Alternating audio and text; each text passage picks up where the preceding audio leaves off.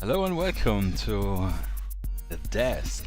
Let me switch the music to something new. I got new DMCA free playlist, so it'll be maybe a bit better. Hey guys, welcome everyone. Thanks for joining on this beautiful Saturday evening. Not so hot finally. I hope you guys are also having a great Saturday. Went a little bit outside. Touch a little bit grass. Hey Falsifair, Kalbsack, who's everyone who's online? We check all Buzz Beast, yeah, my man. Got all the brushes ready. Time to do some Temo camo, yeah. Let's go. Hey guys, yeah. Awesome. Finally, the temperature is better and better. And by the way, a funny thing, if you remember on Friday, on Thursday I was commenting that my air conditioning was not really doing anything. So the same evening when I cleaned a little bit up, I noticed that the hose, because I have a mobile air conditioning, which you can see here behind me, and the hose goes out of the window to pull out the hot air. And yeah, you're maybe already guessing it, but the hose disconnected and it was actually blowing all the heat in my room back and it was producing more heat than it produced cool air, so that's why it was so extremely hot. Guys, yeah. For, I don't know, 3 or 4 days at least, I was cooking myself like on the steamer, yeah. That's okay, it was good. Now at least it's nice and cool. Yeah. What you guys up to? Buzzbeast already wrote Temu Camo, finishing up his guys, yeah. He was already busy today, I saw earlier on Instagram. Buzz, for you're painting something today? Or just taking in a little bit from my techniques today, and doing something different, terrain. Super excited. I prepared a little bit. Maybe you can see here in the background some stuff I'm gonna show later. Yeah, I think it will be quite, you know, every time I say it, it's wrong, but still I'm gonna say it. I think it will be quite fast to finish it, but this will give me the opportunity to show you a lot of alternative product stuff which you can take from your garden or from home or the hardware store or something. So yeah. Nice rum and coke. Oh, this would be awesome right now, yeah. But I'm trying to avoid alcohol currently, just because, yeah, better for sleep and everything. But oh, I would love ice cold coke with some rum. Yeah, the terrain info. Yeah, I thought that would be maybe, yeah, just beneficial. Switch things a little bit up, just to get more. Yeah, actually, like I told the other day, like miniature painting and tabletop wargaming are actually 3 hobbies in one. So you have your miniature paintings, then you have terrain painting and building, and then you have playing games. I mean, sometimes at least, yeah. So yeah, and if you start with 3D printing, you have 3D printing, and the printers itself, which is an own hobby. Yeah, so yeah, it's very broad. That's why we're always so busy and like to always start new project. But besides that, I really like to do, like, generally if I do projects for myself, I don't know, 1-2 weeks only miniatures, then I get a little bit bored of it or like tired, then I switch over to terrain, which is completely different because you have like usually like bigger pieces, they're easier and faster to go through, and then you get after a week again bored from this, then you go back to miniatures. So it's pretty cool, yeah. And someday I'm gonna try, like I told last time, gonna try to make at least a small piece so I can show it on camera. Teddy fur gaming mat. Yeah, this is awesome. Yeah, or I can, like I said last time, trying to get my mobile phone connected so we can do a little outdoor session, so I don't know if I can switch it within the stream. This I have to do a little unlisted test. Hey Desert, what's up my man? Thanks for joining again everyone. Yeah. What are the other guys drinking? Rum and Coke. I'm already super envious. I have again my 1 liter takeaway lemonade. Yeah, just 1 lime and a little bit ice water. Get in that electrolytes. Oh yeah, it's good. Yeah, desert. Still on the path of exile. Train. So yeah. I think we just go over and already have a little talk on the literal desk. Oh, that's over, guys. Too much work. You mean like Path of Exile is too much work, or you have work on the side? Yeah.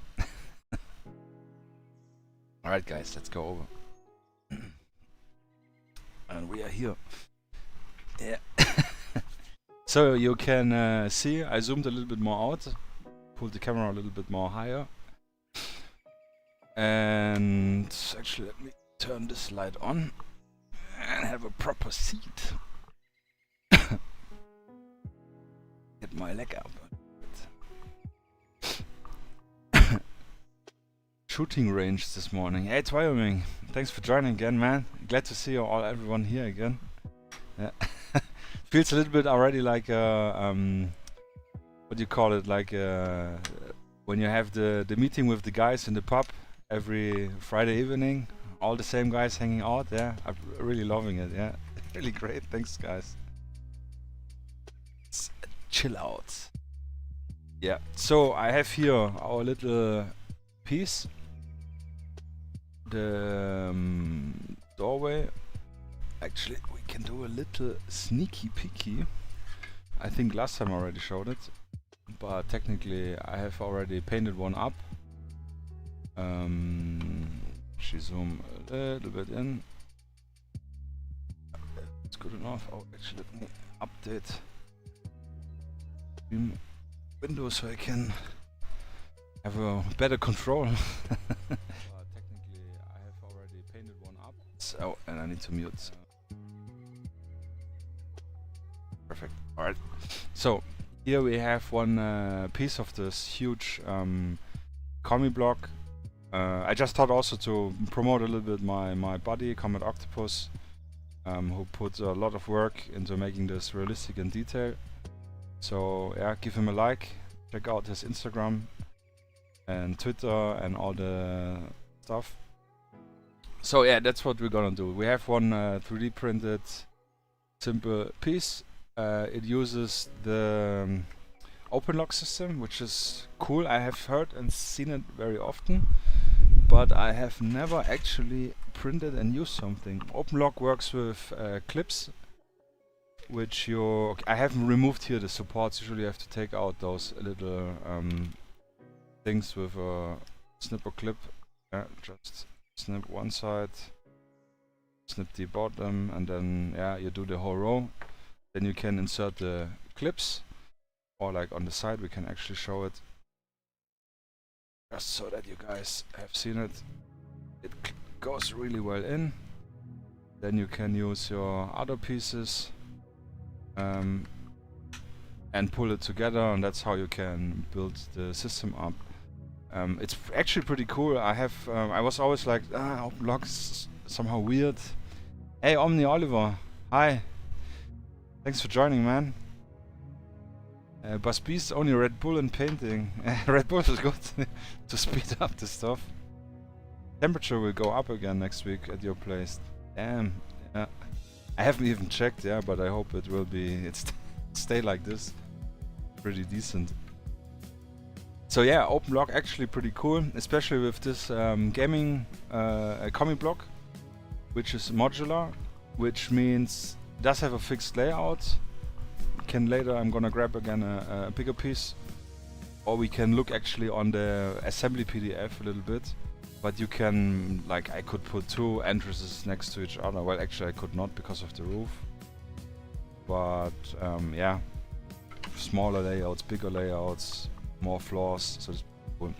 So long story short, I primed this already with just a rattle can,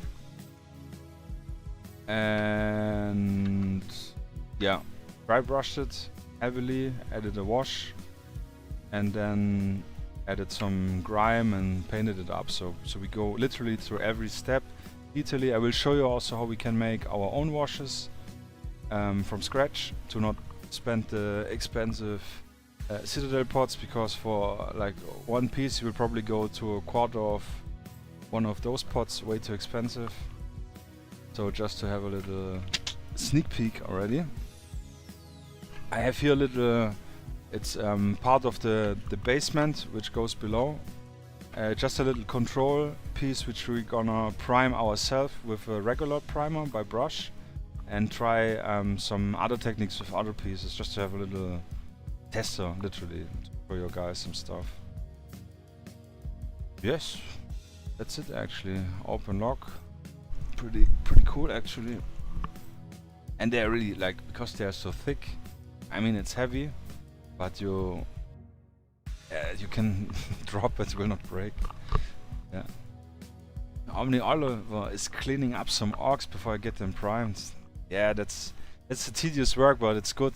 Getting the figures nicely prepared is absolutely worth it. So you can then later, if you invest already the time in painting them, to get them really clean, this is good. I'm sometimes lazy with the plastic kits. Yeah, I go over the flashing, but sometimes I just, when I prime them and then you see more flashing, then I'm just like, I'll paint over it.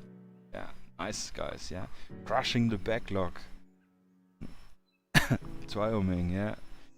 4-foot long spaceship in 32mm that uses the open lock system, yeah. Oh, that's, spaceship 4 foot long. Oh, that's actually pretty decent. It's pretty cool. Pretty big. Not even decent, it's big. Yeah. I have here prepared some stuff. It's just like yogurt cups, leftovers. I have here some flock. I'm gonna go over later. Here I have some pieces from the painted project, like posters and glass sheets, which we will do out of packaging, newspaper and so on. So first things first, I use just super, zoom out a little bit, wrong direction, just a cheap rattle can. This is schwarz-grau, like black-gray, RAL 7021 7021. If you wanna have similar one, it doesn't matter. If you go with a dark prime, it's give us an easier way, or like we can speed things up because we can dry brush the color we want and have already a little modulation or variation to make it a little bit more interesting. So literally just in your supermarket, hardware store, the cheapest, make sure it's matte and not shiny, not gloss. Literally just this one, and you can even see it that some spots are not so extremely good covered because I was literally just spraying. This will help us so that our acrylic paint we're gonna use will stick better to it. And again, like I said, this darker shade which help us to give more modulation. But this is the fastest and easiest way. I don't know, I don't remember because I bought so many cans and still have them. It's $5, €5, and yeah, can use a lot of this. And the other option we have is go over with some classic surface primer or other primer. Omni Oliver, I guess you probably also have from Citadel, the primer in the spray can. It's really cool. Army Painter also has a lot of priming colors which also match Citadel and Army Paint, and I think Vallejo maybe probably as well. The Rattlecan color matches the dropper acrylic. So if you wanna speed things up, prime it in the color you wanna paint it, the main color, then you can save time and work. And yeah, if you save money, I'm not really sure, but at least it's faster, which is already pretty decent. So first thing first, we're just gonna prime this by a brush.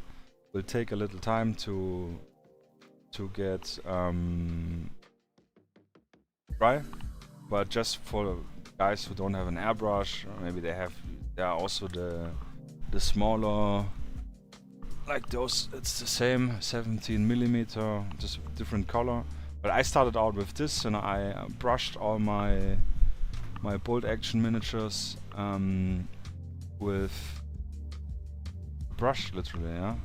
When I started out, and it worked. It takes more time because spraying and brushing obviously different, but it works, yeah. So no need for any fancy equipment, airbrush or anything. Makes life easier, but it's not necessary. Use Citadel until you found Krylon, which is cheaper and the finish gives much more nicer for me. Yeah, exactly.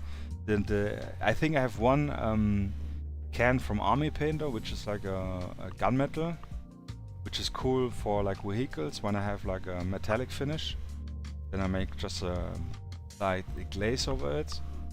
But literally the stuff from the supermarket, hardware store, whatever, is the cheapest. Probably on eBay you can get them cheaper in bulk. Yeah. So saving money. If we save money on tools and equipment, and spend more money on more toys. Alright, so I just shake this a little bit up. It's gonna our sacrificial bottle cap. So yeah, then the black primer. I like like I said it already a few times last time. Surface primer for miniatures. I like this a lot because it's polyurethane. Yeah. Base, which means if you cover it, it will shrink a little bit, which helps to not cover up details.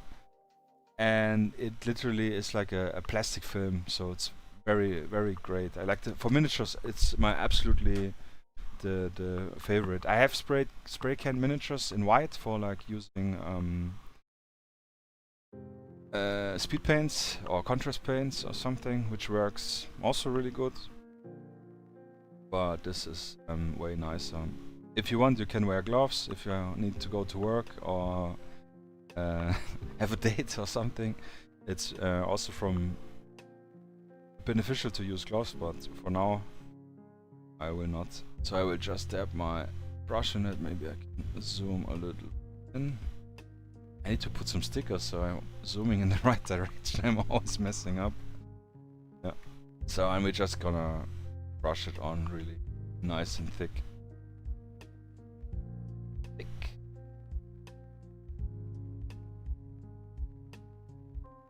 So takes a little time. I have time. I really want to show you guys that you can do it with anything. And this is like the cheapest. I have no idea even where this brush is, but some of those cheap brushes you can get at those Hobbycraft or where you can buy printing papers and letters and stuff like that. Yeah. So this is like the top will be covered, so I'm not too much worried, but I'm gonna do the transitioning properly. Yeah. I need to do some mouth exercises to get my speech up to date. I always feel like I'm like mumbling, like those mumble rappers. Guys. So cover a little bit of the bottom.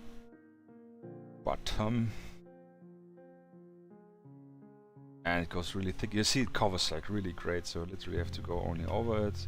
If we have some, if our nice not expensive brushes leave some hair, make sure to pull them away. And especially on miniatures, super annoying. We have a thick hair, here we have another hair. But yeah, we got it all covered. It's all shiny because it's wet.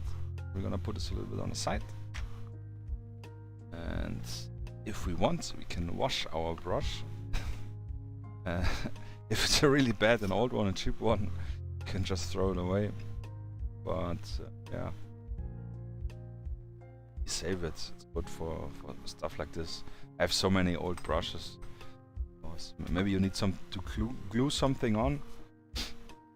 Then this works pretty great.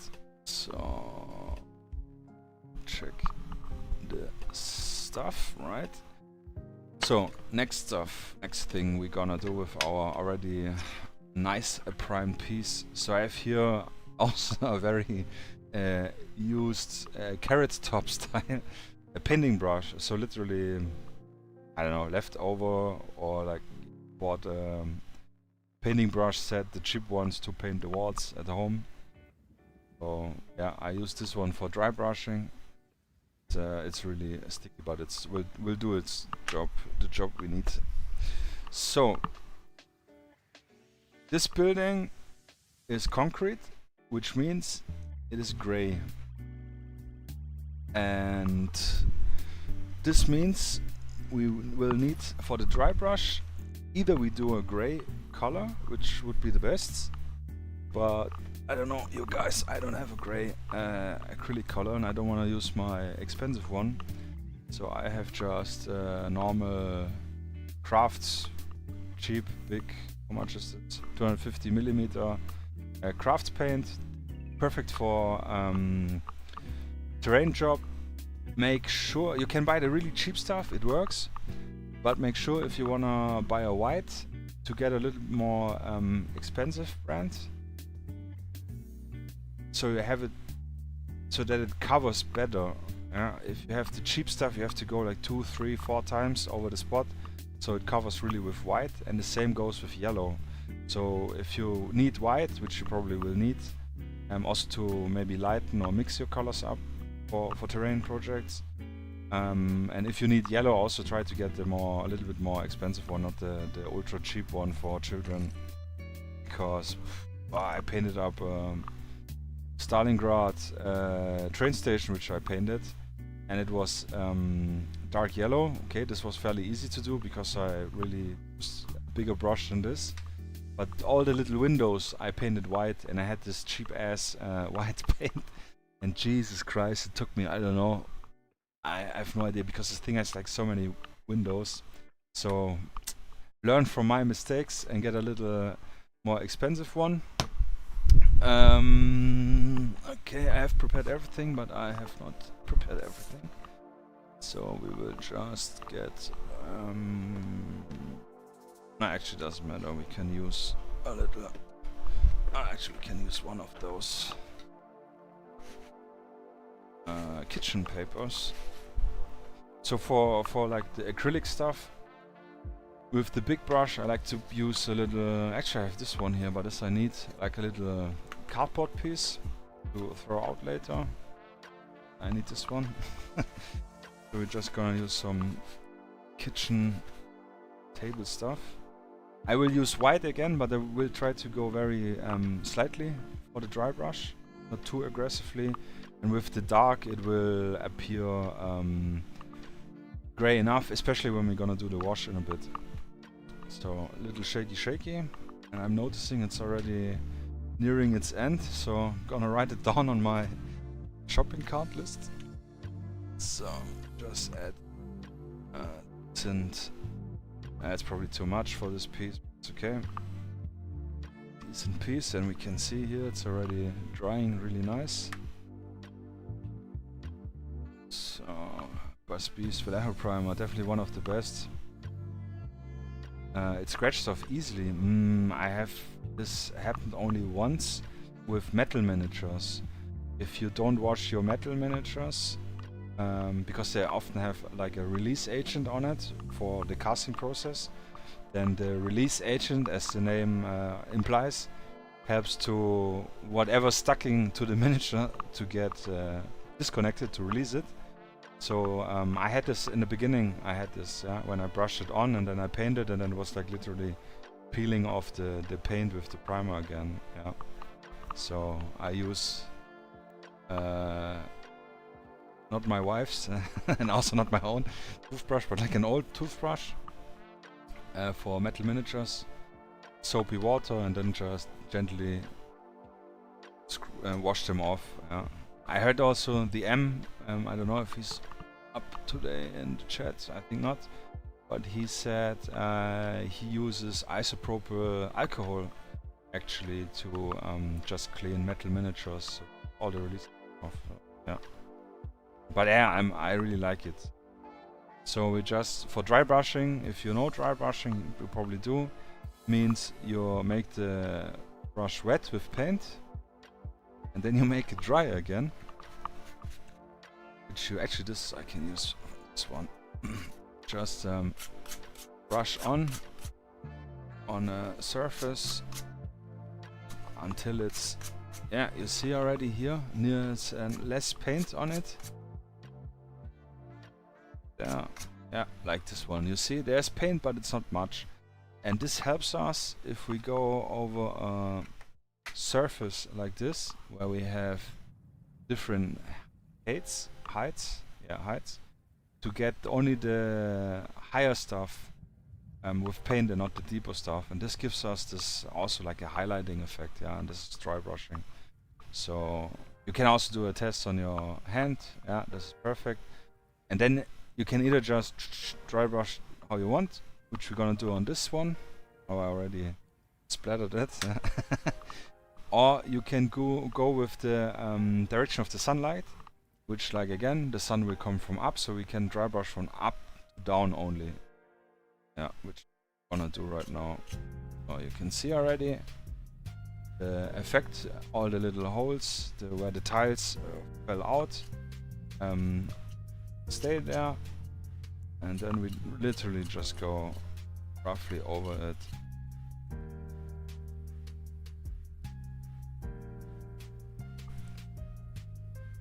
So easy. So I really,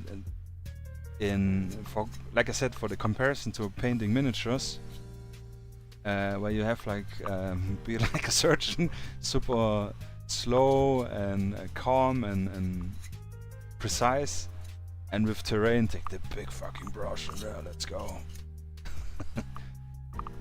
So now we have some problem with tighter spaces, like here and here. We can either swap to a smaller brush, or we can just rub it a little bit in. Also, again, if you're thinking in terms of light, where you cannot reach the brush, probably the light will not reach, so you probably will have not any highlights. So also make sure to get the border, so you don't have like a black piece. This one will be visible, so a little bit awareness with what stuff is gonna be visible. Yeah, and don't forget the roof.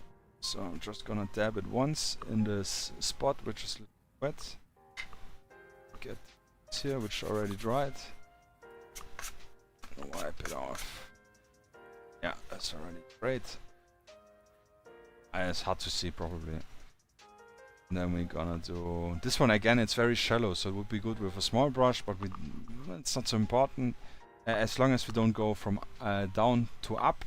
If we go left to right or up and down, it will be more than enough. Yeah, with this. So again, and also if you have like flat surface, if you do this, you have streaks, which kind of looks like you use the brush, and this is something we want to avoid. The illusion. Yeah, so you can just dab it a little bit. And this is great when the brush is so effed up. Then you can have really nice structures.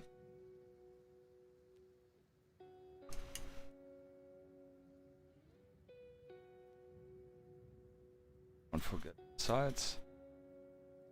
Yeah, super easy. So it's a different type of relaxing. Yeah.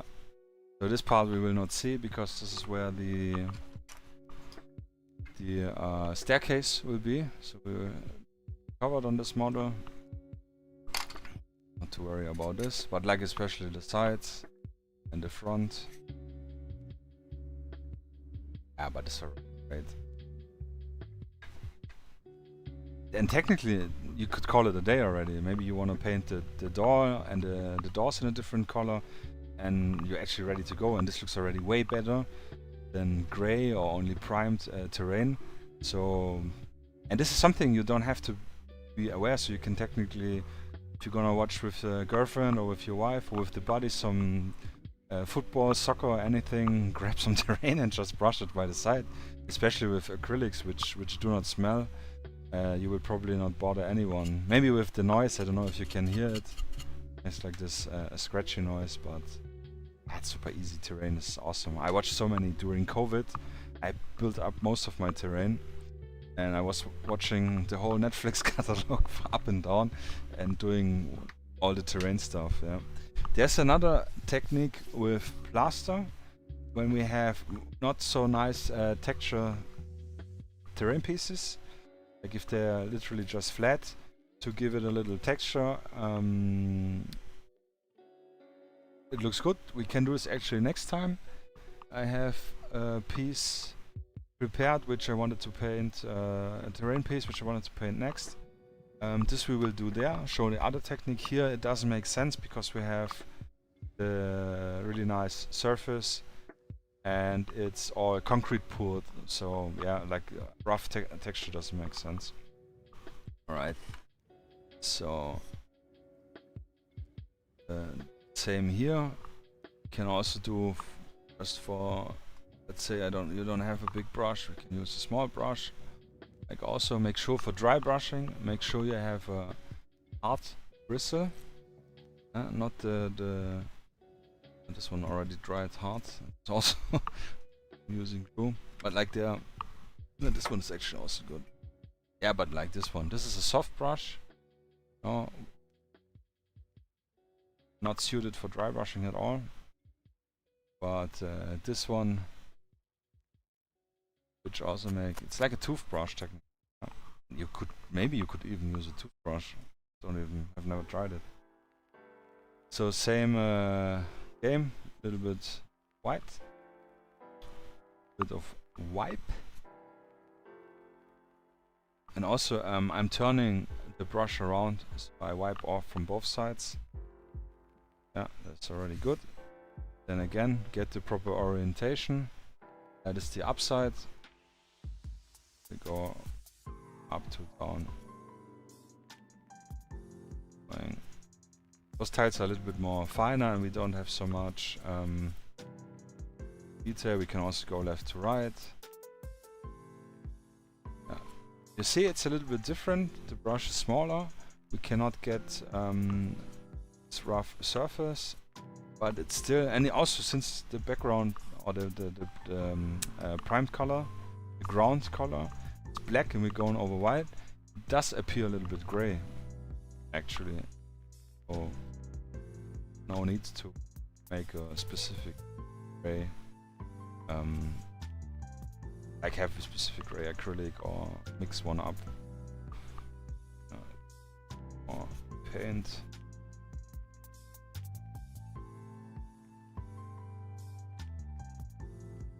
And if you, example, have too much paint, just grab your thumb, wipe it off, wipe off the excess again. Let's go. Let's go. And again, little mistakes add to the character, so no need to worry. And here you can see here's a little bit more and here's a little bit less. Makes it all look a little bit more natural, especially on those like buildings which were built in the, I think, mid-70s or something.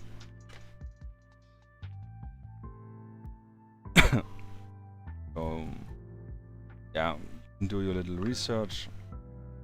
You can actually use, like what I said earlier, it was hard to here we can use now the smaller brush. That's in really nice. Maybe do a little bit here on the inside. At the side is not so important actually. Here below the lamp area. Above it. Yes, so much fun. Probably doesn't look like much fun, but it is. Just, I don't know, literally I just took a brush and rubbed it over and I have already a pretty decent result. Yeah. Oh, actually here we have a little bit.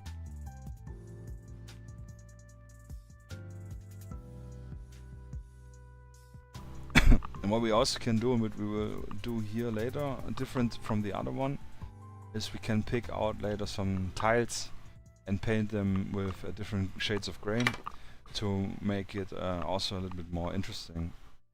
So after dry brushing, one important thing, when you dry brush, don't get your paint wet with water, because then it will start to glue up or stick together.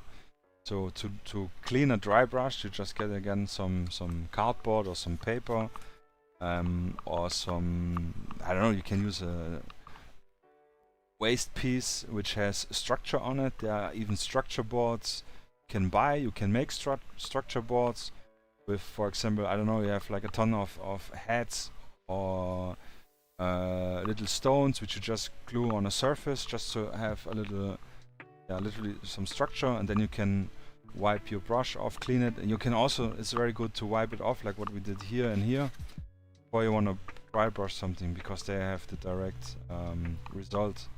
Actually we could do one tiny session and build really simple, not gonna use this now, a really simple dry brush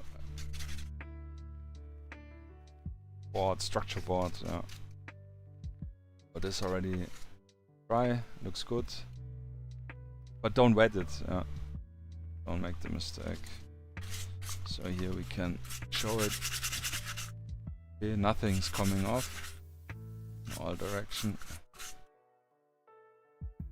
So this again good to go in the box. Oh, actually we're gonna put gonna have a drink. Don't remember your drink. Are you already first we're already on the second rum and coke? I should have put some vodka in here.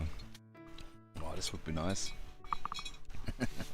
Some alcohol-free vodka, of course, for everyone watching.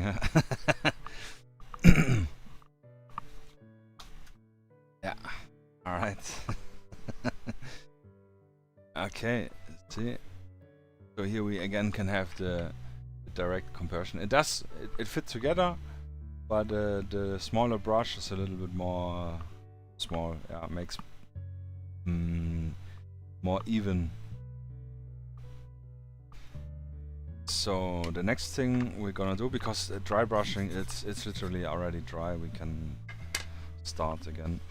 The next thing we're gonna do is to talk about, we talked about this, we can actually, we should have done this earlier, but it's okay, we can do it right now. I forgot about it. So if we take, this is a bad example. So here this roof, what I did actually, I just added some flock to give a little bit of yeah, like, you know, derelict, overgrown, stalker, Pripyat style, you know. Here this is super easy. On the other roof, actually let me grab the roof really quick. 1 second.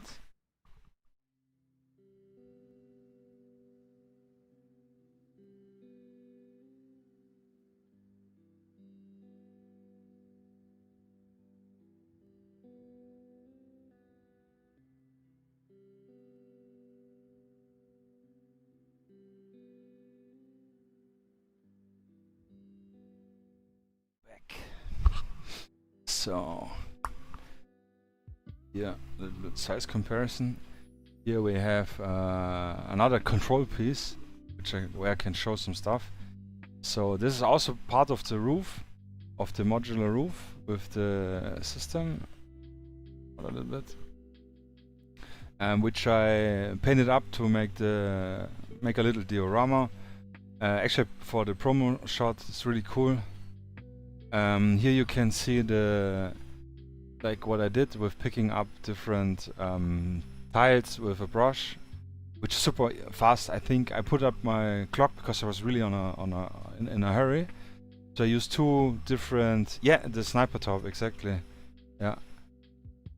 And yeah, I actually will try to add him some rest of here and add some foam and make it a diorama piece and maybe glue some figures on it, because I think it really looks great. Yeah, for a pretty decent fast job. Using urban scatter pieces, the chair and the air conditioning and the set TV stuff. But yeah, long story short, where's my pointing tool? Yeah, let's use this one. We have here all these dirt pieces. Oh, actually, I think I need to zoom in pretty decent. So yeah, we have all this dirt here. Where is it? There. Here and there. So how can we simulate this?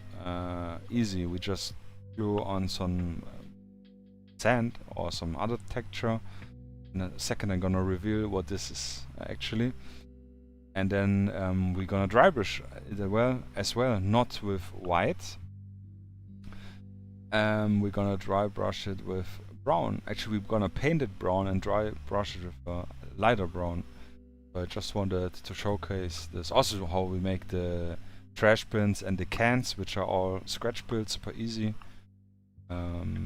Yeah, make the grime, this shiny stuff, which obviously simulates a little bit water. Yeah, I'm gonna show you this. It's all super easy. Again, wrong side, sorry.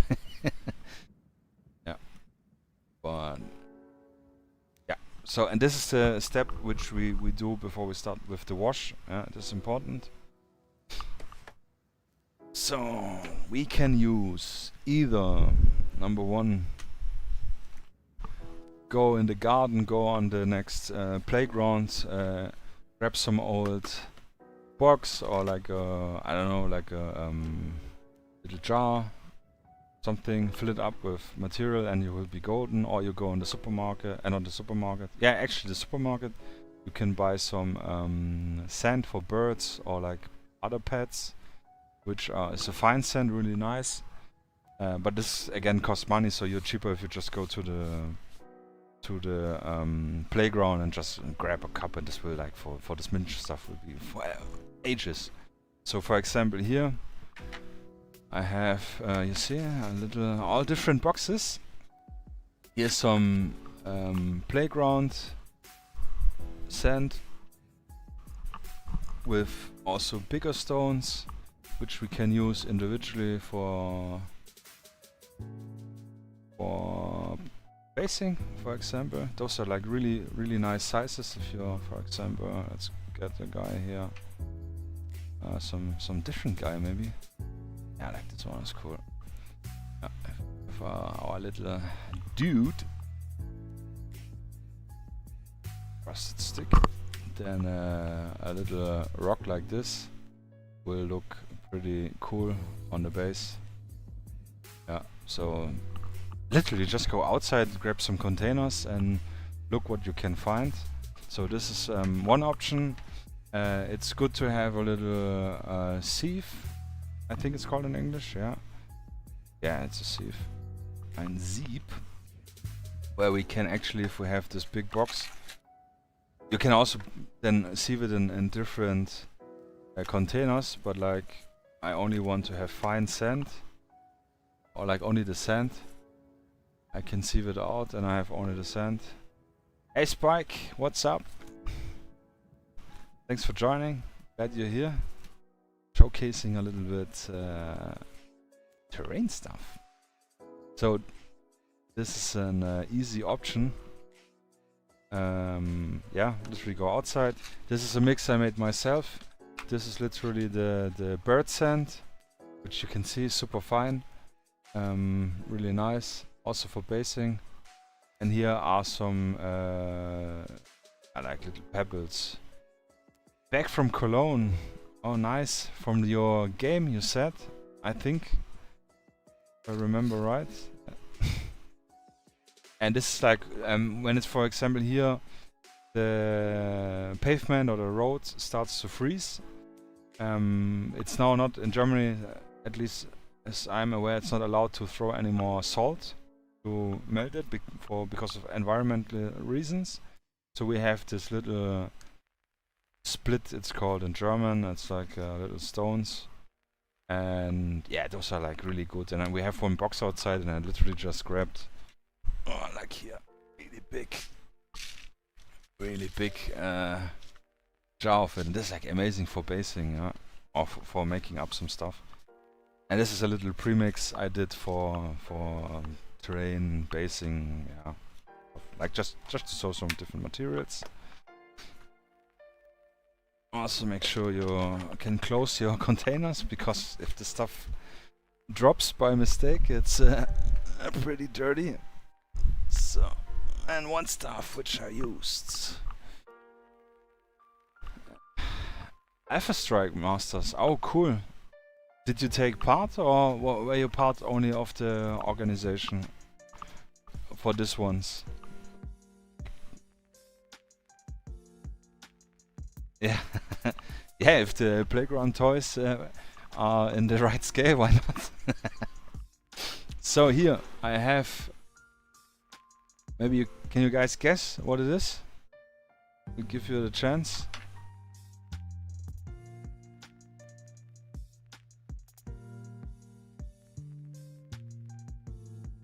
Online Auger. Ah, what a pity. But I hope you enjoyed it a lot. So guys, what do you think what this is? Super household. Every household has this, probably. Not in this amount. It smells also really nice. Any guesses? Any guesses? Some old piece here. No guesses, guys, come on. Yeah, Tupperware is really great. So this stuff is coffee, old ground coffee. We drink, my wife and me, we drink 1 coffee per day in the morning from ground up coffee. And I started to collect it, yeah. So big ass jar. And this is really great for terrain stuff. And it can also keep the bugs away from your terrain. Only one. Yeah, it's one big one. Per day you mean? Yeah, only one. Sometimes, but it's a big one, yeah. I have a big, like half-liter jar, a cup, yeah. That's how I start to get like jittery, yeah. It's too much. The days are over. As an old man, all 1 coffee is enough. Yeah, but yeah, I like coffee a lot. Yeah, 1 liter. Okay, it's cool. I could drink 1 liter. Yeah, but yeah, sometimes maybe also 2. Maybe I drink also 2. But this is cool. I like coffee a lot because just smells so good. Still, like really old. It's not as fragrant, but it's really nice. And what we can do now here on the zoom out again a little bit. I did the right direction right now. Is glue some spots on it. For glue, we can use. I'm gonna show you 2 products.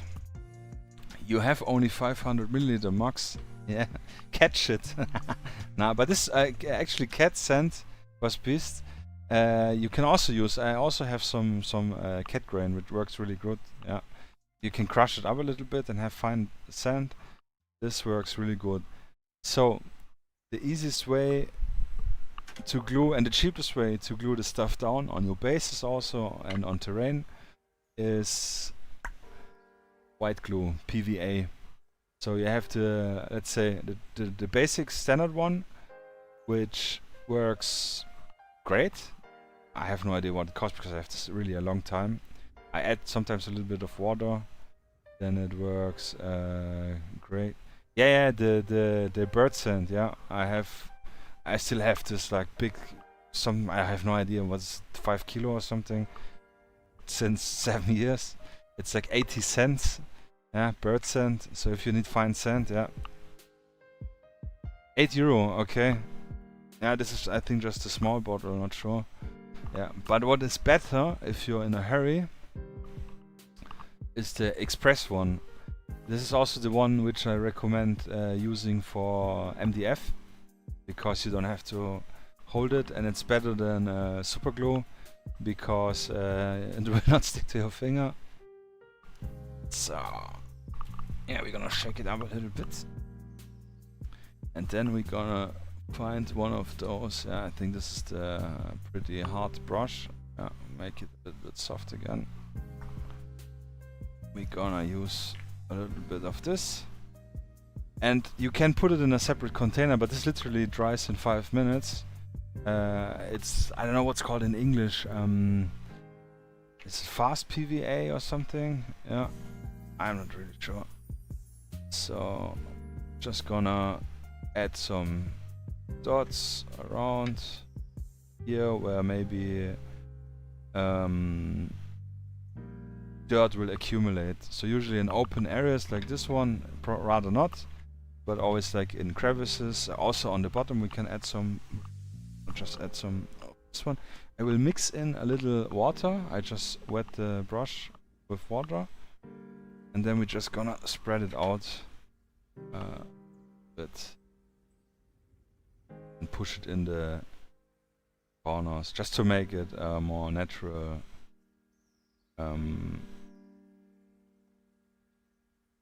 Shape, yeah, not like one blob. Connected here, maybe here. This one we're gonna make a little bigger. Have some on here on the top. Maybe this connecting here, maybe, I don't know, tree, and there's falling all the stuff on it. So then we're gonna grab a little bit of the glue, and then we're gonna actually add a little bit on the stairs as well. So a little bit here. You know, there's not everybody walking around in this location. Like here inside the I think this is where a rubber mat would have been for the entrance of the door. Definitely in the corners we can add some little bit dirt and dust. I'm just gonna pick up some more from here. Like here in this corner, absolutely, you know, like in the, what's called, floorboards, you know, the little boards on the bottom in your home. When you get people visiting you and the wife says we need to clean it up because they're gonna notice. Then yeah, and then we need to hurry up actually. If you're handling sand and stuff, I recommend getting some little trays like from your fast food restaurants. This one is actually from IKEA. It's, I think, was €1, now they're €1.50, but those are like perfect. And yeah, let's just get literally a handful, pull it over, just like really doesn't matter, put it all over, because the stuff which will glue, stick to it, will stick, and just go. And then shake off the hands. Check what you guys are writing. And hydrate a little bit.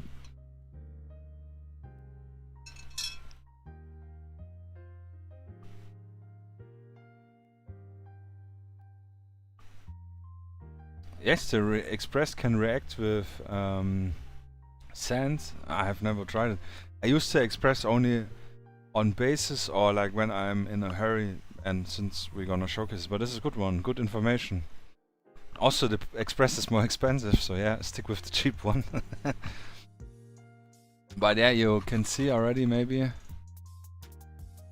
little bit more in that some stuff literally stuck. So just gonna be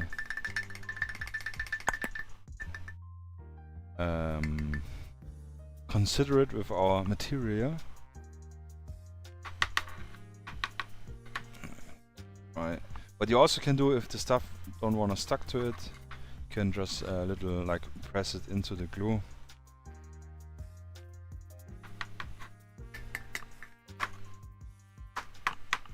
Yeah, but there you have already your dirt. It also has a dirt color already. Yeah, it's falling a little bit off if I'm knocking it.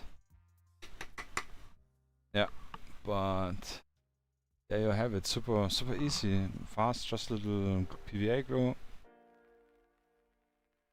A bissl Holzleim. And you have your dirt stuff. And while this is drying a little bit more, you can clean up. Like in the kitchen. While you're cooking, you can clean up. I have one specific brush which I always use. And I try to tap it all in one corner. And make more mess, what I'm trying to avoid. The dust and the sand. Yeah, I think I know what you mean. It's like plaster. Yeah, okay. Now I have. Luckily, I didn't have any issue yet. Yeah. Pitcher of water. Yeah, pitcher of water with ice cubes and lime and. For legal reasons, obviously child friendly. No, I have no alcohol in it. But I would be in the mood. Maybe later when I need to refill it, we're gonna spike it a little bit up. Yeah. Alright, we have again a clean working area. Cherry, oh, Kirschmeat, yeah. Viking blood. Big fan, loved this a lot. Actually, we have a bottle. Maybe I'm gonna open this one. Maybe a good idea. So there you have it. Collect your coffee. Perfect. It's literally trash. You're gonna throw it out, or you're gonna use it for. You can also use it for tomatoes if you're planting tomatoes. Good. What's it called? Dünger. Brain. The food stuff for the plants. God damn it. But you guys know what I mean. But yeah, even better for terrain stuff. So this is one option. So the other option we have, even easier. Literally in the pot. Not the raw pot, but like flower pot. It's literally just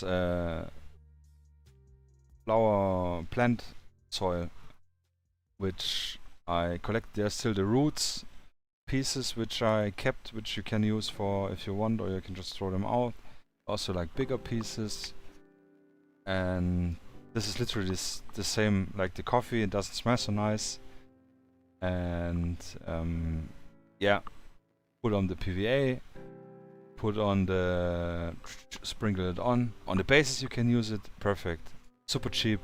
If you don't have any pot soil, check from your wife, your girlfriend, your mom, the plants. Grab a little bit out, collect a little bit, or just go outside. Just use some dirt in the garden. Here we have also some nice wood pieces which we can use for basing, or like the dry wood pieces already fell in here. It was a nice squiggly one.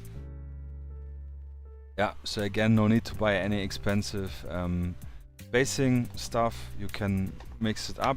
You could also add more bigger, what's it called? like the pebbles, stones we can put in, and then we have great stuff for generally for terrain. But yeah, I just want to show again, like super easy. Save all the money you can. So then we have this done. It's probably dry. I'm gonna go over with my finger a little bit to peel off all the which didn't glow so good. Like rub the stuff off. And I'm not concerned about the color because we're gonna paint over it. Should we disconnect it? Can use a brush to get into the areas where we cannot go with the finger. Brush a little bit off. Because all the, if we're gonna paint it and there's like loose material on it, and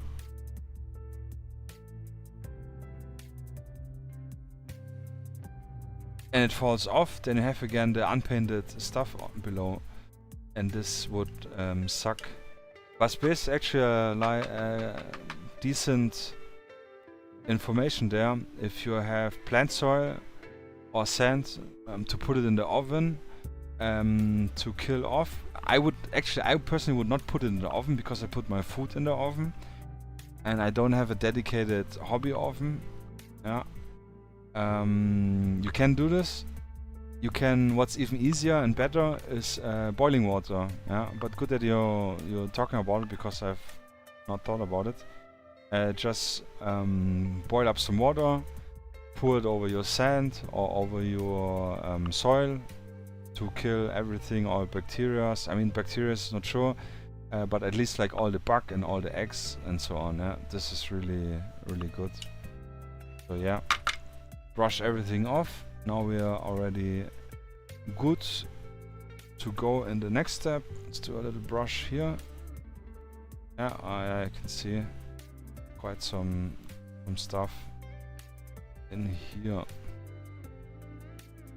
Yeah, if I would live alone, I would also use the oven maybe, but you know the drill. Yeah, 180 degrees Celsius. Yeah. For me, the boiling, I mean, at least for the bugs or for the stuff.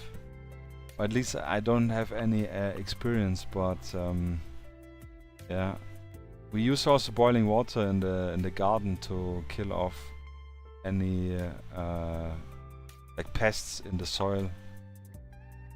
This works, or like ants. If you have like ants, then this works good to deter them. Yeah, so brush it all off. But interesting, yeah.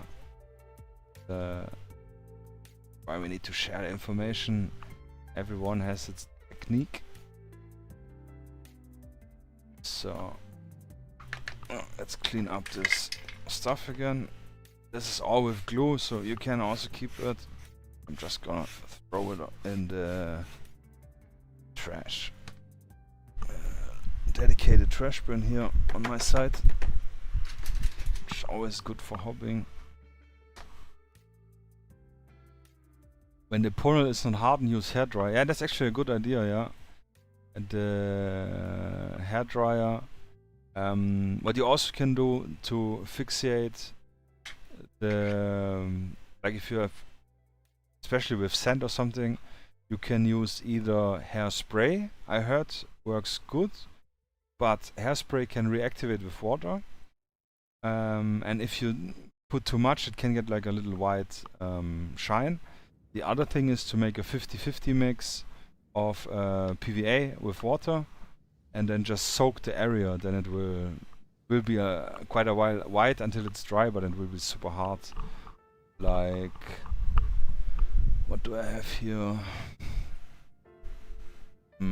To show. Actually, I have nothing, but I made big board pieces which have a lot of flock on it, and there I used a lot of this PVA. Hairspray gives more structure. Yeah, I have not tried hairspray myself actually.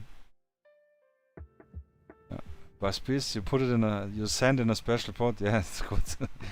Good way. Don't tell the wife. Yeah. No, but I have never tried it with the oven. Yeah, in 180 degrees. Yeah, makes kind of sense actually. But yeah. PVA, yeah. If you want to buy pigment fixer or something, just make the PVA mix. Or if you want to go in a hardware store, you can get. Oh, I have no idea what it's in English. Actually, I have to Google this quick. English name. Give me 1 second. In German, it's called Tiefengrund. It's like a primer for porous surfaces when you work indoors in your, like on walls, like in the bathroom. Before you put on tiles, you put on this Tiefengrund. It's called deep ground. It doesn't make sense. Yeah, but it's like very liquidy, milky liquid. You can buy it in big 5 liter, I think it is, and then you just brush it on your like plastered wall or drywall, so to make it waterproof. And this is literally the same stuff the model companies are selling you to seal in pigments and yeah, like flock and stuff. Yeah, again, and there you buy 5 liter, which will be a ton of material. And terrain projects, I mean, oh yeah, penetrating primer. Yeah, is it like this? It sounds a little bit indecent, yeah, but probably, yeah, penetrating Tiefengrund, yeah, could be. This is great. I have one of those 5 liter jugs. We don't need it for this one, but if I would do a lot of block, it's very good. Especially since you have to consider it comparison to model building and that's the name in the USA, yeah. Yeah, pigment. I mean, if you're just starting out, if you buy 5 liter, it's still like 20 euros, and the pigment fixer is like 5 euros. Obviously, 20 euros is more than 5 if you just need it a little bit. But in the long run, absolutely Tiefengrund, yeah. Just the cheapest is good enough. But again, yeah, we are not model builders. This is not gonna be built and put in the shelf, at least not what I want to present here. We are gonna handle the stuff. We're gonna touch it, we wanna grab it, we're gonna open the roofs. So very good if the stuff is really strong, sealed. I don't know if you have maybe friends who recently renovated their house or like their bathroom or something. They probably have stuff left, so yeah. Or you can also go to what's called like construction sites. If they're like finishing up, you can ask if they have leftover stuff, if they're gonna throw out. Yeah, I mean, all possible. Save money, yeah.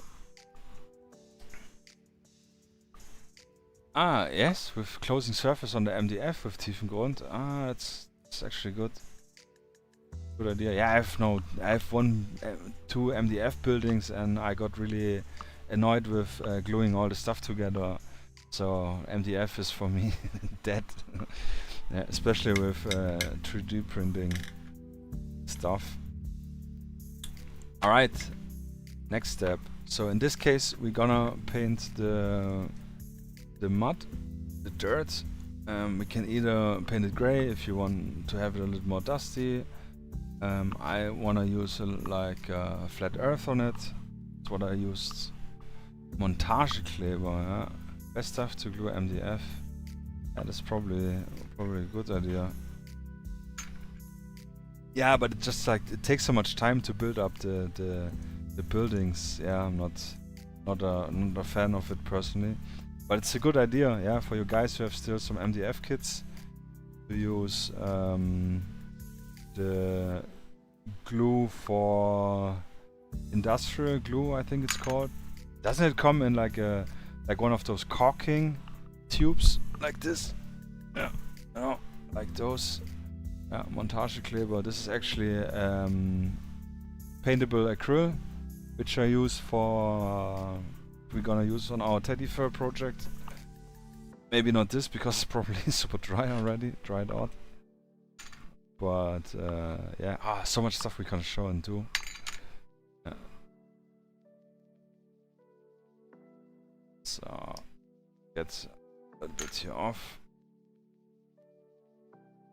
You guys see it? Yes.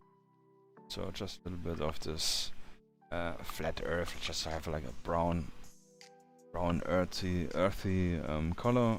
I'm just gonna sacrifice brush. Gonna add a bit of water. This was the wrong pipette. Just a tiny little bit.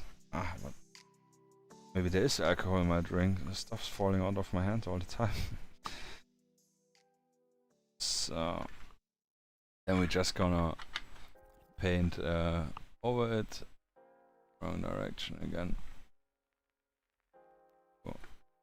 With some, like I'm just gonna dab it because you look here, because I was in a hurry, like stuff like this, it can look good, but in this case it looks like, or at least because I know it, looks like a brush streak, which is unrealistic. Also here around the surface, not so bad actually, but this one I don't like, so I'm just gonna dab it here on. Some paint.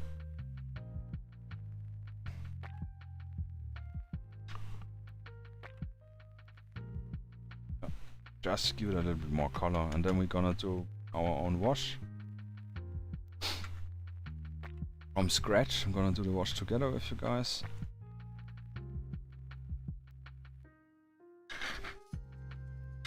And turn it around.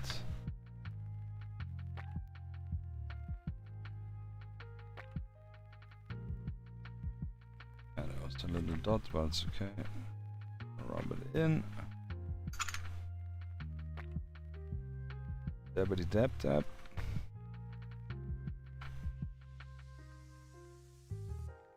Also just take our finger if there's too much paint going on. Remove it. Yeah, so already looking more dirtier.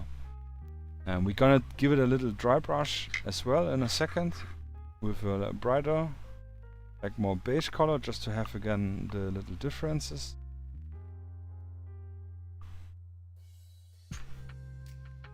Some dirt in my face here. I'm just gonna super what's left in the brush paint.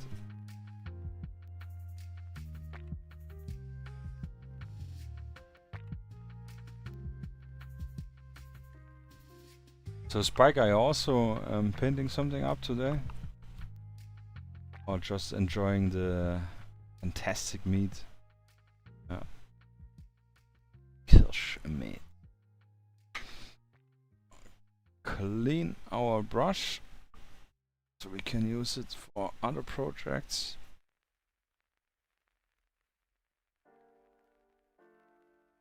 Very good. Here we're not gonna do anything so far, but there we're gonna show some other stuff.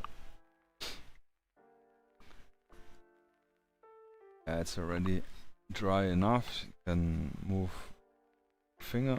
So we're gonna use something, yeah, like a beige. Like here, I'm just gonna use this Iraqi sand color, or maybe not this one because it's really empty. But some equivalent, yeah, like this one, like sand beige, which is probably literally the same.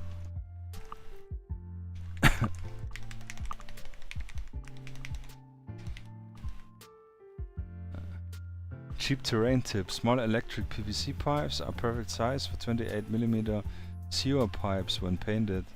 Oh, that's actually cool, yeah? Yes, the small ones. Yeah, I know you. Ah, yeah. That's a cool idea. I have a lot from when I renovated here the apartment. a lot of construction stuff over, like pipes for the bathroom, you know, like water pipes and other stuff. But yeah, this is stack and tree, yeah. And then put like a like tape or some cardboard strips, so it looks like the what's it called, the where they hold together the stuff. On my brain again not working. The words, too many languages and words. But yeah, it's a cool idea. Electric PVC pipes. Yeah, so much stuff. Like I just threw out the other day a really big bag of mixed plastic parts and pieces for kit bashing terrain items. And yeah, I haven't used it since 2021 or something. Now with all the 3D printing and getting more experience in 3D designing, I will probably not kit bash so much stuff from scraps.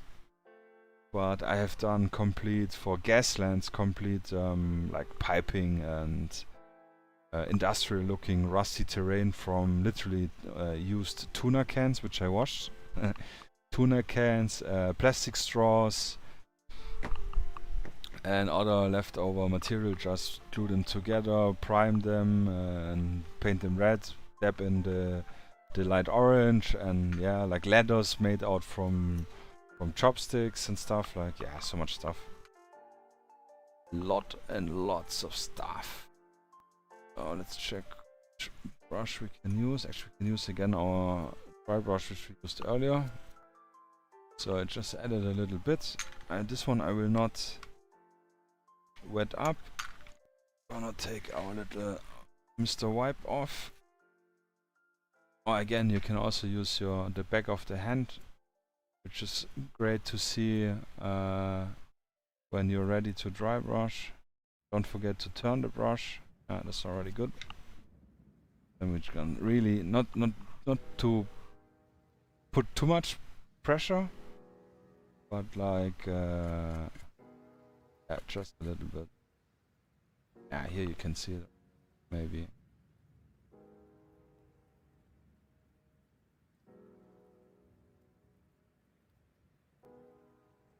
Yeah, Architekturbedarf. Yeah, this is really good one. Yeah, I've bought there some, I don't even know what did I buy there. I think some plaster and other stuff. This is really cool. That's generally like people who do architecture, when they build models, showcase their project, they're always 150 scale, 150. The reason for it, as far as I'm concerned, it is because it's easy for calculation, because 100 is just like the 100 and then half of it. But 150 is very close to our 28mm stuff. Yeah. So there you have a little dry brush. You can see more depth. Well, let's do it here as well. That's separate. Actually, I'm rubbing it off here as well. Stuck so good, but it's okay. Just to give a little surface raising.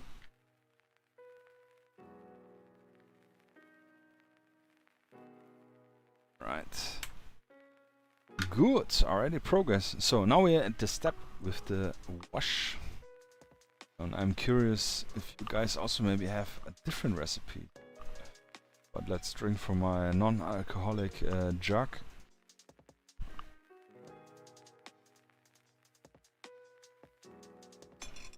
Normal painter uses Ceva. I don't use Ceva. Ceva is expensive.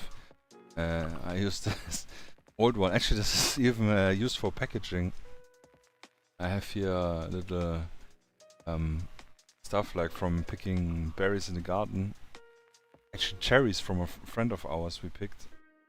And yeah, you know, South Germany, people are here stingy, the Swabians. So I have to be law accurate to my region. But yeah, I like the hand, like generally also the thumb to wipe off. Yeah. So I mean, Teva, the brand Teva itself is like the expensive one. I know we talk generally about this kitchen paper. Yeah, just want to show my stinginess. So, all right, wash time. Let's put our nice pieces aside. Go out. Washes are easy for buildings. So grab a empty jar, a clean jar. It is clean, yeah. Not so clean here, but it's okay. It's for the wash. It's actually rust. Maybe it will enhance our wash a little bit. So wash, what is a wash? Wash is something which you wanna cover your surface and want to have it flow very good with the capillary effect, so it goes into the crevices and make it darker, like the stuff we can buy from Citadel and so on. We can buy also, I showed this the last time, Vallejo has bigger washes which are great for making details, but again it's like 35 milliliters. And this is like for maybe 1-2 terrain pieces if you're gonna use it, and then it's gone. Way too expensive. But I have like a dark brown, a light brown. Actually grab them all out. Yeah, here this is a more lighter brown. I have a beige, which is great for sand, for desert stuff. If you wanna mimic some sand up. I have even this oxide one for rusts, which I don't remember where I've used this. Yeah, here's another even a different brown, more reddish brown. Yeah, it's just like stuff when you wanna fill the shopping basket with. You just need this 5 more euros so you get the free shipping. So I always ordered one of these, and it's probably my favorite, the dark green, which gives all this moldy effect, which is really great. So, but before we use those, we're gonna make our own main wash. We can do a black wash or brown wash. I like for terrain more black, a more colder wash.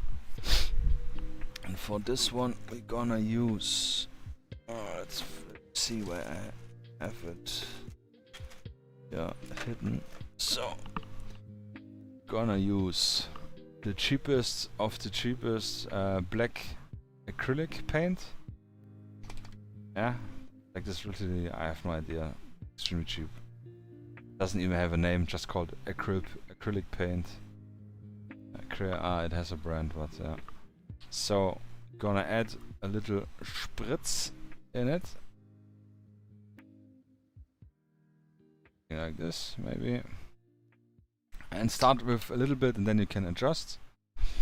I do, in fact, like to add a tiny little bit of brown. Yeah, but really just a little bit. To give it a more warmer color.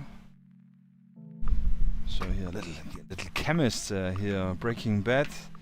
It looks already like the cat didn't manage to go to the bathroom. Yeah, in time. Then we're gonna use, where did I put it? Ah, here I put it. Oh, just some plain old water. I have always some. It's not distilled water, you can use distilled water. I use filtered water from my tap to mix it up. And then we're gonna add some more ingredients. Vallejo Game Wash dipping formula. Mostly you thin it for terrain. 200 millimeter for 10 euros. I don't think I have seen this one. I have to check it out later, yeah. But still, you can save your 10 euros even with literally just some acrylic and some water and some other ingredients. So before I add the water, I actually use isopropyl alcohol. You can use disinfect. You probably have a lot of leftover from COVID. You can use window cleaner, you can use the anti-freeze cleaning stuff for your car, which you put in the winter in just a little bit, and we just give a few mist spritz here, yeah, like 10. See it, there's a little bit in. Why are we gonna do this? Yeah, it was the cat. We do this because the alcohol will help to break a little bit the surface tension. We can enhance this even further with adding a little bit of dish soap, which I actually forgot. So let me just grab the dish soap quick. 1 second, guys. Always the poor cat, yeah, always the animals and the pets, always them.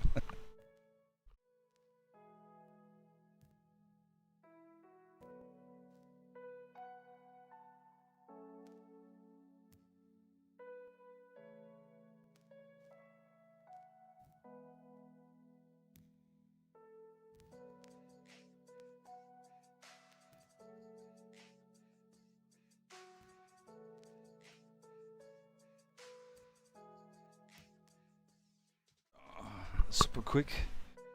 Yeah, just your regular dish soap. And I wanted to show it on screen so you just have more or less the amount. So here we really just want to have really just a little drop.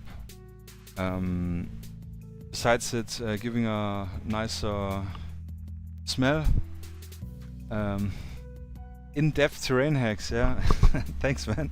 Yeah, I don't know, I thought because this is like such a small piece, we're gonna finish it pretty fast when we do the wash. Okay, it will need to dry a little bit, but then we have time to talk about some other stuff. Yeah, I think it just make it more complete. Yeah, the dish soap will also help to break the surface tension, which makes it flow easier. And then we just add, again, this is just water from the tap. Filtered in my case, because we have very hot water here where I live. Yeah, alchemy. If we add in a third secret ingredient, we will have gold. So yeah, I'm just gonna add it up. So something like this. If we think it's too thin, then we just add a little bit more paint to make it darker. This is all what is needed. Actually, the soap and the alcohol amount is more than enough, so we're gonna close it. Check if it's closed properly. Just gonna shake the shit out of it. The Philosopher's Stone, yeah, live on stream. Actually, this would be a funny name. I put a little label here, which I recommend you also to do it on your... Because you can do different wash. You can do one just with brown. I have actually one here still with yellow I made. Actually, it's not yellow. It's more like tan to make this like this one, the dust stuff. I don't remember for what project I used it, but yeah, and you can see the bubbles from the soap, so this actually needs a little bit more water. But yeah, you can make your own different washes. I just added a little it's called painting tape, yeah. Later we write down a name, and we're gonna call this one the Philosopher Stone Black Wash. Yeah. Hey, but please, one color left for 8 models, and then you're done for the camo. Nice. Great, crushing it. So this one foaming up quite a lot. Doesn't matter, it will settle. But yeah, we should maybe add a little bit more water. But it's good not to fill it up, because we need a little space to so the stuff can make shake around better. Just add a little water. We can actually use one of those old brushes to scrape the bottom. Maybe there's some of the cat brown and black stuff. with acrylic paint, obviously. So yeah, just like scraped around the bottom. It looks very soapy, very lemony. So we take one of our Tevas. Yeah, German. I don't know. America, they don't have a special name here, I think. Like I know in other languages also we have a lot of products or things which we don't call by the name, but we call it by the main brand. Like one was Taschentücher. What's Taschentücher of English? Like the tissues for, you know, sneezing. We call by the brand of Tempo, yeah, something. At least I do, or we do here. Yeah, kind of funny. Let's give it another swirl, and then we're actually good to go, I would say. Yeah. Then yeah, Tempo. Settle it a little bit. What I do, what I have done myself, if you have seen the picture, if those bottles are empty, I try to keep them. Also, like for the window cleaner, or if you have like this other one, wash them out and you can use them, because the pump spray stuff will help a lot with covering bigger pieces. Yeah, so this is really good. I don't have one right now on hand, and it would be really messy to do it here on the desk. But outdoors I have one and spray my wash all over the piece. So yeah, rid of all the foam, which you don't need. You just let it sit until the foam is off. But I wanna actually speed this stuff up. I'm just gonna, like when you make jam, marmelade, you always use the ladle to get the scum, what is called, on top off. Yeah, it's the same. Gonna shake it off. Ah, that's okay. I think this too much time. But then let's start. And again, make sure you have some stuff or lay out some tissues if you're gonna do it on your regular painting desk, because this will be quite messy, or you can clean it later off. But I'm gonna use. Do I have a big brush? I have a bigger brush here, or those brushes? It's all dry brushes. This maybe. Let me look.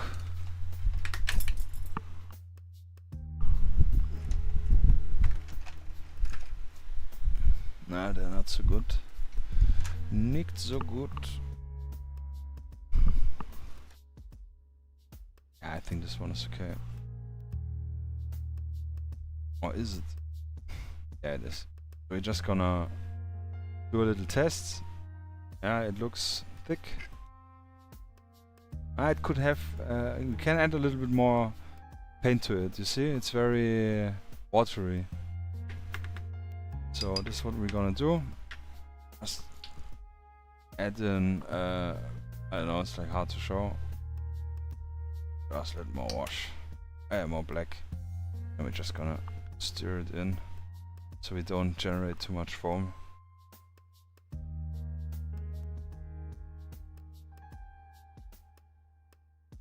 Yeah, this looks way darker already. That's why because we added more water to it. Maybe trying to sound now smart. Did I actually have a measure for it? Nah, but just, it's better, like I said, go with a little bit first, and then you can adjust it. Yeah, this is now really black. So yeah, here you can see it. Then we're just gonna paint over it. Like if you have the pump spray thing, it's way faster, easier. You can cover it nicer. I'm gonna show a little trick later with the green wash, which changes a little bit the feel and look. Make sure all the areas you can see, and you can really do the big spots, because you see that it will fall down and then we have a darker area. They will give some modulation, will look really great.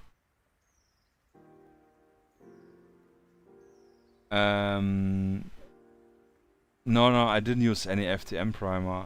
The quality, I have a Bamboo Labs printer, is pretty damn good, standard quality, and just with the priming it kind of eliminates the lines. And since this is like so structured, you will not really notice the lines. Yeah, but yeah, I don't use any special primers. Just regular. Like for priming, I just look literally the cheapest, no name, no brand stuff from the hardware store, and that's good enough. Here you can actually see a little bit the lines, but it's okay. It's poured concrete, so I'm not too worried about it. And this, I mean, if you're gonna do 6mm or something, then yeah, I would probably print it even only in resin. But for this textured stuff, I'm not too concerned. I'm gonna show next time the little trick for a flat surface. Next terrain piece we're gonna paint maybe next week. I don't know. Next week Saturday. Next week Saturday actually I'm not here. We have to skip the stream. Yeah. But we will make it up and maybe make 2 the following week. So like maybe one Wednesday and then one on Thursday. Yeah, something like this. I don't know. Yeah, and really just get in and make some big spots so it can flow a little bit. Oh, the door we cannot forget actually. Yeah. The wash could be again a little bit darker, but it's okay. You can see where it's pulling up. It's decent dark, and we just want to have a little modulation. But again, this is like dirt cheap. Yeah. Yeah, the skyscraper you showed me, this Asian style one. Yeah, that's true. Yeah, for 6mm I can really imagine you would see the lines. So now we have our little test piece for later. No, and then really you see I'm going really super thick with it, just let it flow. The only thing is it will take some time to dry, but yeah, it's okay. In the meantime we can talk about other stuff.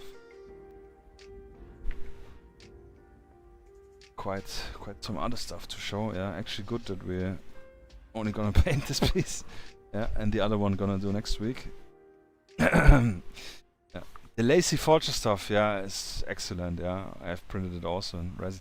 I even scaled it. I think I told you, I scaled it up for 10mm, and it looks really good.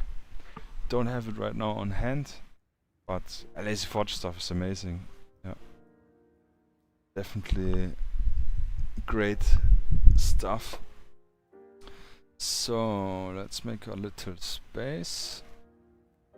Let's make a little clean side. Let's wipe this off. Just to be a good example for you guys, yeah. Not that I would do it for myself. Yeah. Gotta be honest, huh? Gotta be honest with my boys. But yeah, a good example always to clean it up. I should clean it up, and you should clean it up too, just to have less messiness. Yeah, but that's also why we use the tray, so it doesn't matter. The pro and cons: MDF versus 3D printed walls. If you have a 3D printer, it's cheaper. If you don't have a 3D printer, probably not cheaper. MDF you need to build up. If you buy printed stuff, it's ready. You open the box. You have, okay, if you have open lock stuff like this huge building, you need to clip it together. But usually, if you get a building, I can grab some later. Like they're finished. You have only to paint them, and they're really done. And this is the benefit. And this is why also the prices for 3D printed buildings are more expensive than MDF, because you have the luxury that it's literally open the box and you're ready to go. And The other benefit is with washes like this one, like water, MDF, you need to be careful because MDF can then start to bend. You need to seal it in, what Spike said earlier. And yeah, especially if it MDF parts, if they fall down, they can break. You can glue them, of course, again. 3D printed stuff can also break if they're like fine parts. Like for example, I have one building. I had nothing here right now to show.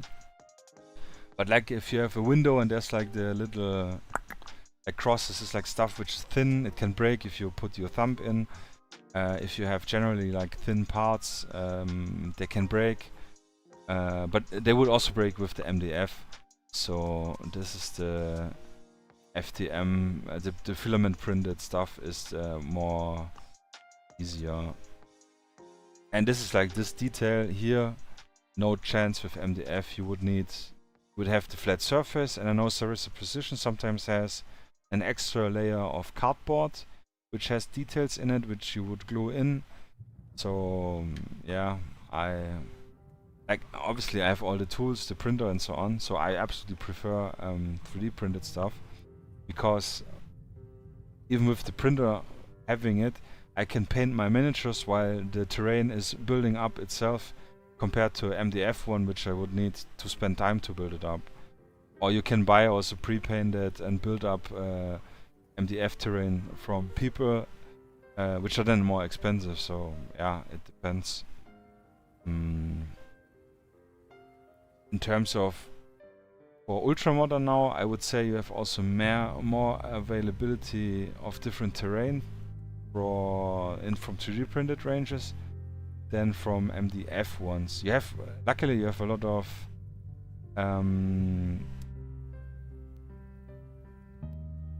what's called, yeah, MDF terrain is more modular sometimes. With magnets, I don't know, I have not so much MDF experience because I really disliked it very fast with having a 3D printer. But what I wanted to say,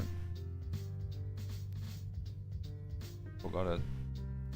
Magnets, Sarissa. Yes, with all the zombie games and systems, and there's like a big zombie community. They are interested in zombie stuff, so you have a lot of more or less modern things. They're very often very American style, so I personally don't want to play in on American soil, so I don't want to have the buildings. I'm really like more Eastern Europe or like South America or Africa. Just like regions which interest me, or even Southeast Asia, something like the Philippines, Cambodia, you know, this Thailand, this region I think is very interesting for scenarios, a little bit more exotic. Yeah. The brand's names, you have Sarissa Precision for MDF terrain, which I have some stuff, it's okay. Brutal Cities, yeah, is also MDF, but I think they closed down, I'm not sure. I remember some time ago they had a big sale because they said they will stop producing the pieces, but they had really cool stuff. But this was all more like between modern, ultra-modern and a little bit futuristic, like brutalistic, but they had really cool stuff. But they're in Australia, so shipping is really expensive, yeah. And what else? You have Foreground, you have some other brands which closed down. They made like cargo ships and so on. Yeah. But that's a preference. I don't know. I would suggest maybe get a small MDF kit because they're cheaper. Like Sarissa Precision, you can also get from German suppliers. Like Fantasy Welt, they sell Sarissa stuff to get your experience, and then you can decide if it sucks or not. Yeah. Like for me, I bought 2, 3, 4, 5, 6 terrain pieces, or 7 even, and they are cool. I like them, but I don't wanna get more. I still have the big supermarket thing from Sarissa for the zombie stuff, and I haven't touched it yet, and I probably will not build it up. Will maybe throw it on Craigslist, you know, eBay, Kleinanzeigen stuff, because there's really no interest in building this up. Yeah, so much for this. I hope this gives you a little bit insight.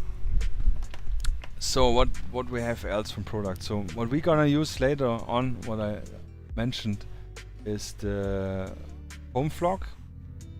Really good. You can buy Woodland Scenics turf for this one, which we're gonna use today, which I have also here. It's literally leftover.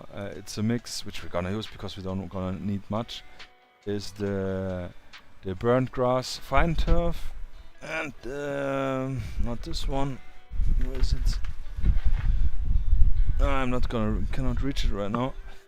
But it's the weeds bigger turf pieces. Just to have different sizes. You can see inside they're like bigger pieces. But this is a good invest if you have the money, you want to spend the money. This will be, you will use it a lot if you also always recollect your scraps when you're using a tray. The other alternative would be you make your own flock. You can do this in different ways. You can use old foam, literally kitchen foam, if you take the scrubbing part off, or I don't know, like bed foam, anything. You cut it in pieces. You have a dedicated mixer. Don't use your mixer from the kitchen. Add in water, add in the foam, and then you mix it until it's the same thin like consistency you need. And then you just add in acrylic paint, let it dry, and then you have your own flock. I've done this in, during COVID, like a lot of flock of mine. I used it all up for my terrain. This is easy. This we maybe gonna do, maybe not on stream, but I maybe will do a dedicated video at some point when I start doing dedicated content to put on YouTube. This is something I want to show. The other really easy, even easier option, which I also did a lot. I only have this left right now, but maybe you can already see what it is. No, it's not something to smoke. Looks very similar. But it's actually sawdust.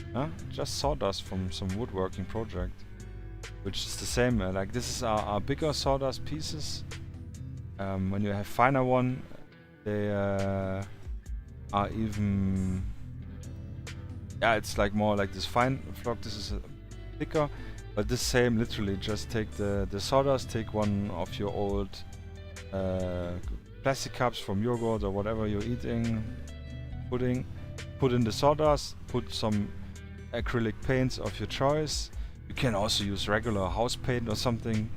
I don't have green house paint, so I use acrylic paint. And just stir, keep stirring until it's all colored in, and then you spread it out on a even surface. Maybe use you can use aluminium foil or baking paper sheets.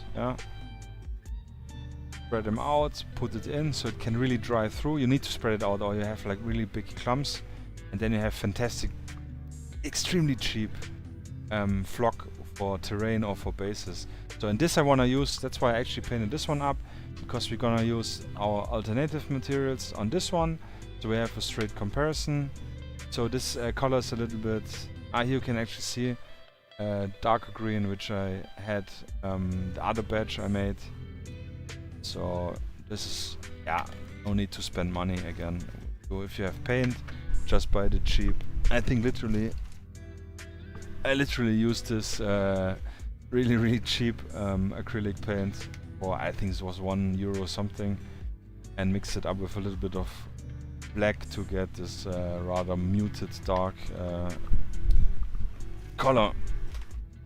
So yes, so this is already looking dry. Not completely. smells nice, like lemon, like the dish soap. And it actually smells like a wash. This, I don't know, sweet, not lemony, but like the sweet smell, so yeah. It's a little bit wet here, so let's wait a little bit more. This one, yeah, again. Can go off some more. It's like good if you have like pooling spots, if you want it. They will get darker, as you can see here. Where there's more wash, it's a little bit more darker. Kinderfarm from the playground, yeah, maybe if you find some. Yeah.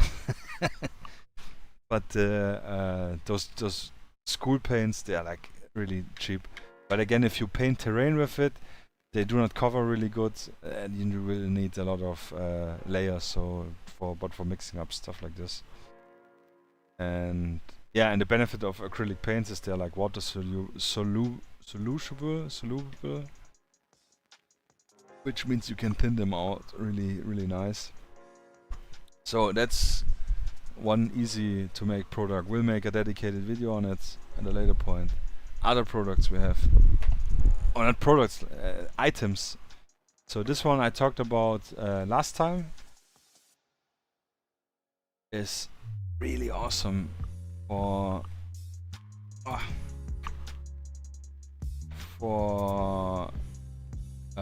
like forest grounds or something, and it's literally, oh, it smells so good. Really like outdoors summer. Just dried up leaves, crush them up with your hands. You can throw it in a mixer if you have a dedicated mixer. The longer you blend it, some cat hairs in here. The longer you blend it, the finer it will get. And this is really awesome for also mimicking, yeah, like dead leaves on your terrain. Super cheap, super easy. If you have house plants and you don't water them, you will have a lot of dry leaves. So yeah, or just go outside in during autumn, collect a lot of stuff. Really great.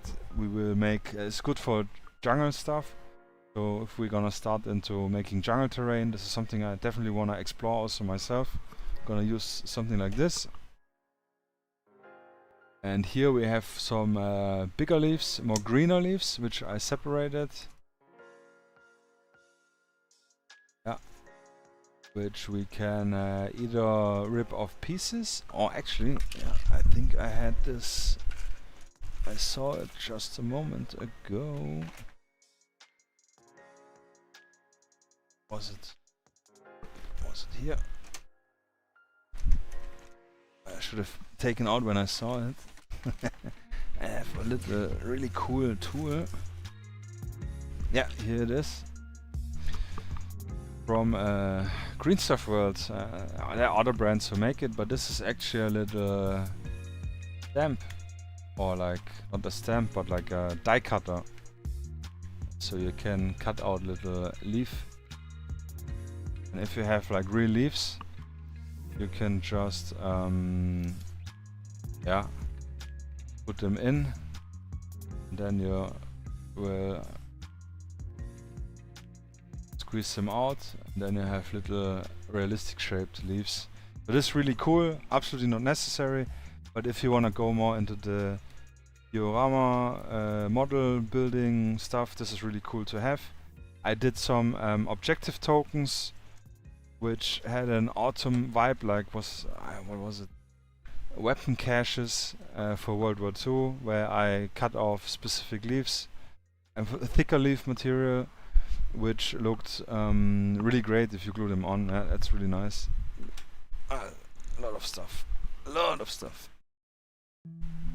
Yeah, but that's one of the products you can use, which you can put it also in the oven. I'm not gonna say you shouldn't or should not, or should. But with the leaves being so thin, I don't know if they will be just flying around, probably with the oven air, or even catch fire because like super dry. So for me, yeah, dedicated. Make sure you have a box which is closed when you collect such stuff. Another one, really good one, which you can also buy from some model builders, is in autumn, when the birch trees start to have the seeds, and the birch seeds, they look like little leaves, and the trees produce like a ton. They have like those pods, and if you open them, you have like an assload of leaves, and those you can also color in. So remember, put a little reminder. I don't have any here because I always forget it, but you would just go out where you know there are like some birch and collect those stuff.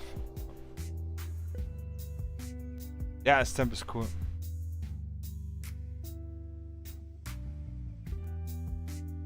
Yeah, about the scale, yeah, it's true. I think the 20mm to 30mm is not that much of a difference. Just because thinking about it. Yeah. Yeah, this guy has no head, but yeah, it's actually it's quite different. And it's good enough. I personally, for me, 10mm. Yeah, 172, 156. Yeah, I know. But I think if in terms of like playing, the difference is not that much. If you go to 50mm, you have more difference, and 50mm you can pick more on the table. That's my personally. Yeah, 10mm is 1 to 160. Yeah, this is awesome. It's my god scale, I say always. It's my favorite scale. Not so much to paint, but I think everything which is smaller, it's hard to give. With my skill level, to give more detailed characteristics. But I really like 10mm. It's nice. Definitely want to explore scale a little bit more. So yeah. We're already getting drier here, only the corners are a little bit wet. But it's actually looking good. So this one is dry, we can actually start with this one already. Gonna use again our little PVA. And I'm gonna use the express one.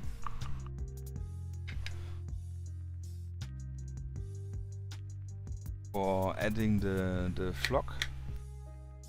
So I'm just gonna again dab some areas here below, because I wanna make this piece overgrown and wanna have a little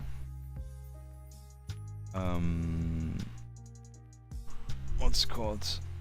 Yeah, like grass and greens growing up the side of the thing. Where's my brush? Here it is. Again, just make the brush, I make it a little bit wet. Spread it around. Some random natural shapes. And this is the bottom piece, so here it makes sense. The corners will probably have more greenery because there's more like an inward corner, I mean.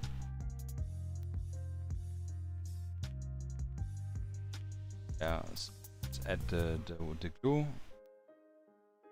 Corner we forget.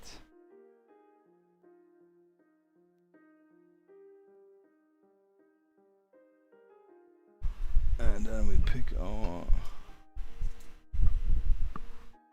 self-made block.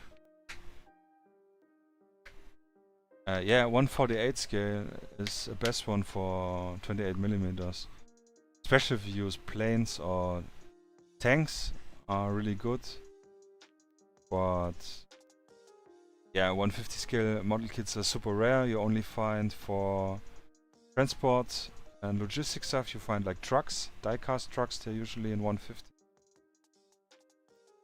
And yeah, I have a lot of planes and helicopters in 148. And a lot of model kits which are not built up yet. But the model kits are flimsy, so if you wanna play with them actually, like a tank or something, can be that like thin parts break off. But yeah, if it's a terrain piece and you're not gonna touch it much, then it will be more than enough. And again, it's the question of availability. So some stuff if you want to have it, then you have to get a model kit.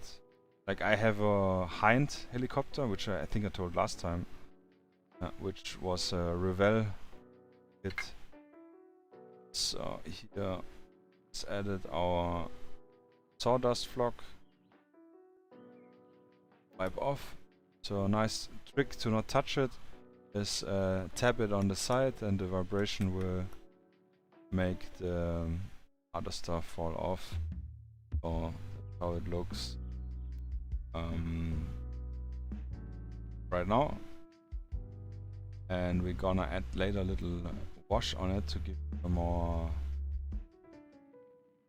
different modulation of color. If we have different color flock, we can mix it up, and this would be nice. But yeah, again, just to show how it will look compared to a commercial product, which will look better. Yeah.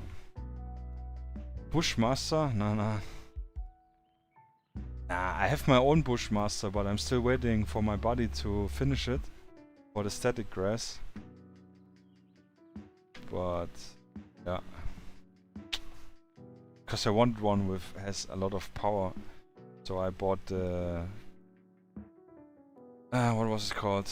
The little generator. It's already 2 years ago. Which has a little bit more power. Again, I'm cheap. But I really like flock more than static grass actually for stuff like this. Like here. Looks nice. Yeah, Blackhawk from Italieri, like I told last time, was long time the only 148 possibility you could get a Blackhawk. Now BobMag 3D is having a Kickstarter for files for Blackhawk, and Modern Miniature just did a Patreon with a Blackhawk. So same in July, strangely. Yeah, no comment on that. But it's good to have more options right now. Yeah, that's cool. All right, so while this is drying, we're gonna use the flock stuff on this one. Again, I'm gonna just use the leftovers I have. If you're gonna flock directly out of the bottle, I recommend always, generally if you do terrain or basing, first use the bigger stuff, and then you can use the finer stuff so it fills in the... Yeah, Modern Miniature is what I mean, yeah. I don't like Faris Model 1, to be honest. I like the BobMag better, if I compare both. Has more details. But it's cool that both, that we have finally a 3D printable good Blackhawk, yeah, which is one of the most iconic and necessary helicopters we need for our Ultramodern games. So I'm really excited about this, get one printed.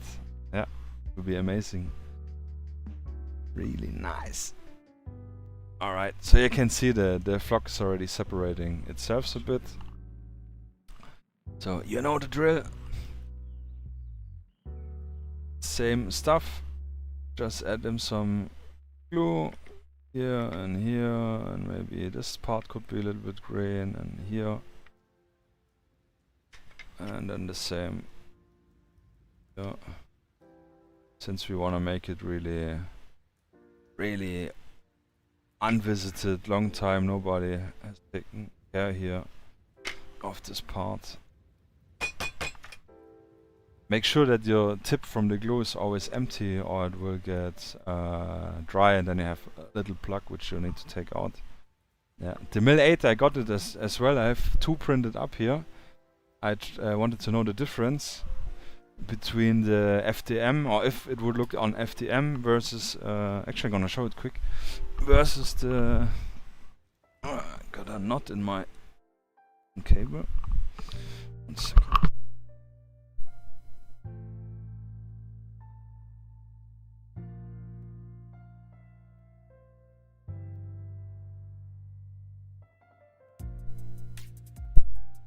Classic. Wanted to see the difference, but since we're talking about it, to be a little bit on topic. BobMag. Resin printed one. Ah shit, it actually exploded. Crazy, I didn't even notice. Okay, that's interesting. So there's like a big cavity inside.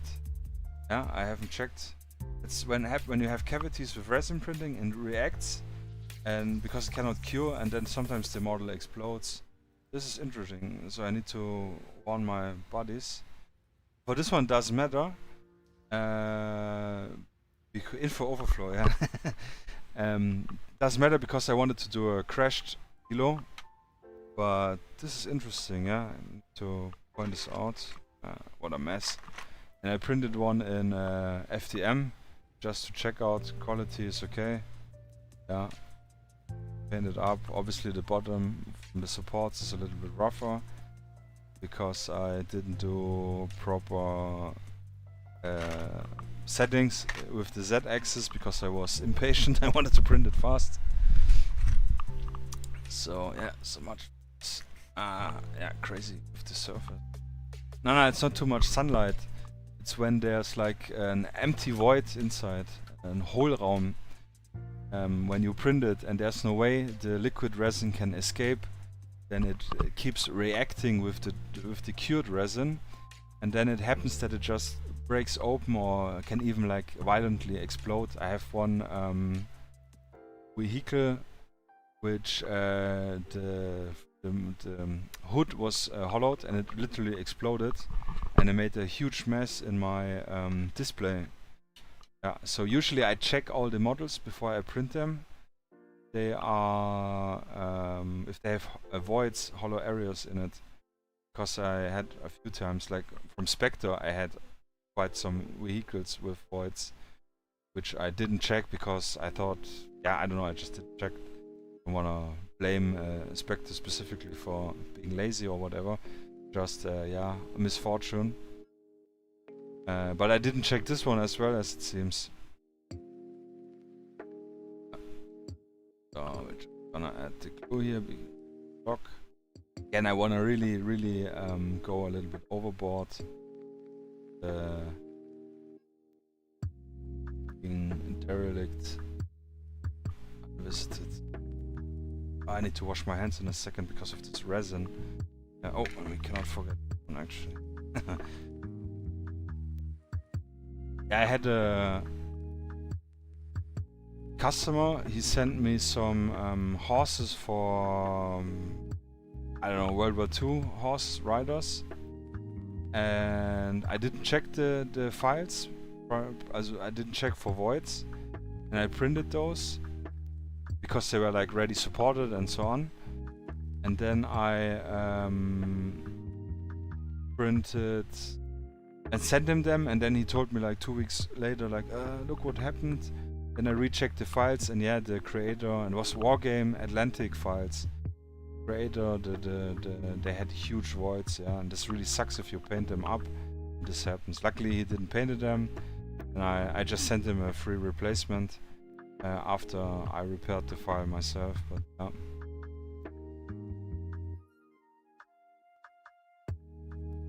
Yeah, it can happen if that's true. If but only if it has a void. There can seep out plastic. Or you mean just generally if it breaks? Yeah. If you're, that's why I don't cure my models on sunlight. I have a dedicated curing station where I have always the same result, and I adjust it to the resin I use, and I also adjusted it to the size of the models, because the bigger, the thicker the model is, the more you need to cure it, but again, you don't want to over cure it or it will get brittle and break. Yeah. The heat is not so much of a problem for cracking.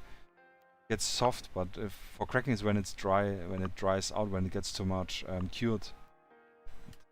Photopolymerization in this case. But for the glue dries on my object here,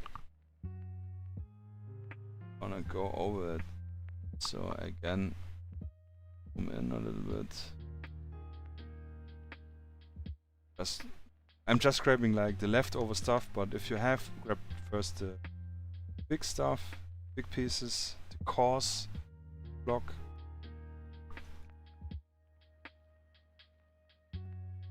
Yeah.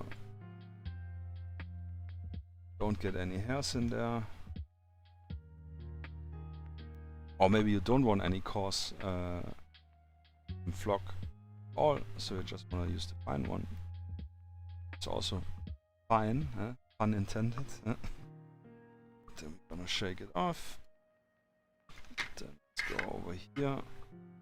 Wanna have just like in the corner area, sorry. Big pieces, and the other one we will try to use thin pieces. He's gonna hair in it or some other. It's a hair. I mean, you can keep the hairs in, it's no need to take it off, but looks not natural.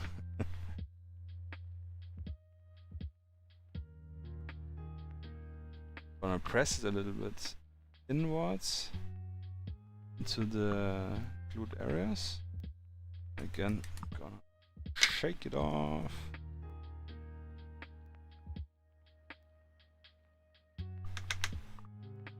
So I'm just moving the parts away and use the thinner one. Then same game. Sprinkle it in. Like a pinch of salt. Pinchy pinch.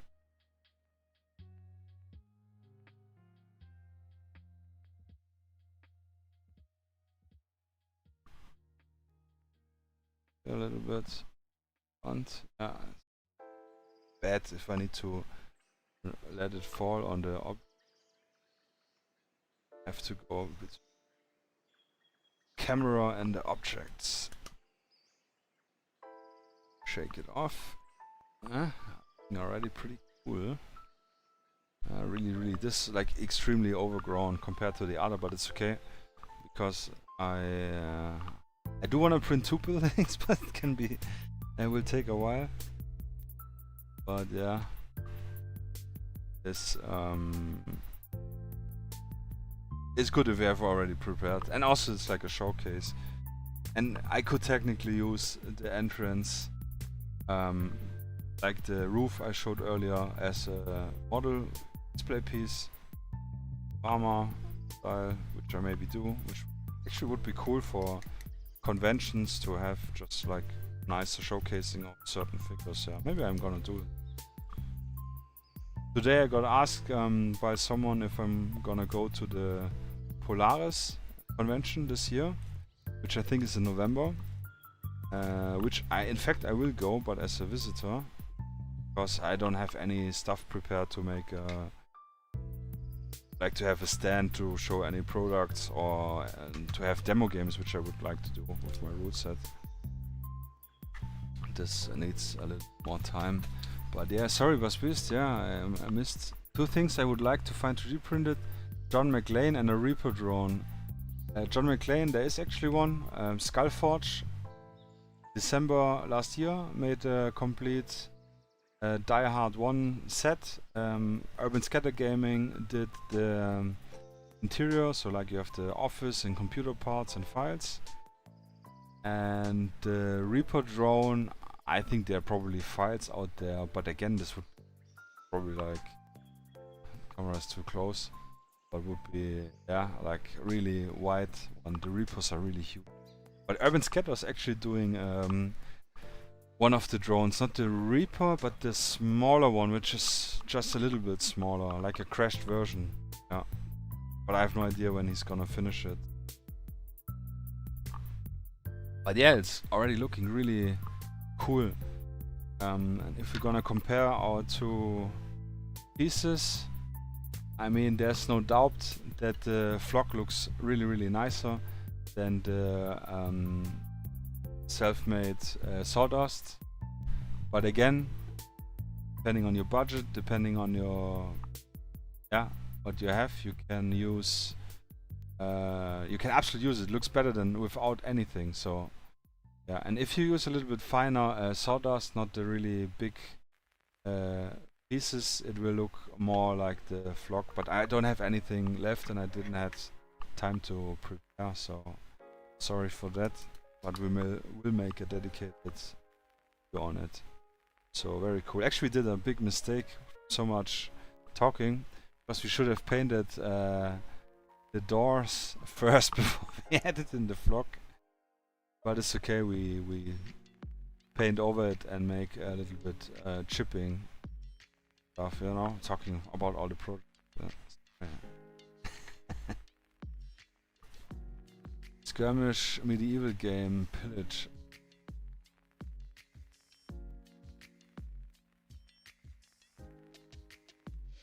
What's called the game? It's called Pillage? I haven't heard of it. I have Saga, which I thought would be interesting because a lot of people here in my region play Saga, and I thought this would be cool to just, I don't know, just to play games. But it's a little bit more competitive with points. But Victrix directly? Ah, I didn't know. I have the Vikings from Victrix, which I think I told also ago. Yeah, but coming to our doors, I want to do the same color scheme we did on the other door, because they were like more or less unified. So what I used was the emerald, and I used the one we used for the jacket of the CombatOctopus, whole red, which we also have from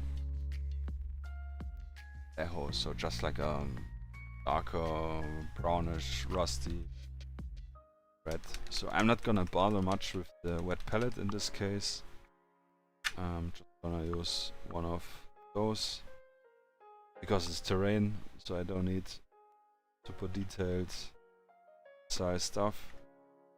So I'm gonna use this old, this dried up wash in here, which when it's dry you can pull off, or you can just leave it in. I find it satisfying to put the dried wash off. So I'm gonna add a little bit stuff. Not much needed. And we will add in our little water. Just gonna use some any brush.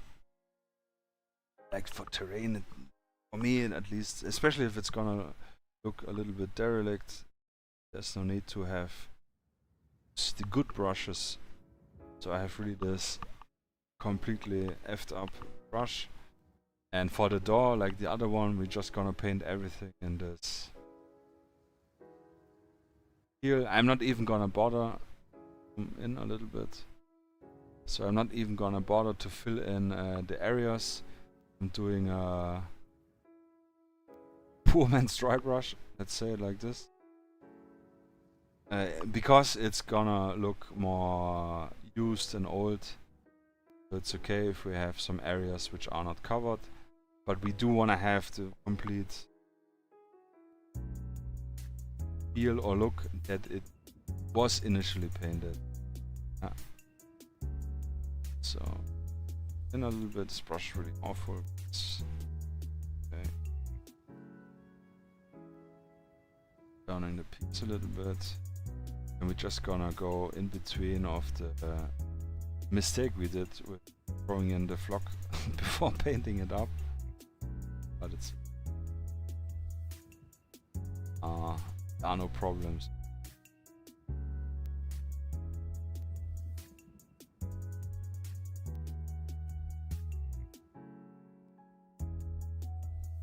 Water.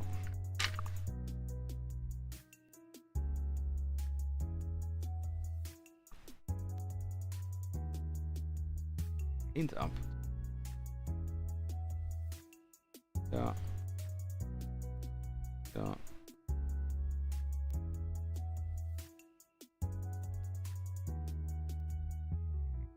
Yeah, oh, it's over. Yes, but it's okay, just rub it off. Gonna throw some wash here as well, or we're gonna pick with gray a little bit. So it's also, I mean, I'm not gonna tell you to be not precise, or I'm gonna not tell you to be precise. It depends on what your style is, what your ambition is, what your goal is, how you wanna have it to look. So make it how it's the best for you. I feel in terms of time, if I'm not so detailed with terrain and I rather clean up later, it's faster. So for me this is like I have changed the priority in this way. But it's actually good enough. Yeah, I could paint the door frame also a little bit more detailed, but honestly, like from this distance, not noticing it, gonna play it, it's okay. It's not a model piece, it's literally a gaming piece. And this, like I said again, it depends on your ambition and on your time frame. You want to spend more time in it? Is it for you worth it? If it's for you worth it, then do it. If not, then don't do it. It's your piece, it's your table, it's your rules. Don't let anyone tell you that your stuff is not right or wrong or whatever, because you decided. And ultimately you need to find your own style, which you think is satisfying, where you feel happy and fulfilled with the result. This door we're gonna paint this rusty brown. Other one.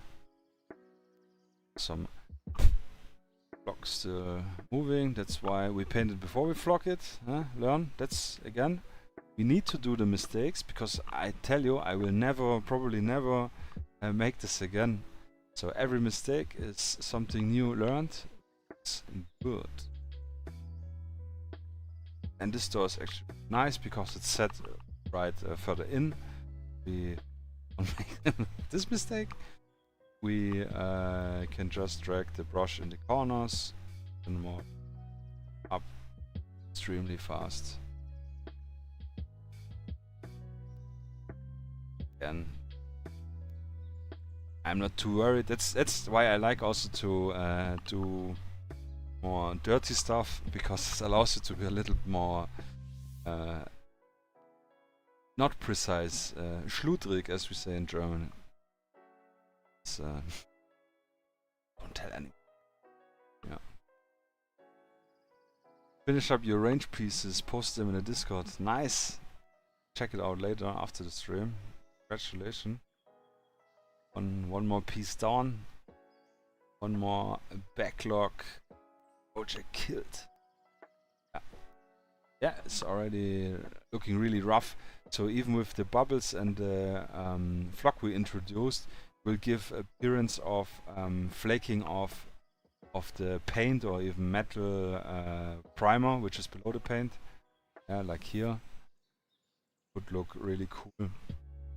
So yeah, let's just let it dry. Here we don't gonna paint anything.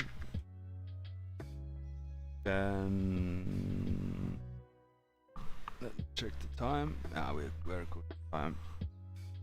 Very good. So I'm gonna quickly wash my hands while addressing Boss Beast. John McLean on Etsy for 48 euros in 28 millimeters. Jesus Christ. Or was it bigger? Yeah, Etsy is crazy. I've looked some stuff up just to have also market research. So what other people are offering, is worth for me to invest in certain items to also offer on my store. And the prices sometimes they are like crazy. I mean, it's one thing if you need to make money from it, and it's another thing if you try to rip off people, which I think is... money is not everything. Money does not make you happy. Just a nice tool to make stuff easy. And with this wise words, I will go quick in a hand washing break. 28 millimeters. Yeah, crazy.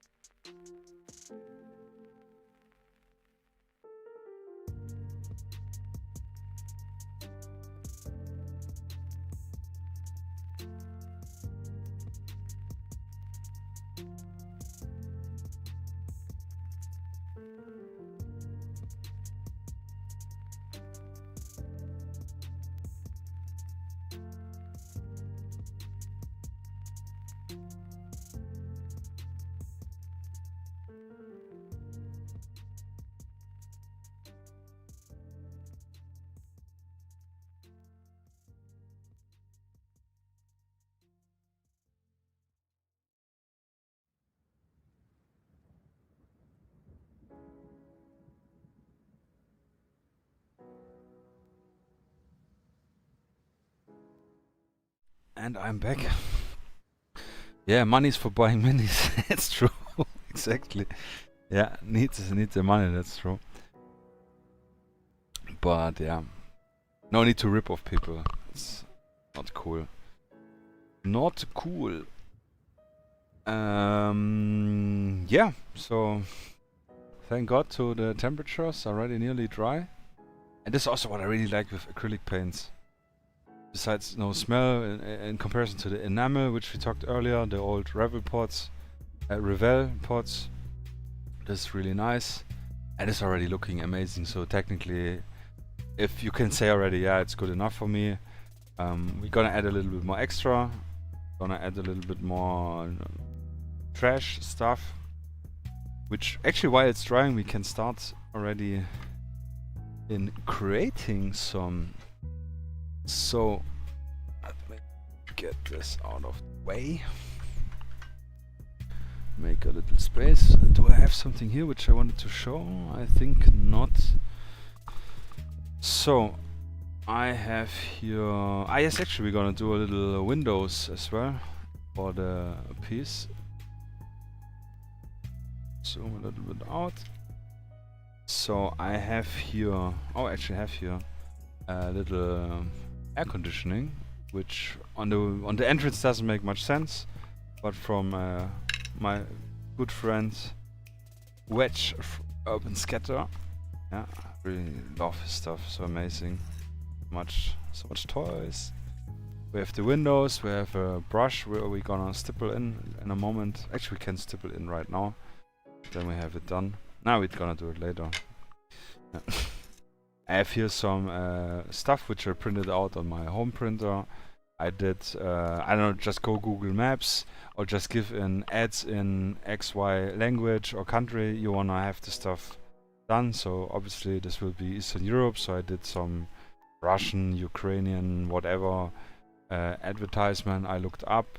I also looked up, like in Google Street View, you can go in the big cities. Just walk around, and when you see advertisements there, make a screenshot, cut it out later. Try that it's flat so you can print it out, so it's not like skewed. Cut it out in Paint, Photoshop, whatever tool you have. GIMP is a free Photoshop alternative.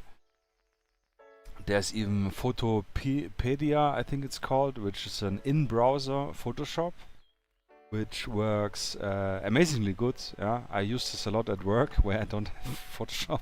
When I had some downtimes, I could do some preparation or some art stuff. Yeah, don't tell my boss. And yeah, so I have a little collection here between my primers, a little envelope with some printed things, like more posters, black and white ones, which I mistakenly printed out in black and white, but I can rip them off and use for like trash pieces, or I can use them just in black and white, like this one, which is I don't know what it is instead. After Lombard.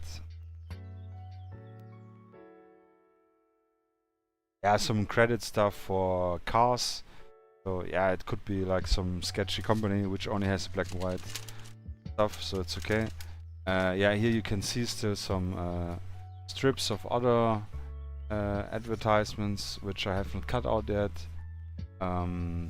Just to have some stuff, like, again, like I said, the making terrain or tabletop playable stuff beautiful is a new separate hobby actually. So what I also have, I have found this, I think this is someone already scaled them down, newspaper sheets, and I double printed it on both sides so that I can actually make nice little newspaper pieces. Off. Yeah, this is also a good idea from a video game material, that you can rip out the art really fast. But I do like to create my own things. I have also some commercial stuff which I I faked the names and stuff in GTA style. Yeah, this is a lot of fun. So it's like something, I don't know, you start printing. I have also even more, like this is something you find when you look at online posters. There's a collection of I don't even know, like apocalypse posters where there's like some radiation warning and so on. I printed a lot of those out, which I also used for making like broken posters. We can actually just also use some which we can glue in inside. So let's take those. Yeah. This one will go back. Just to have, like, if they're peeling off, you cannot read it anyways. Just to give the, again, the illusion of some nice stuff. Zoom in a little bit for it's more interesting. And by the way, for everyone who's watching and enjoying what I'm doing here, give me a follow if you like what I'm doing. If you want to see more, give me a subscribe on YouTube if you want. Yeah, I would appreciate it a lot. Help the channel grow. And yeah, hope to see you next time also. That's why you should follow to get a little remembering little push notification when I'm going online. Yeah, thanks already in advance. So gonna just cut off some posters again. I don't know, not specific technique, but make sure whatever you're cutting off, hold it off so it's not gonna fly around. Yeah, first fire. Thanks, man. And little cut here, cut there, and then we have some posters we're gonna glue on the wall. So the newspaper, I just wanted to show you. Yeah. By the way, like I told last time, I think, if you go on our Discord, link in the description, there is a channel called Paper Printables. So after you're connected and agreed to the rules and waited your cooldown time, you can access the full Discord. It's a little bot filter we made, which really is working really good. There are I think all of those which you're seeing here and even more. Martin, solo Wargamer, he created a lot of South American ones, which I think he took from Ghost Recon Wildlands advertisements and made it, scaled them down for 28mm. And primed them only on Saturdays. Yeah, it's good enough. I appreciate it. Yeah, thanks, Spike.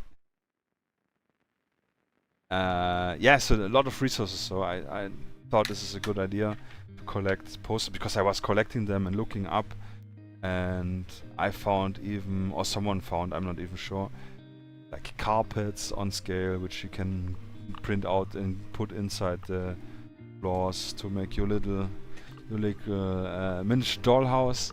I have even more. I don't know where they are. They're in some other drawer. Let me check. I have actually some stuff here. Ah, yes, here I have it. Tons. Lots of stuff printed out. Like really, sheets and sheets. So this is actually from Sarissa Precision, I think. They sell PDFs for, I think, about €4 with a lot of floors and walls and brick. Actually, let me zoom out.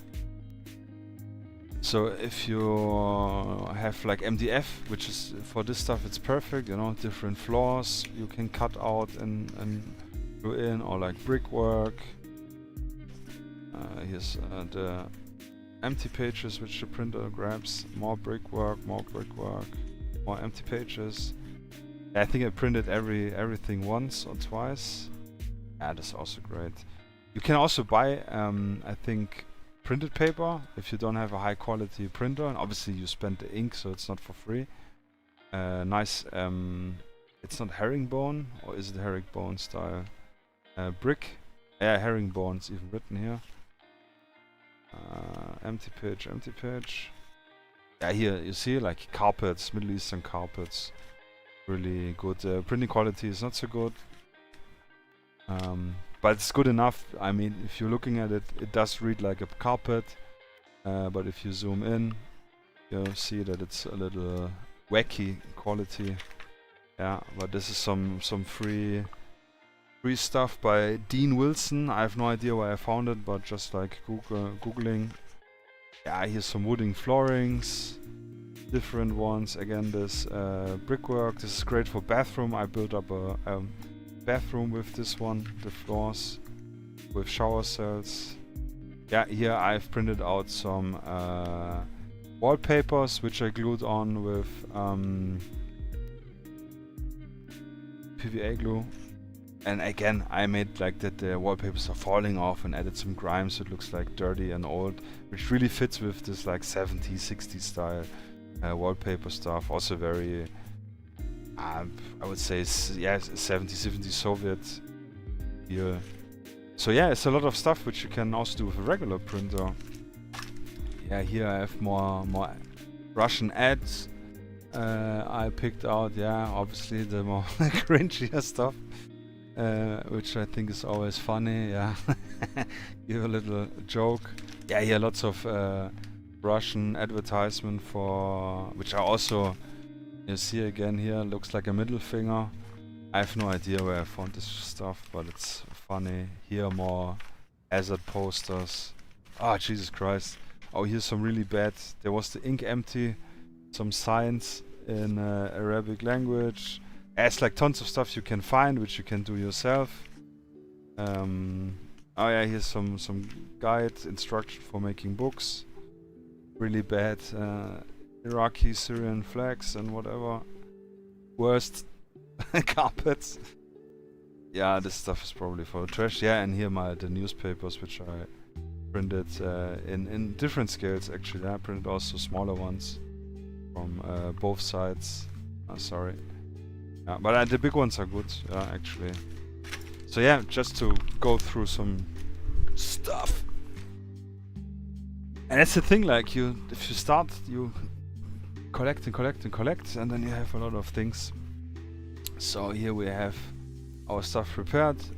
The newspapers, like easy, I would just literally fold it in half.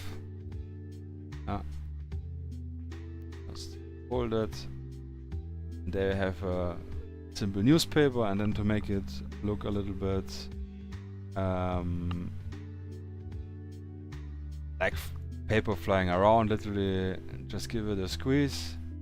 Bend the edge a little bit around, and then we're gonna flap it open like this. And now we have more or less a more natural, like someone threw it on the street.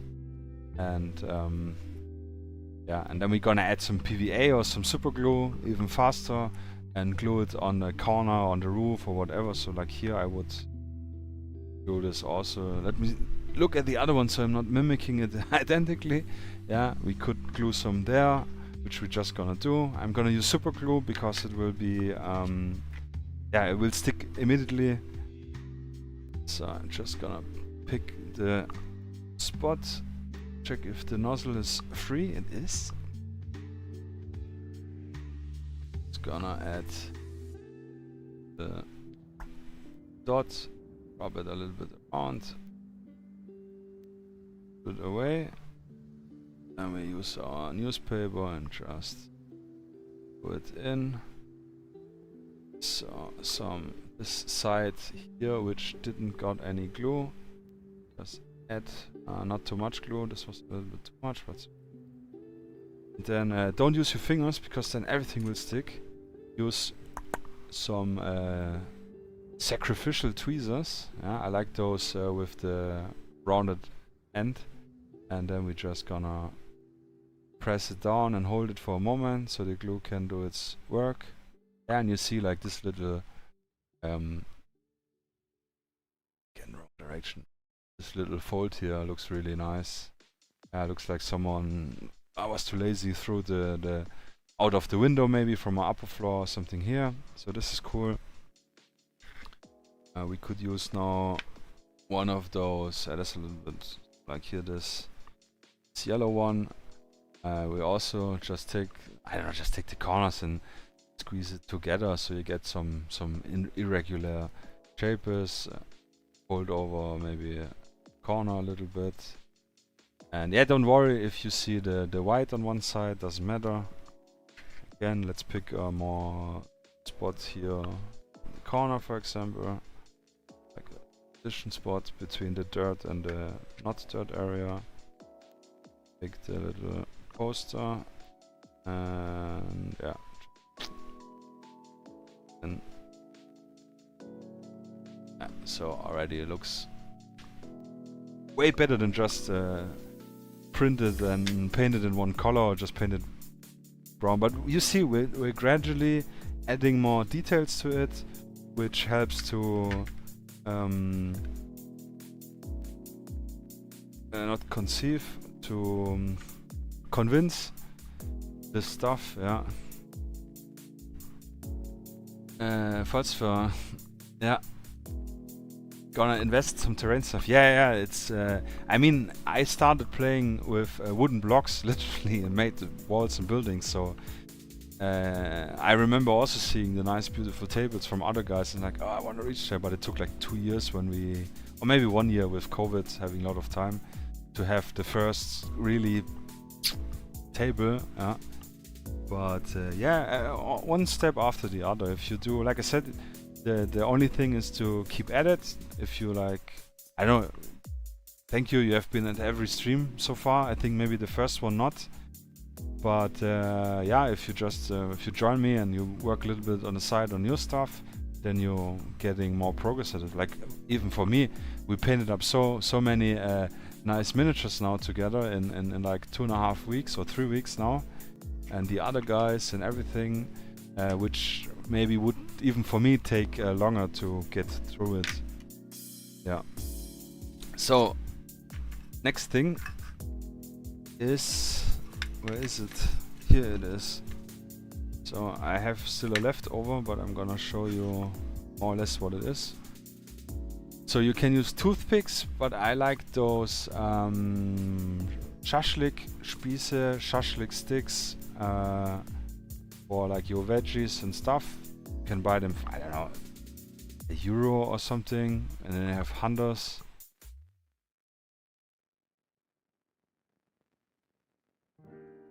Yeah, bushes, hills, little woods, yeah, it's true, but I wouldn't say that bushes are easy. Maybe they are easy, yeah. You can do just like a block of, I had leftovers from construction, which were the expanding foam in the can, and then there are like always those bubbles. Yeah, island mousse, actually a good idea. Yeah, the moss, yeah, which is springy. But I had those foam bubbles from the expanding foam, which I collected, and then I literally just put PVA over it, and then added just some of the flock.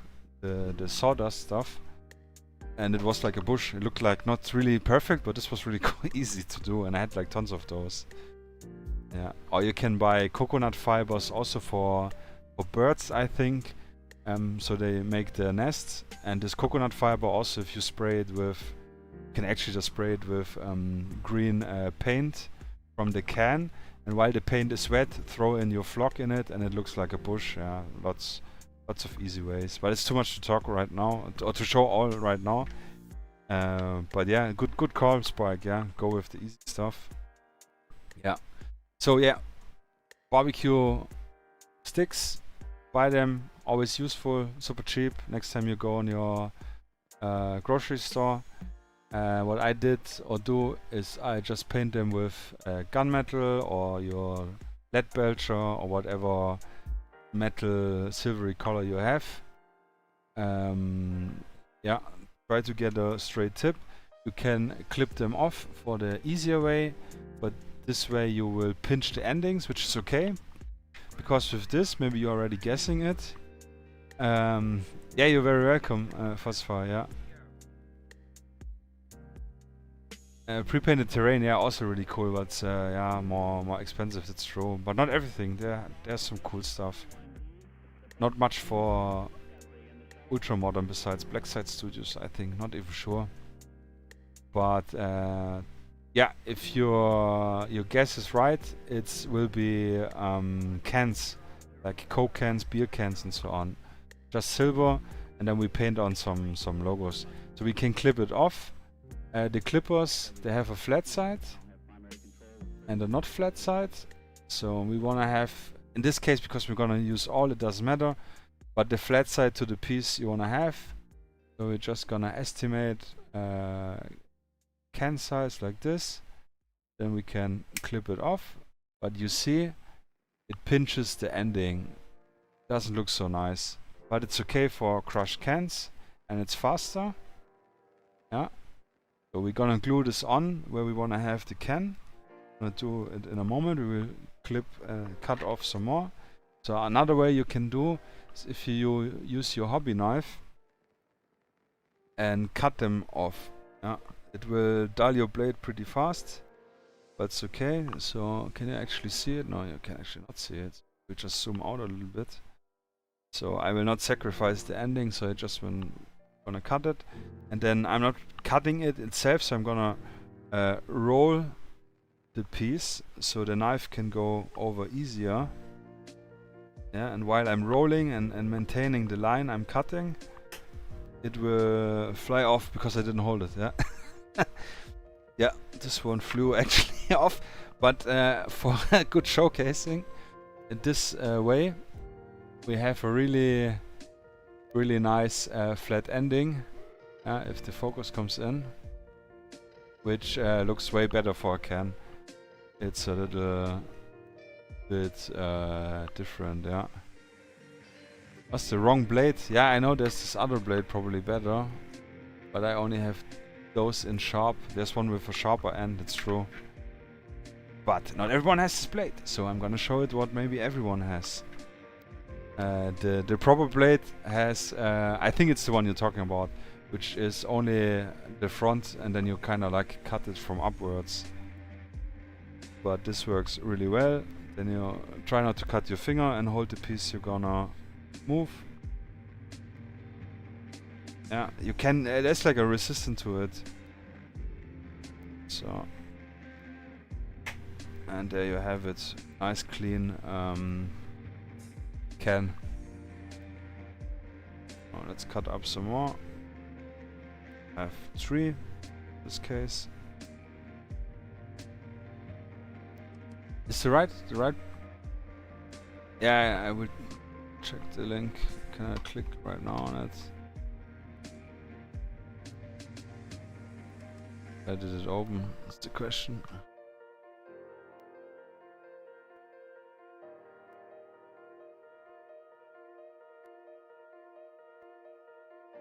The one, what you wrote? The first one on the left side. Ah, the flat one. Yeah, okay. Yeah, cool.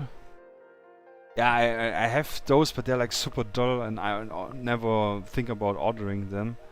But that's right, it's again, if you have the right tool, it makes it easier and faster. But you don't need the right tool, you can do it this way. It's a little bit more work, but it's okay. So here we have our 3 cans.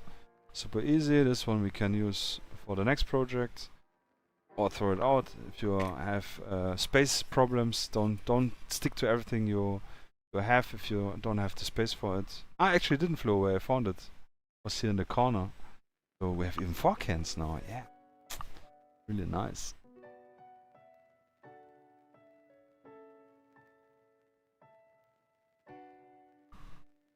What do you mean with kidding? So let's go. Use a little super glue. Once more. It's gonna add it here. Here one, and maybe here one. No, more standalone. Yeah, maybe it rolls down here in the corner. So take one and go it in here. Zoom in a little. And take the other crush one, this one, which has the crush tip. We're also just gonna get in here. And then later, when it's dry, we're gonna paint the endings silver. Just deliberately, and then we're gonna paint some red or something for stuff. 5 to 7 years. Ah, yeah. You mean the blades I have? Yeah. Yeah, I know. It's just like I don't forget to order it. Yeah, but now I will not forget. I will put it on my shopping list for hobby stuff. Yeah, you know, if you don't eat it every day, it's easy to mess up and forget. So nice 2 little cans. I'll do the little on the front. So I think now here I didn't use, but let's say here's one from the guys chilling at the stairs. It's gonna add both cans next to each other. You could use again PVA, but I like the super glue. It's just a little bit faster for this stuff. So you can actually look which one is flatter. So this one we're gonna put in here, twist a little bit out like this. Now that's the only problem with super glue.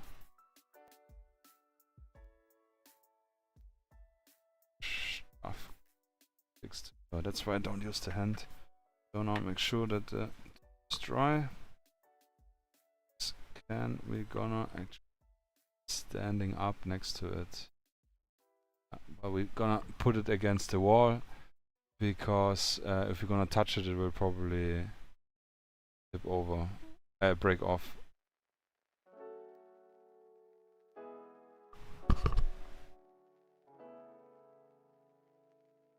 A little blow, right? But it's cool. Only make sure when you're gonna paint stuff which you glued on with super glue, either don't use your good brushes, because if it's not dry you will kill the brush immediately. And the other thing is like to wait, then it's probably dry. But this is one stuff, here we have it already. So let's some poster things, like I don't know, I think this big one is pretty funny. Then we do a little fold, a little bend it down, stuff. Open it up again. So here I will also not bother much with the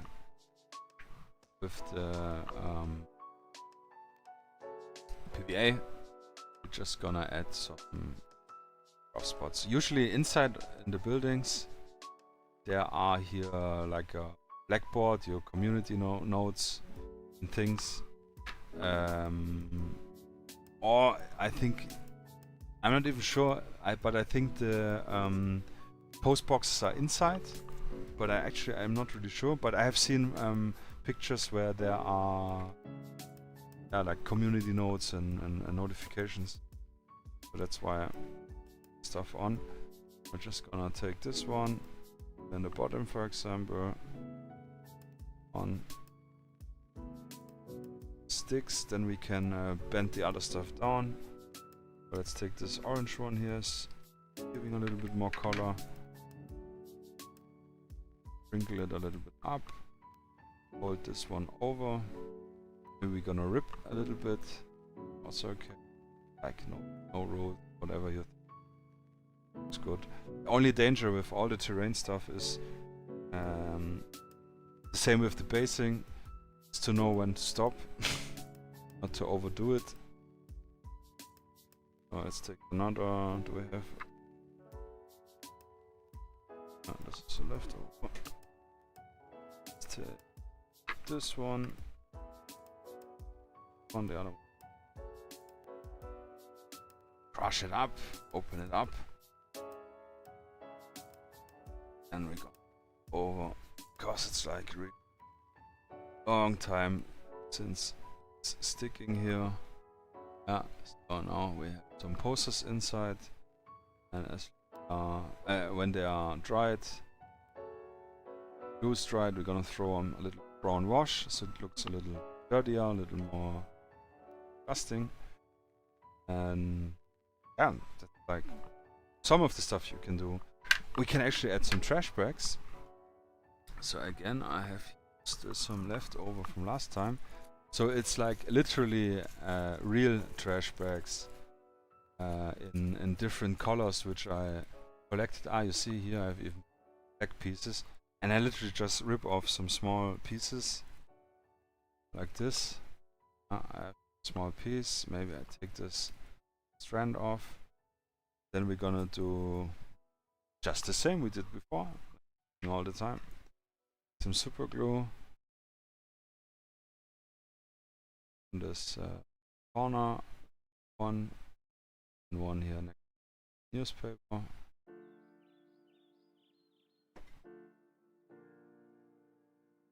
What I like with the plastic bags, so flimsy, I like to dip them in the glue once, then I flip them over.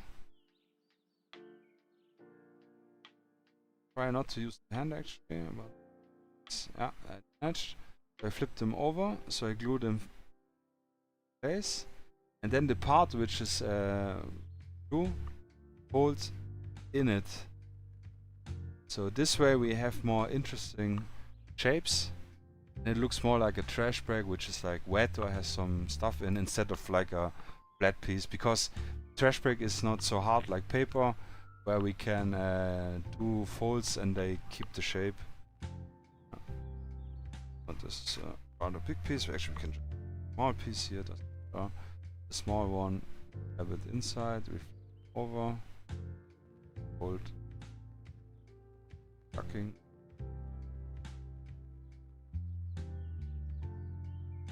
With the small one, maybe. So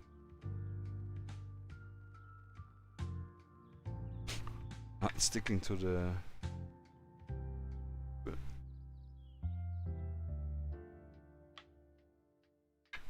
Yeah, but yeah, just to show more stuff in it.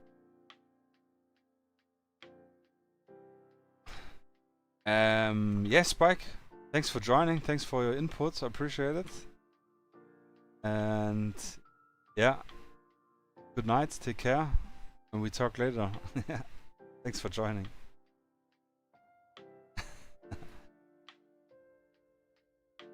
So yeah, pretty cool. Let's do some trash bags here on the corner. Add a glue, and where we could also want maybe want smaller piece. Also with super glue, make sure to, if you use it a lot, to at least put the cover above it so it doesn't dry off. Stuff is really quite fast off, so I rip one smaller piece off. And this one, no, actually this one we're gonna want so much distracting color. Again, I flip it once, wipe the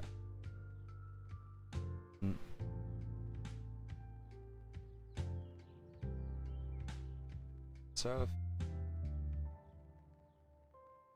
Ah, son of a gun. Ah, what's going on?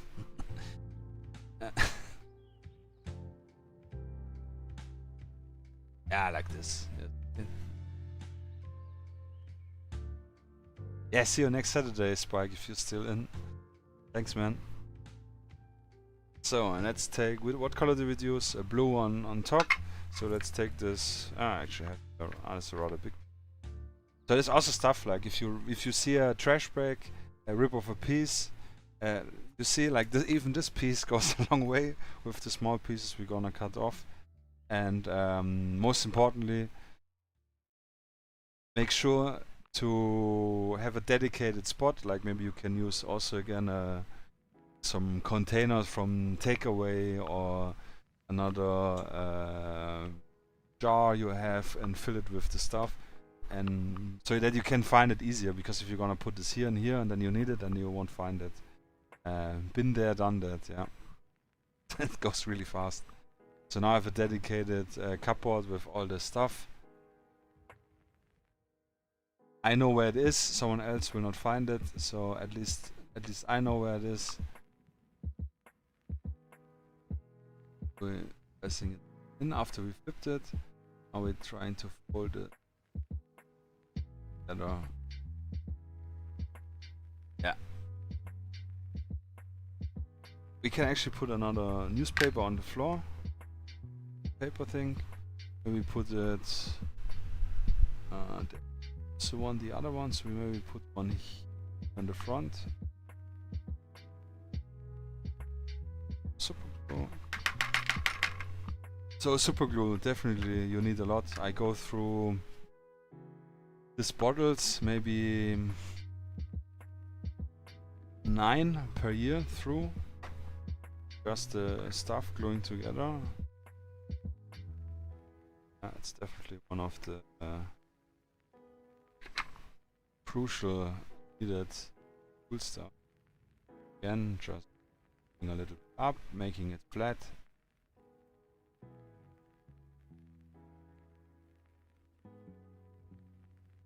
Grabbing it, placing it in the good area. Also use the finger for this one because it's quite big. There you have it, that's it. Here the glue is already dry. Nothing is shiny, it's also a good indicator. What brand to use for the super glue? The cheapest one, really, it doesn't matter. If you use super glue a lot, the bottles, like this one I think is from eBay. I think it's 3 bottles for 9 euros or something. I use it a lot, so the bottles are good. If you don't use it a lot, try to get for the little, I think it's 5 gram, little squeezy like toothpaste thinger. You can easily, what's it called? Yeah, like use it for one sitting and then throw it away. Yeah, super easy. But please, sorry, you don't use super stickers on YouTube. Actually, I don't know what super stickers are. Sorry. Let's see. Is it like if you write in chat thing?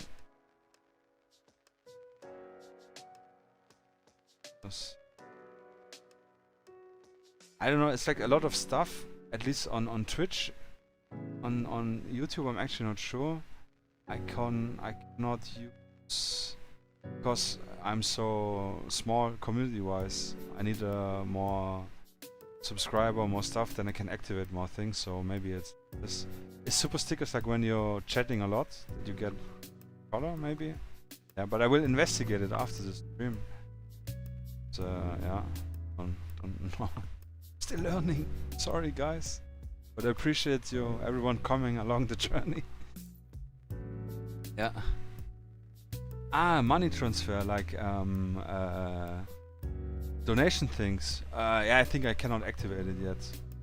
On Twitch I managed to get with the last raid we had last time to be a Twitch affiliate. I got yesterday the email.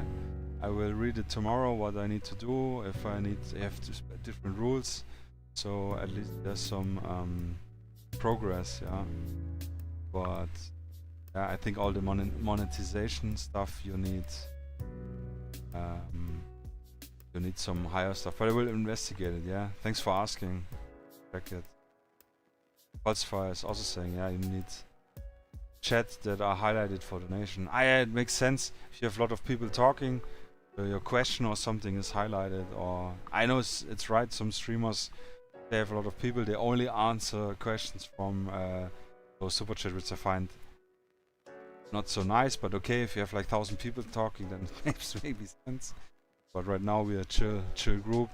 Try to get all your message replied, and yeah, one group. We get there. Yeah, no rush, all easy. It's the most important thing is to have fun. Yeah, which at least I'm having, and I'm hoping you guys are also having, which I think that's why you're coming back. Appreciate that a lot. But yeah, we check it out, read the rules about this super chat. So, yeah, the paint is dry, everything is nice. We glued down our stuff, so actually we can go now into the painting, because then we're gonna do the window. Yeah, the time will be good. We're gonna do some window panels. For this one it's a little bit easier, because we have the slits, which is really nice designed. So this one I think, it's too small. But here for an example, you can slide it in. Yeah, I think I showed it last time. And then you can have window panels inside, which is cool. I like this. Yeah, thanks for it. Does look like drama. Yeah, that's something I like. I don't know. It's just so nice. You know, imagine you have this full table looking like this, and you move your figures around. You can just immerse yourself so much more in your story, in the scene, and then especially if you're like what I like, narrative-driven games where it's more about the story evolving with your input and like what the dice decided you can do and cannot do, is really amazing. So, but generally the nice table just is nicer, yeah, obviously. But thank you guys. Yeah, 1,000 subscribers, something like this. They changed with the YouTube Shorts. Something, you know, also with the shorts can get more faster to be able to monetize or something. But yeah, I will not push it extremely. I will read it so I can be prepared for it. Would be obviously nice. The more financial support this course gets, the more time I can invest in it, because I don't have to spend time to work somewhere, you know, obviously. But it's nothing which I want to force. I want it naturally find a group or something. But I appreciate asking about it. Oh, thanks. And you finish all the camo. Nice, let's go. And now, are you gonna do a wash and a highlight next? Or are you gonna call it done? So, painting. Right, and then the windows. So again, easy. I'm not gonna bother much the wet palette. Gonna do some easy, like take this one I haven't taken in a while. Orc green, or what is it? Sick green. Yeah, sick. True and evolving characters. Yeah, it's just, I don't know. I mean, the competitive stuff is cool as well. Don't get me wrong. To, you know, have this like, better than you and trying to get the better army list. But like with friends, I just want to chill out and have a cool story, or like even playing alone. Obviously, it's a competition, no way to do it. So like co-op single player style. So we have the green for some beer cans, and then we're gonna do the classic one, which we use, not this one. I guess we're gonna use this. My bright red, the vermilion. Oh, the Coca-Cola stuff. Could do a Pepsi can as well with some white and red dots in. But yeah, we're gonna do something a little bit. You saw I put it in the same pot because I'm just gonna charge the brush literally once. For this one I'm gonna use a better brush. I will use my trusty old brush for this one. So let's start with green. I'm just gonna mix it.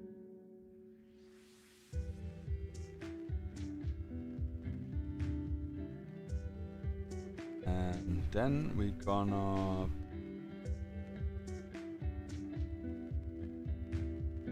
like typical. So it's always good if you're not sure with painting and you want to have it precisely, look up a picture quick. Google is your friend. But I know I checked it already. So the cans, usually the top is a little bit silvery, where it has this like shape inwards, and then you have the flat top. So we're gonna, because we didn't cut the cans this way, we're just gonna paint like inside, you know, leaving a little bit on the top silver and on the bottom if we manage. Again, if we go over, it doesn't matter because we need the silver anyways to cover the wooden part. Then so,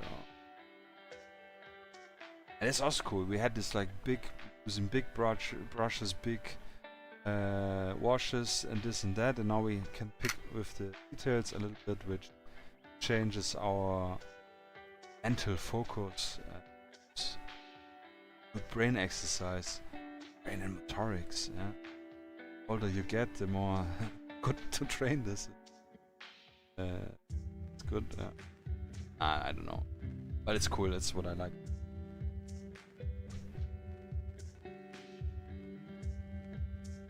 I'm not seeing the backside at all. Also not this corner. Actually, no strip.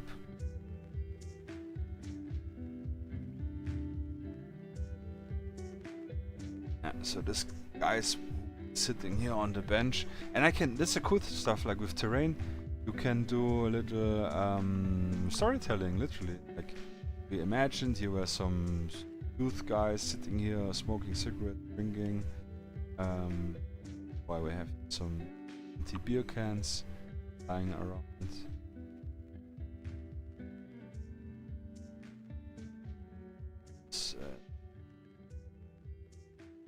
Storytelling.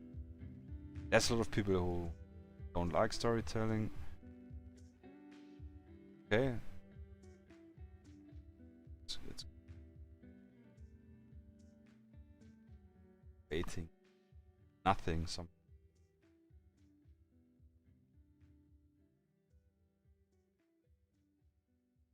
beer cans, and let's go in the room. One beer can with guys who drank it and just throw it up the roof. One, and since it's rather recently, because they're lying here and overdoing it. But if this is the roof, but your guys are sitting here and they're throwing it up there. Will probably land it here. Oh. Again, a little extra exercise. No, actually landed here, sorry. Mistake. Screen. Gonna up. Washed in highlights. I have mini painting OCD, so I can paint without giving 100%, even it takes weeks. But it's okay, it's your way. It's how you are satisfied with your result, and that's what matters. So don't let anyone tell you, well, why are you taking 8 hours per miniature or whatever. It doesn't fucking matter. If it's your way and you're happy, way you're comfortable doing it, confident, then that's the right way. You can pick up a new skill from someone else and you try it and you like it, and this maybe makes your painting faster or for your terms better. Then it's great, but don't let anyone tell you how you paint it, how to paint stuff. Yeah.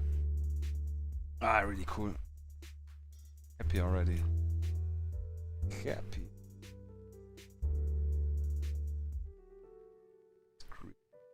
Paint. So, that's one, just one Coke can. Yeah. Fill in the silver, and then we just like white for the Coke writing.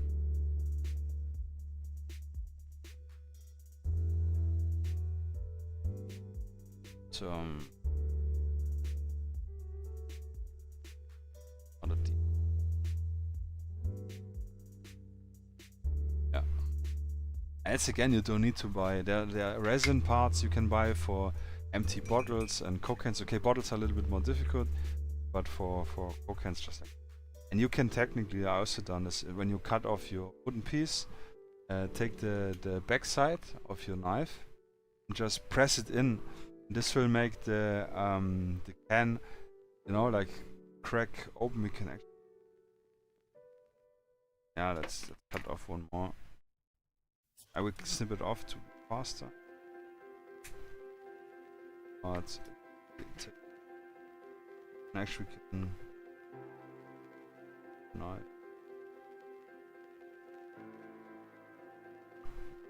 Not seeing it, sorry. So I try it in a little bit. Actually not working so good. We can use the clippers. Just squeeze a little bit without going through. Yeah, needs a little bit more motoric skill, or not skill, but sensitivity. But yeah, it see, it looks like now someone stepped on the can. Can make crushed up cans. Go back in my box so we can use it for another project. Alright, then let's grab white. Just off-white, just anything.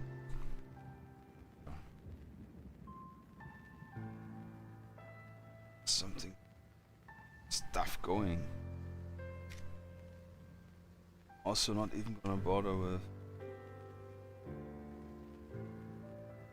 adding water because we really extensive spots. So with the beer cans, I'm again thinking a little bit Heineken. When I'm seeing the screen, we could do Becks, but it's a little bit more complicated. For Heineken, I think it's usually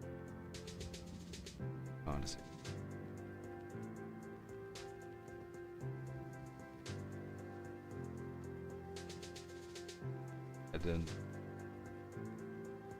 red star on the top,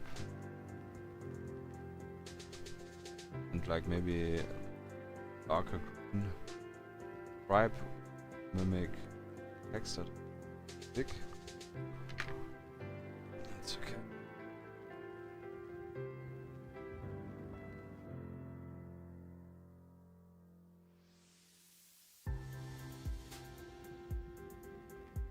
Again, you have also to think there's nobody's gonna go and look like at least 30 centimeters away from 1 meter when you play game. So again, it needs to look, it should look at least conceiving. Yeah, you can obviously go full in the detail. Again, I'm not gonna tell you what to do and what not, but to trick the viewer in believing that it's what it is, the shape and everything. This is so I don't know, German unit, like a darker green. Yeah, something already spilled out on my desk. Oh, no, you're not seeing. Yes, I'm just gonna pick this up. I think.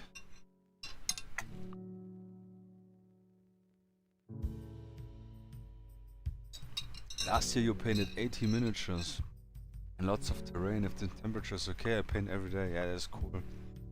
Yeah, I have so much stuff going on, I cannot focus just on painting.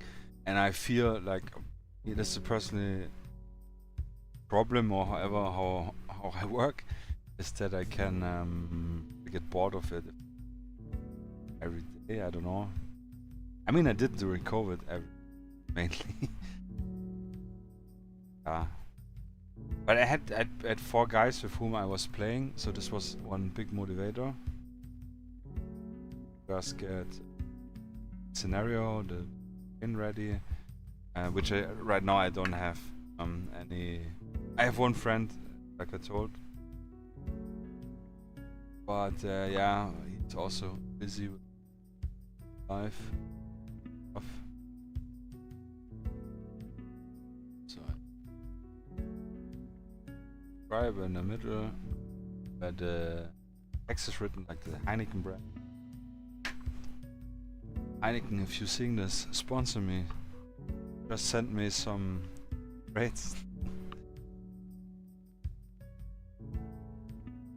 Scissor away. Gonna grab our bread and just add a little sand beer, yeah.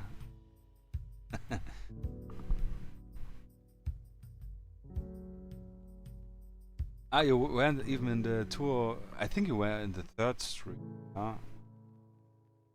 But I know I appreciate you also being so active in the chat. It makes me feel not alone. I appreciate all you, but Speed is also super communicative. Yeah. Get it? So let's add the little red dot on the top, like the star. Yes, you watched all of them. Oh, that's cool. I need to cut them. I need to put those timestamps in there. Find easy stuff. Like again, see from distance. You absolutely have to impression it, which you saw somewhere. Well, wash the brush. Get the white off.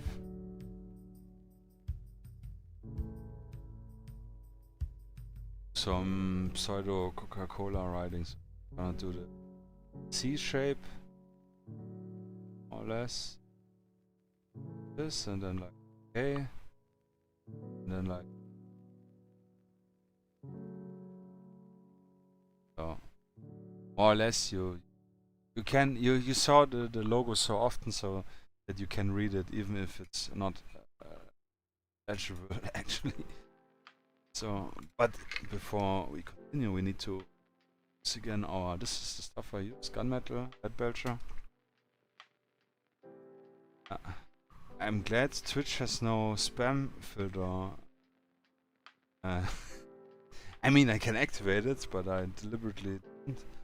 Like, you can set in the amount of what the auto moderation does.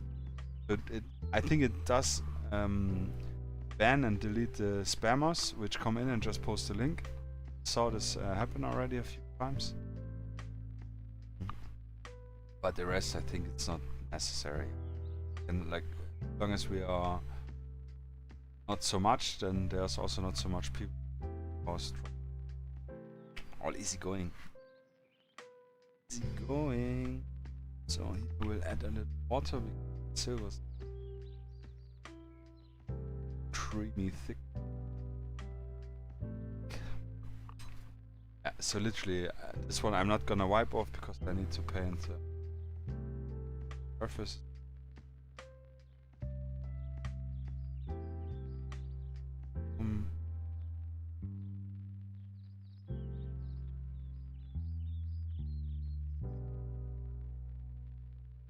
I don't wanna go in. Yeah, here's.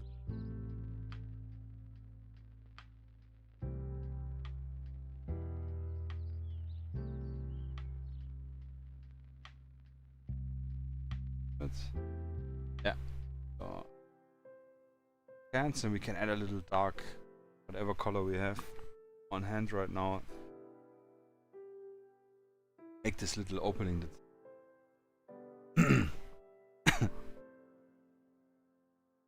Yeah, no, but it's okay. You type a lot. I like this. I like that you're asking stuff, and I have so I don't have to talk like all the time. Like I'm taking my brush, I'm washing my brush, taking the paint. So it's cool. Yeah, I appreciate when you guys are asking questions or writing stuff for me.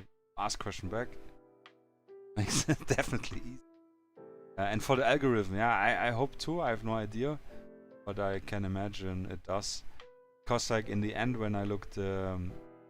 I finished the stream, like I don't know, it's immediately or like half an hour later I get like a streaming report how the stream went. There's also like one like chat activity chart. That's cool. I wanted to start the streaming stuff and thing. Kinda hang out 2022 already. So overwhelming in terms of I need to learn how everything works, how the streaming software I use, OBS, works, and it's all fairly easy, I have to say, now that I know it. But it was just putting me off, and I didn't have the time to. I didn't take the time. I didn't prioritize. Back in the days when we did podcasts, Ben and me, the Table's Edge podcast was focused on Ultramoderns. Guessed it. Actually focused on Spectre, but then we focused broadly on Ultramodern. Really cool, really nice episodes. Off to make lots of work. Yeah, I did all the cutting and everything. Quite some time. So like, and we also, you know, like I'm really talk active generally. So with the podcast, when we talking back and forth, we planned like, let's do 45-minute episode. And then it was like 2 hours, yeah. Which was okay, it was interesting. We talked about different topics, had different opinions, and kind of discussed things, which was great, yeah, a lot of fun.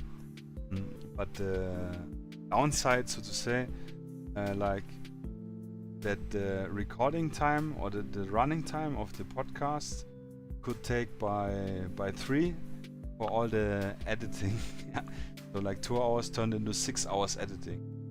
And this was like really doing we wanted to do every month an episode, and we did it bi-monthly, and then it's still have the podcast. It's the Table's Edge, the Table's Edge podcast. Actually, I can drop the link in the chat. I will do it right away before I forget it. There's only, I think, the last episode I have on our YouTube channel. Yes, also, by the way, I did some shorts on this.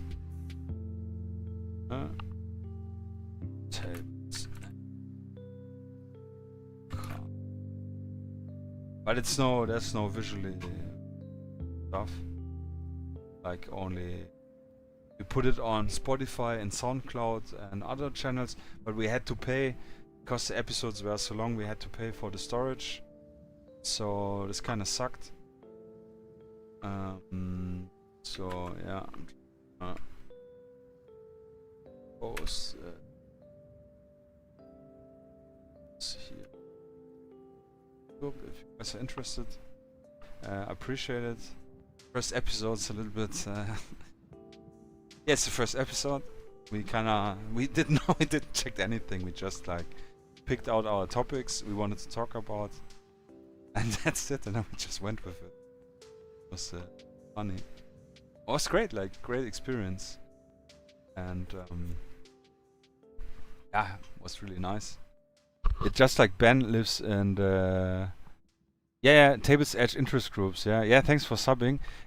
We wanted to go back in making podcast episodes, but there's like 2 issues. Issue number 1 is Ben, my host partner, kind of lost a little bit interest in Ultramodern and is now focusing on historicals like World War II stuff.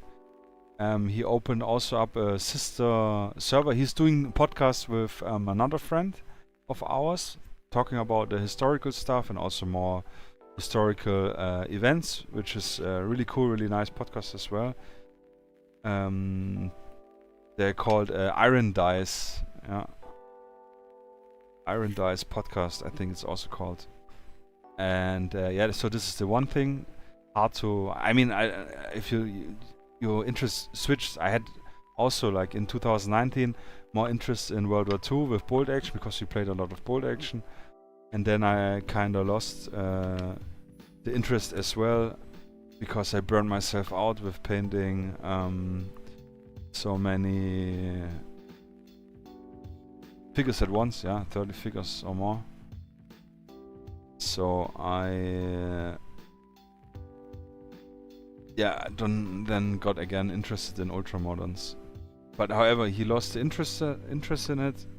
And the other thing is he lives in the United States, and we have like 10 hours or 8 hours difference. So it was really hard to find time where we both had time to do a 2-hour recording or so. Yeah, it was really like difficult. So that's kind of why it sadly stopped. But I don't know. I told Ben if he's have the mood and the motivation again, and he likes like all the pictures I'm posting. He says like, "Oh man, you're getting me back slowly." So I would love to get back into doing podcasts with him. Yeah, for sure. So, but that's why I have to stream. It's like my own personal podcast, so to say. Yeah, kidnap him. Yeah, but he's so far away. It's difficult. Yeah, 24k subs even. Wow, that's cool. That's really nice. Yeah, they have a big group. They have also a sponsor, like one of their local. It's called game stores, which is also a friend of them, is sponsoring them. They do, I think, the podcast in a separate room in the store. I'm not sure, but at least some podcast stuff where they have a little more professional equipment. So it's really cool. Like super excited for them to have the time and the place to do it, in versus from doing it all just from home. So here we're just adding a little, you know, stuff just to give the illusion again. Yeah, the guy is a resource for sure. That's true.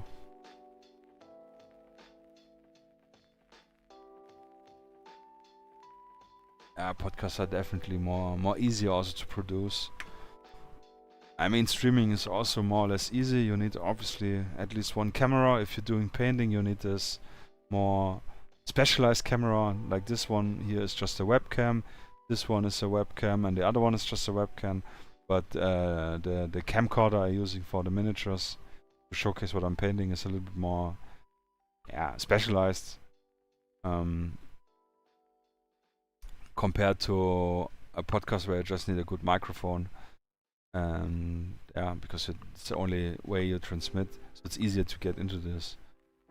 And also, if you make content besides this more or less freestyling live, need more time in preparation and everything. Yes, it's not that easy. And again, time. You need to have the time. In our age, when you start to have your own family, then you have kids, then it gets all prioritization switches, if you want it or not. So I'm added here a little bit of chocolate brown, because we're gonna use this chocolate brown now. After we painted the cans, now are finished. Gonna use it to paint a little rubbed off color on the store. So like around just gonna like delivery, like around the area where you grab it. It's probably rubbed off. I could actually dilute it a little bit more. Actually, it's off. And just for area. Again, terrain. It's not so important. Here where the hinges are, it's probably more rubbed off. The corners maybe just hit something in between. It's always smacking in the door frame, which is metal. Here people using their feet to pull the door with the good old chocolate brown. That's right. It's a classic on the stream already. Yeah. But here, like the lower part is where people use their feet to open the door, because they're all spring-loaded. The door. This is like, I think this is the elevator door. Yeah. So it's obviously loaded. And actually, it would be open from the inside out, not the outside in. I have actually to ask CombatOctopus about it. But yeah, let's imagine they're using the feet. So, and to have a little nicer, easier transition, I'm just gonna use my finger and rub it a little bit around. Just easy going. Yeah. So, and is gonna dry in a little bit, it will look decent, especially if we're gonna wash it. Yeah, actually it's true, depends on the hinge. But the hinges are on the kinda inside, weird. So it looks, for me it would go inside the door. Maybe. Then they would have need to be a more left. Yeah, I guess, I don't know. Like here it's obviously that the doors go outward. But here it looks they go inward. But I will check with him because he lives in such a building, he told me. So he has the excellent resources and references. So next thing we're gonna pick some of this dark, what was this actually? It's this dark grey we used for the lids of the can. To, no, actually not to use this one, but we're gonna use the foam. Just the brush quick. Just gonna squeeze the brush, the foam, dab it in my paint a little bit, not to try to get the chocolate brown. And then again you can wipe it off somewhere. I'm just gonna use now my hand for the, yeah, this is pretty perfect. And then we're gonna dab it around the door a little bit. And just more distress. You see, super easy. Those big ones are a little bit sucky, but doesn't matter. It's okay. Sure to turn it so you have different shapes. Grab a little more.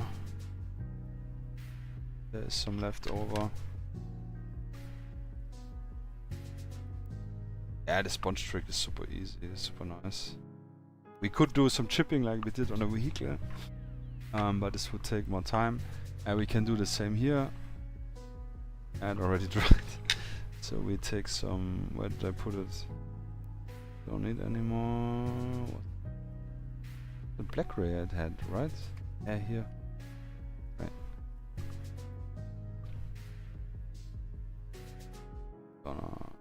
Just gonna put it here on the side.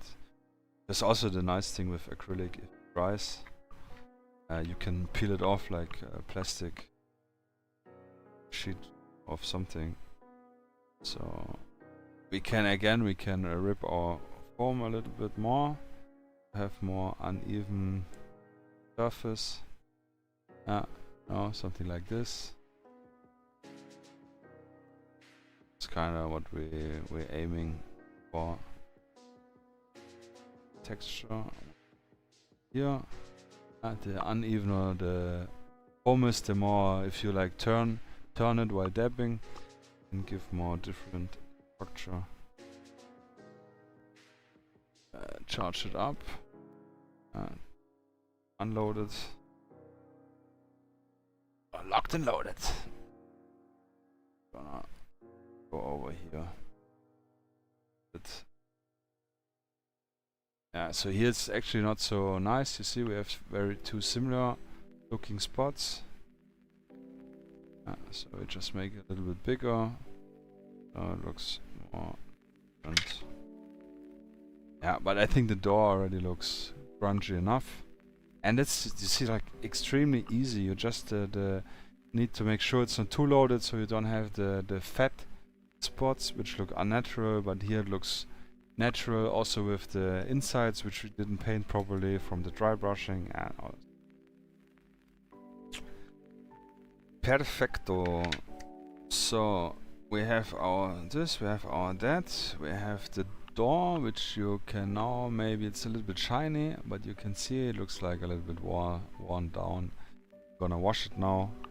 This will help immensely. So washes. This one we could do ourselves. I haven't tried it, but like again, this green one, it is also like really empty. I use this a lot. It's perfect for making this mold or thing in the corner, but to make it flow better, we will use a different trick. So the surface we want to apply, the green wash is for once the corners. So the higher we go, the more dirtier we look. So I would say like only from here to here, the lower part, a little bit on this area, the bottom of the doors, and maybe here a little bit higher on the edge, where because here's like another wall. It could be maybe we could do theoretical here on top a little bit if we want, but maybe it's too overkill. But definitely like the lower bottom and the corners. We could do the inner corner here if we want, but it's like really hard to see in a game, so we can also save the material. We can do a little bit here where we have greenery, for example, or like a little bit spotted. Definitely here inside we can do a little bit more of this stuff. Then here we have another corner which is already heavy grown out, but this makes sense to add in more. And maybe here on the side, like the slope going over, and in the bottom of the door maybe as well. Actually, we forgot something. We need also to add some foam dabs on the other door. Let's do this quick. See fast ones. Then the brush going. Not much, but just like to give off. Yeah. Now someone threw a bottle on the wall. It's okay, just have more variation. So for our wash, we're gonna use another one of this one. I'm gonna be again very environmentally considerable and just gonna pull off the old wash layer. You see, that's like cool with the acrylic stuff. You don't have to do it, but yeah, I don't know. Why not? Why not? Boss Beast, you made a Spectre battle report for fun, but it's more difficult than I thought. I never released it. As a video, you mean? We had lots of fun, but shaky camera, yeah, obviously video, and filled with my phone, but I still want to do it. Yeah, it's a lot of. It's also the difficulty with being too long. Then people lose interest, and it gets like what you're gonna show. You need to show the highlights a little bit. So I'm not actually sure if I did, but on the Tabletop's Edge, in the short section, there I did a February hobby challenge. I wanted every day in February do something in hobby and document it. It did work. Yeah, maybe I got. Sorry, it did work quite well, but I think after 15 or 12 days, I had to do something else, and then I kind of broke my streak, sadly. But this was a lot of fun. Yeah, battle reports. It's cool. I've seen some really nice one with like special effects in it, and so it's something I also really want to do. I have some ideas to make it more cinematic. Yeah, but I think it will be quite some work. But I'm gonna try it when I'm starting playing again. So I forgot something. Gonna use a little yellow for those lights. Yeah, our other one, just to have them a different color. Yeah, and don't roll your paint in the paint. So we're gonna use the ugly brush. This one.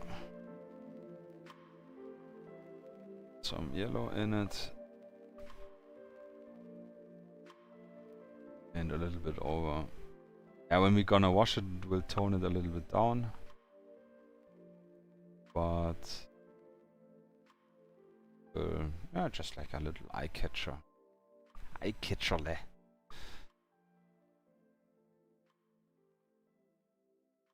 And this one as well.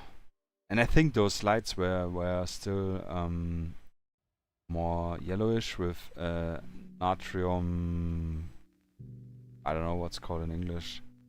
Like those street lights you have, which are more sepia toned, warmer. So again, you see I'm like really with this brush, but it's okay. Like for me, this is okay. And that's also the thing. I know that I made a mistake, and if someone looks at it without seeing the process, they will not notice it. Some blood sprinklers and death sounds. Yeah, in the special effects. Yeah. Yeah, I have a green screen. I want to try some stuff. Yeah, I'm not want to spoil too much. Also, to not then not do it and people waiting for it. But I hope later this year I can try the first one. Also, question how long it will take to make. So yeah, there we have it. So far, now we can wash. We get our green wash. It's a green one. And as you can see, it's already really dark. I like this a lot. You can also use a little extra water drop, dilute it. So now here's the trick for the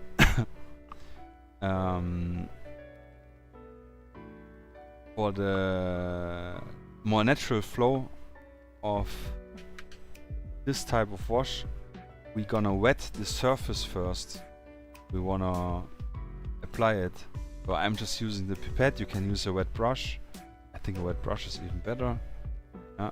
So I just use the wet brush and wet the surface. We're gonna apply it. Like really, you can really put a good amount of water in it. The corner. Because with the wash will stain it, and if we put the wash just like as it is, you will see a rather hard border between where the wash ends and where it starts. If we wet the surface first,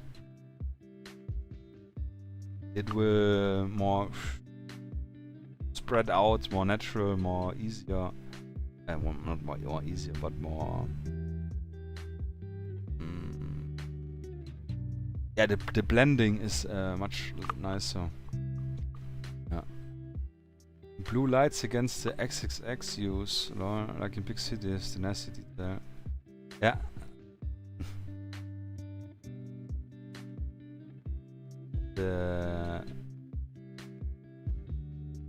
I've actually speaking of blue lights. Yeah, I have body bags printed somewhere. Also stuff I wanna, which is really nice. Yeah.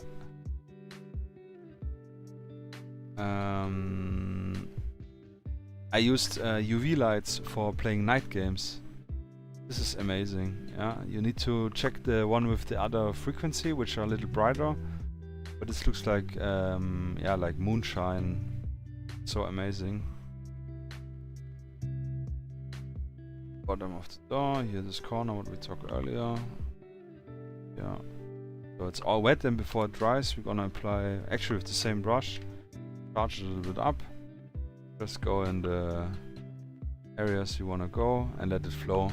And you see, we don't have this hard edge where the wash starts. It looks a little bit more natural. Here you can still see the wet surface. We're just gonna yoink in the corner. Can spread it a little bit more out where I want it. But we have a really soft transitioning. Super nice trick, because the first buildings I made and I applied the wash looked really bad. Not natural. Here, and you see already the capillary effect in full effect. Yeah.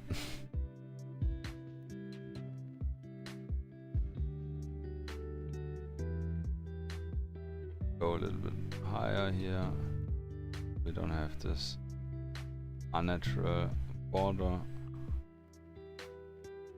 And it's like literally just this green wash is like pure magic to me. I like this a lot. Yeah. Yeah, you see like here you have a rather hard edge. If I'm gonna introduce some water. I use the wash and just put it in. We can have... It is too much water. But it's good, I can show you the ups and downs. So you don't have... Just gonna use a piece of paper.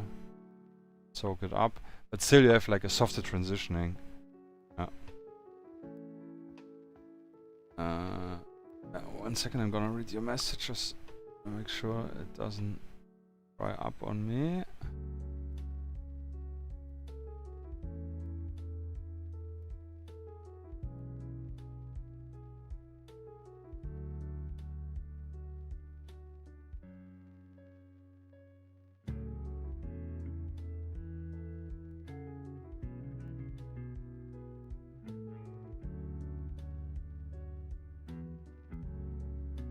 Yeah, it's very cool. And actually we can use some of this wash we have left over. We just add a bit more water, mix it up, and then we can actually go over our plastic bag, for example.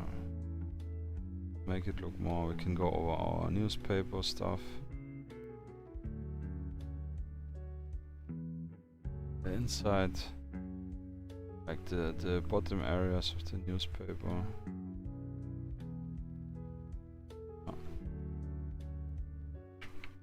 We need actually here also to add some stuff.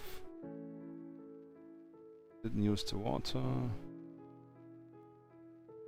So gonna use the pipette.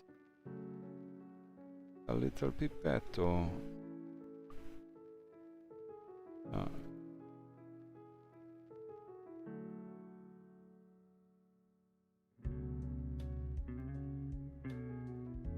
That was a long way.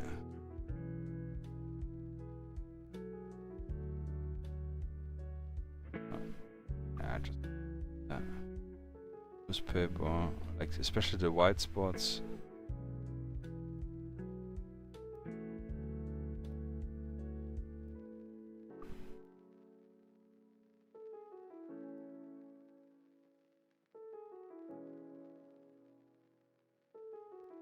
And that's actually the magic.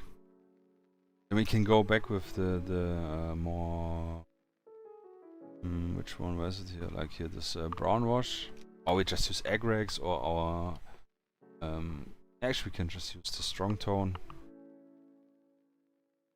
Actually, I don't want to use a strong tone. It's a little bit shiny. Blue light is so it's harder to see in the veins.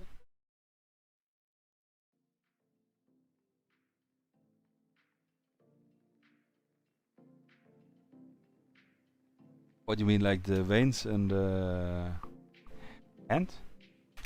I'm not understanding it right.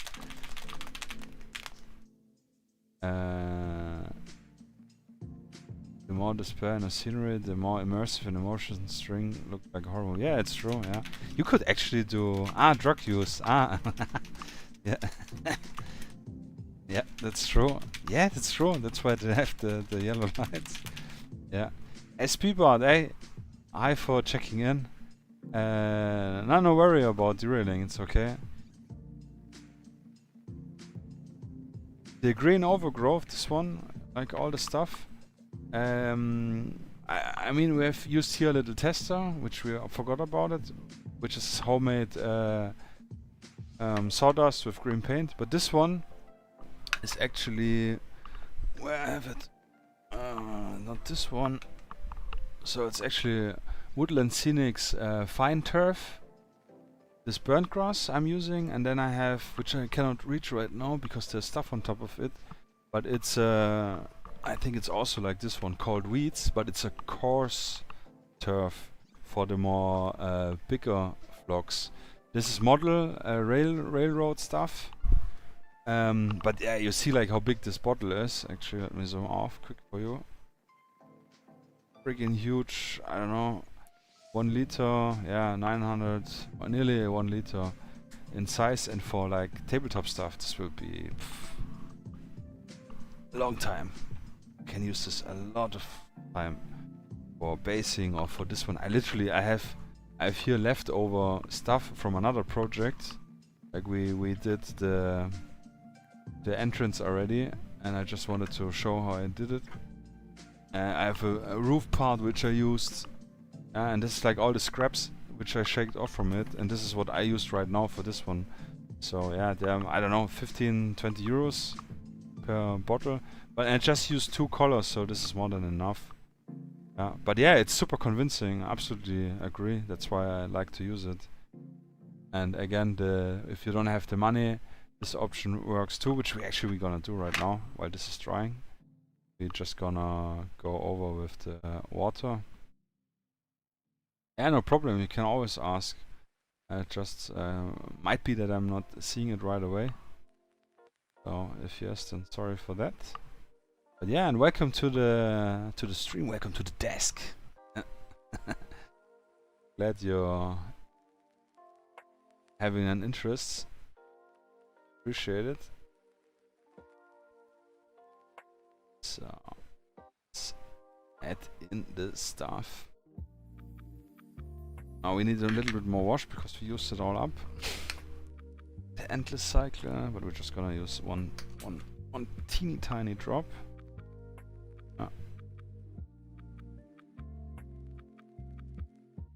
Trying fast. So as the big ugly brush, this one. Okay. A little zoomy. We'll just go in, and you see this will stain the block, sawdust block we made. That I made. We didn't make yet. What we will do, we will make it with a little bit finer sawdust. Like again, sorry, I have only this one left. Yeah,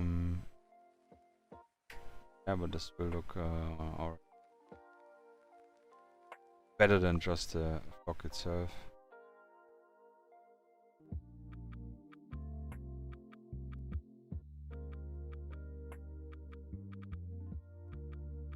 Oh, I was a little bit off screen, sorry guys.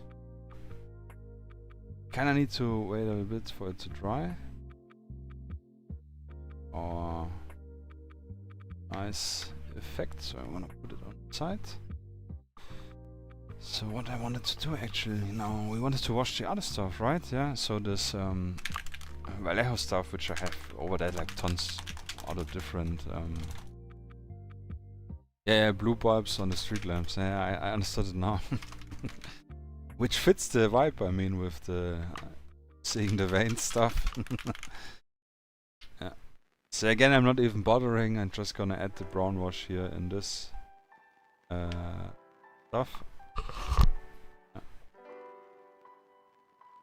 In this bottle cap. It looks a little bit too brown, so maybe we can use a little. What is this here? I think this is a little bit darker. I don't know what I used last time. Remember? Yeah, this is a little bit darker. So it doesn't matter, just to have some little dirty, murky stuff. Add a little, 1 drop of water to make it a little bit more diluted. So now go over lamps, for example. Also more on the door. Again, where it's up.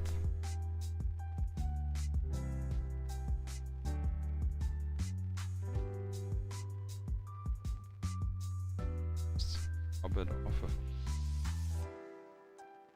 a just to give it more color. Not have it too green, and especially on this paper stuff. Nice, actually paint the whole door frame in this brown. Mute it down a little bit.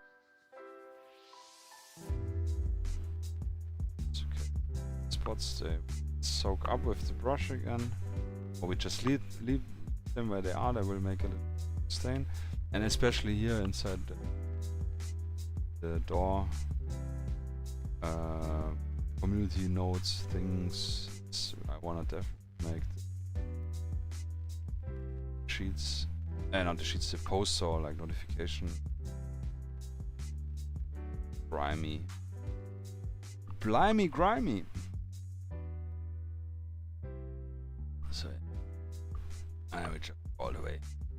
F it. It's a dirty corner here. Dirty corner on Elm Street. Yeah, wash it. Yeah. A little bit around. It's like, again, the less you think about it, the more natural it will look like. Because yeah, like the human mind wants to see shapes and logic and algorithms behind it, and the nature has algorithms and logic, like especially like Fibonacci and all this stuff. But in like dirt, it's also, the more you think about it, the more unnatural it will look. Yeah.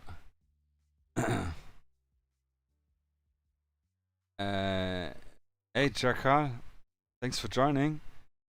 Yeah, could be, I don't know actually with YouTube. Actually, I'm watching YouTube myself, but I didn't check. I think it's 20 seconds, something like this. Yeah, so...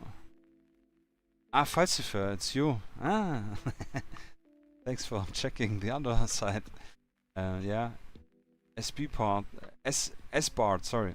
S-Bard, yeah. Yeah, it's the same. Like, I have like, I don't know, so many different static grass from Green Stuff World and from, I don't know, the brands even. Army Painter, of course, they have all this grass stuff. And actually, a good friend of mine, thanks Jackal, yeah. Yeah, appreciate it a lot. But yeah, S-Bard, he used those on the basis on his figures, and I also used them actually recently, just for a little showcase. And it looks so good. It looks like really convincing greenery, and compared to the static grass, which looks like, yeah, kind of like green pubic hair. So yeah, I bought like one of those shakers, then I bought the second one, and then I bought the third one. Now I have, I don't know, 1, 2, 3, 4, 5, 6, 7, 8, 9 or so different colors. And I don't know, I've used it a few times, especially for like Zona Alpha, a rule set, which is like Stalker, if you know, maybe. To have like this more grungy, derelict feel and look. It's yeah, amazing. Like, I don't know, it's like really convincing in such an easy way. I just applied PVA and sprinkled it on, waited for it to dry. That's it. Don't need anything. Should cover the newspaper stuff up. And yeah, and that's actually the magic to it. So I'm gonna show one more product. Yeah. Yeah, I would absolutely, if you want to play more narrative games and you want to play more open co-op games and you like to loot stuff and yeah, want to have an evolving story, then I absolutely recommend the Contraband expansion PDF. It's a little bit like Zona Alpha in itself has some weird, I don't know, it's not hard, easy to read, because he sometimes changes the names of things, how he calls it. Like sometimes he talks about units, then it's about figures or something. So it's not easy. It's easy to read, but sometimes it's not easy to understand. And Contraband is very similar, even worse, because Contraband he published himself and not with Osprey. But like the core idea with having co-op, you have a new classes. You have more, the POIs are not like the opponents can walk around. I think, and are not constrained to the looting locations. You have cards which you can print out and turn over for different events when you loot something. I mean, they're sort of limited, there are not too many options, but it gives more depth to the game. Yeah. So I liked it a lot. The guy who made the rules, I forgot his name actually. He also wrote in the Zone Alpha rulebook and in the other one. He wrote like a war game rule set in a stalker unit. Patrick Todorov, yeah, thank you. Yeah. Interesting guy. He wrote also some novels, but he wrote like a war game rule for busy wargamers, yeah. Which means it's intended to be more simplified and easier to understand, which is okay, yeah. But I wanted more depth in like the looting mechanics and something, so I made like I don't know how many pages of home brewing, different home rules, a bigger looting table with more different outcomes, with you cannot find anything, and like how the opponents react, and generally the turn of like when we usually have like this, all the players go first and then all the opponents go first, and usually like when it's the players turn, all the opponents that are visually, you're gonna gun down, kinda lame. So I used more or less a bolt action type mechanic, which is like pull a token out of a bag. I had one token for all the for each player, one token or more tokens even. Then I had opponent tokens, and then I had event tokens, which had a different color. So you pull out, I know it's a blue one, okay, it's one of us. We are playing with 3 guys we are. So we discuss who's gonna first. Then this guy go first, and we pull, it's an opponent. So you have more like, this is what I like also in bolt action, like unpredictable turns, which can bite you in the ass when the opponents have the turns earlier than you. We didn't play until the retirement. We just played various campaigns, expeditions, which were like 5 missions, and we did 2.5 full expeditions, so about 12 or 13 games, I think, if I'm right. I did some alone also, but they yeah, it was a lot of fun. It was all successful. No one died. One of my friends, I think, was wounded and had then the effect that his leg was limping, or he was limping because of his leg. Yeah, but it's really cool. Lots of fun. Yeah, it's a great one. And yeah, and because I wrote so many extra rules, I also decided to write my own rule for a game like this, cooperative expedition. What's it called?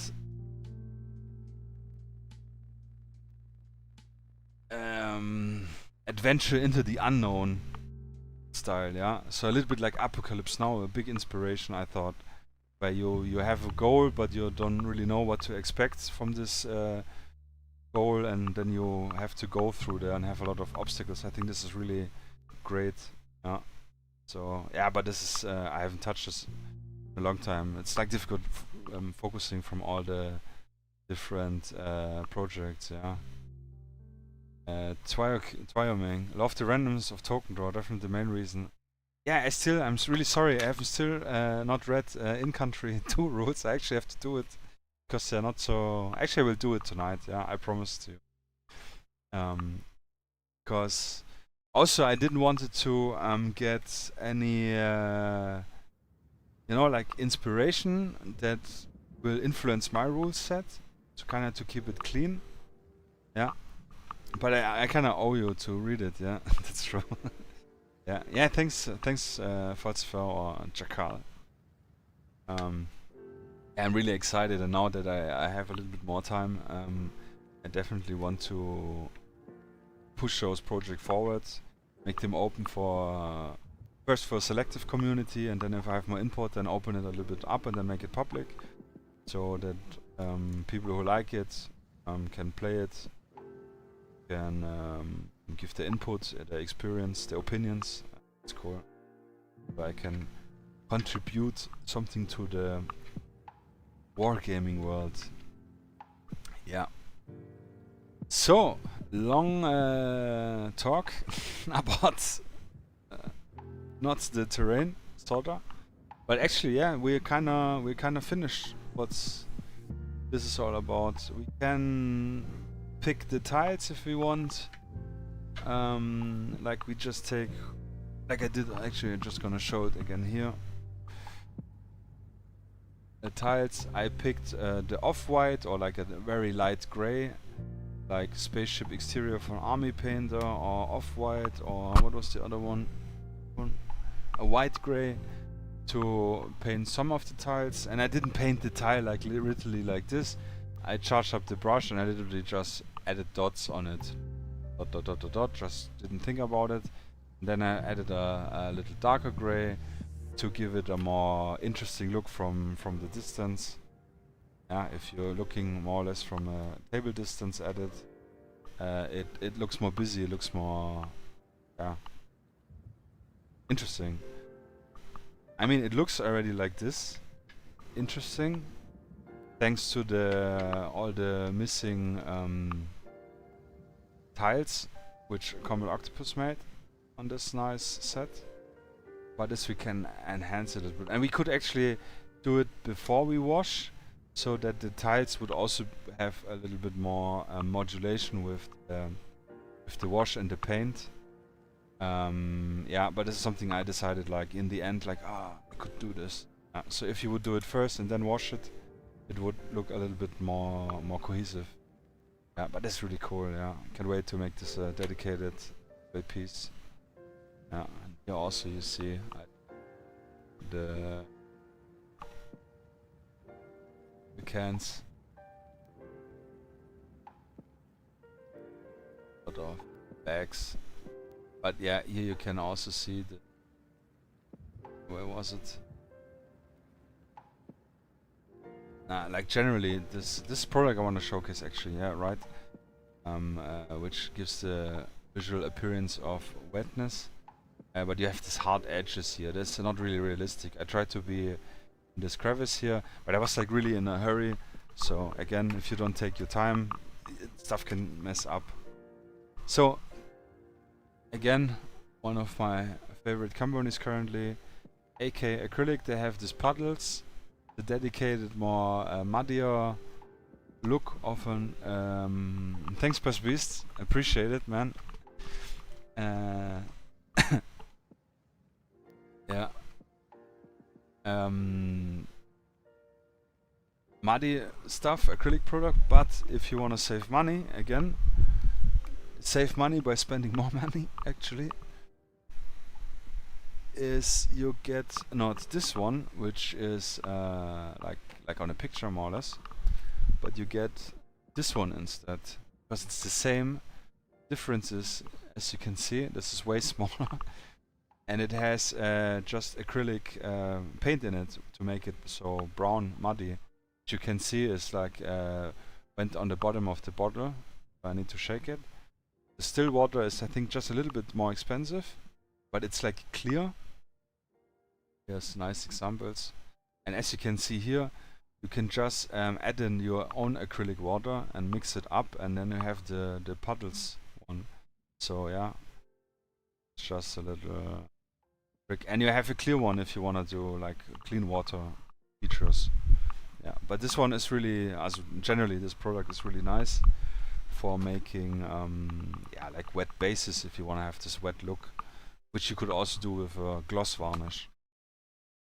So I'm just gonna showcase a little bit. It's very thick, double C, and it has also nice proper point thing. So again, we can think about it logically or not, doesn't matter.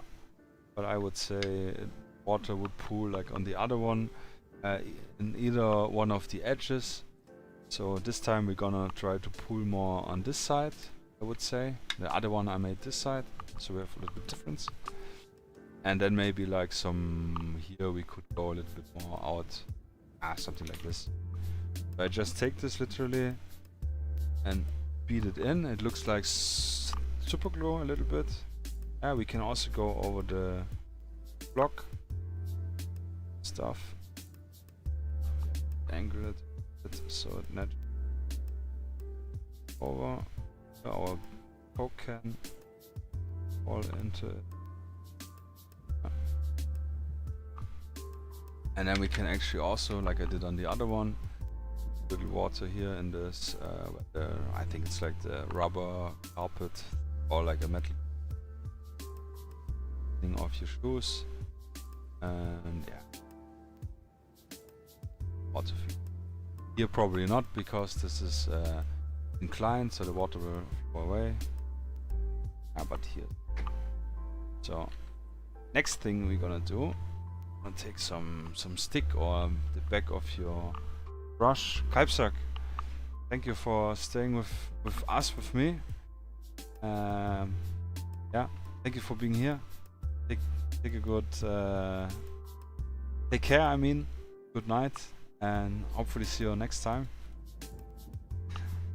I just need to take a little stick, and we're gonna move it a little bit around so it doesn't pull up like in a domey shape. We want to have it rather thinly spread out.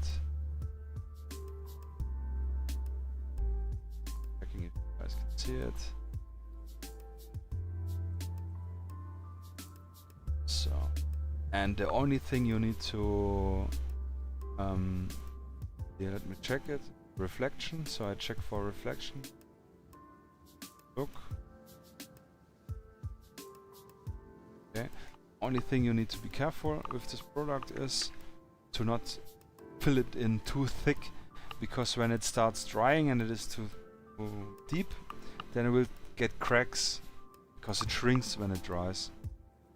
Like I made a riverbed for this jungle piece, which I use as a backdrop, and the complete water is like completely cracked because I really filled in, I don't know, like more than a centimeter. Definitely. Yeah, and you have also this one, like the bubbles. If the bubbles appear, they will pop when it's dry, and then you have little holes. So make sure to pour it more thinly and just yeah, spread it around. It takes quite a while to dry, so maybe, I don't know, 1, 2, 3 hours, something like this. Take the time to gently around.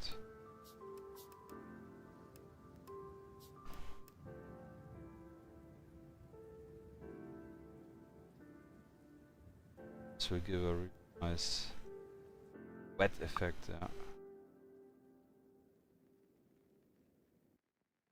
Also it looks natural. Maybe some from here. Newspaper, again not on screen. The newspaper is a little wet. Spoon a little bit up. What we also can do is we can take a wash and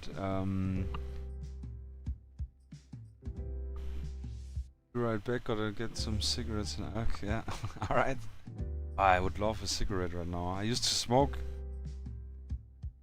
Yeah, stopped because it didn't taste good, but sometimes I have the yeah, just like, I don't know, hanging out with guys. Hey Wedge, my man, you're doing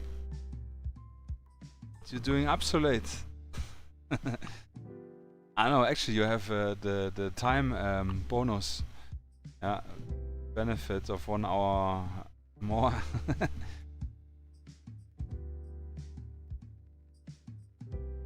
Yeah, so just getting this product around.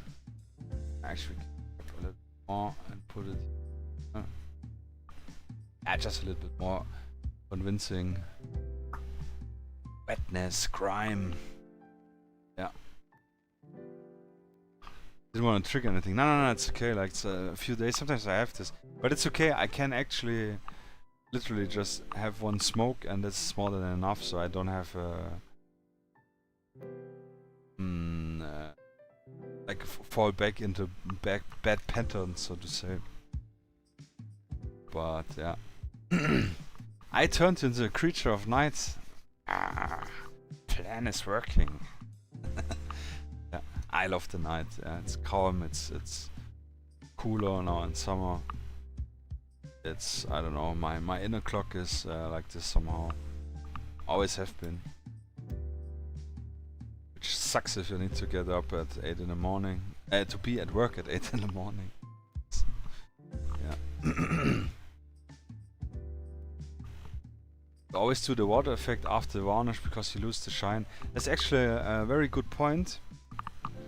I actually don't varnish my terrain at all.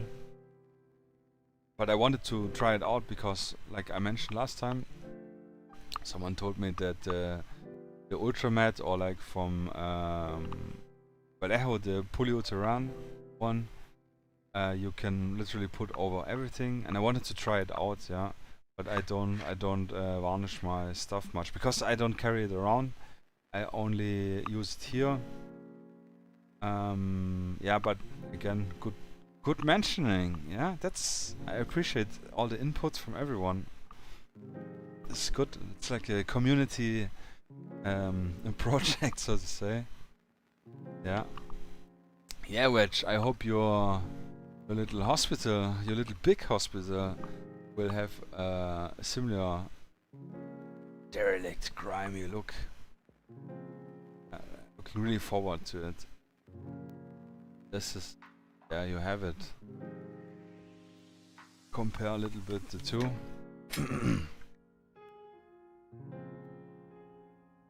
I like this door a little bit better. I used here more. I know what I used here. I used black brown, the Vallejo black brown. Here the front is a little bit more wider than here, which is I don't know. I wouldn't say it's nicer, but it looks both good. And this looks a little bit more worn down, more greener, more stuff here in the corners, a little bit. So it could be the entrance of this one is on the north side. So there's not so much moss and stuff, and this one is completely in the south, but it's more overgrown. And we could think about like how would the wind go if it's more located. That's why the water is pooling in this direction and not here. Like, yeah, we can go crazy. Yeah, but I think it even looks better than this one, because we took our time. Oh, we forgot the windows actually. Yeah, let's do the windows quick. I will explain one. I think you already know it. So we take our... Actually, we're just gonna sacrifice this one because I cut already one up. So yeah, just your regular tufts. Plastic box, for example, or some, I don't know, other products where you have at least one very flat area. Yeah, and then you just cut it up to have some sheets. Actually, turn off the air conditioning. Cool. Yeah, but yeah, it's like this, you know, this rather hard plastic. Like if you buy some electronic appliance and they kind of weld it shut, and you need to cut it off and cut your hands on the plastic. So this is the right plastic to take. Cut already some sheets up. In the campaign, actually, CombatOctopus did or will do some templates, so it's easier to cut out the right size windows. So what I did, I just styled it for the normal windows. Yeah, but like even the indoor doors have wedge be an inspiration for you as well, or not. But actually I like your style, which is just the two sides to put together is even easier. Also, many possibilities for similar result. So if you have the template, it's obviously easier. So here I'm just gonna...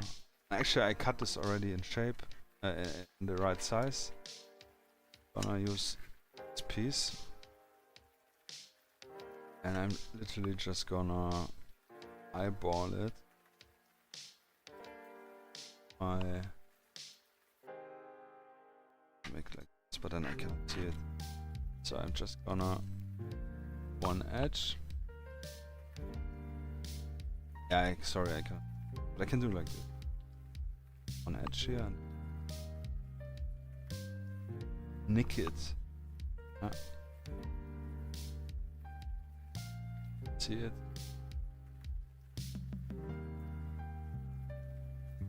And we put upside down. Make the same other way.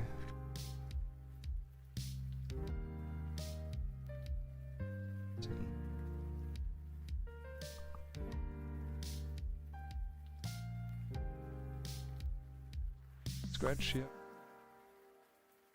Let's take a metal ruler. Then again, make sure you have a surface where you can cut on. It's because the ruler is big. I need. I have no space. Locked. This one. This one. So you have a nice cutting area. So then we just connect it to markings on the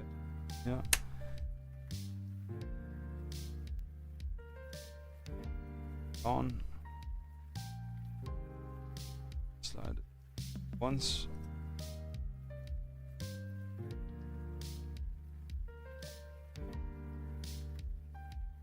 You can also do not press too hard.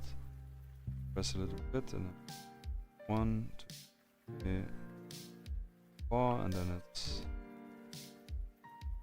a little window piece. That's a test. Yeah. Nice. Perfect.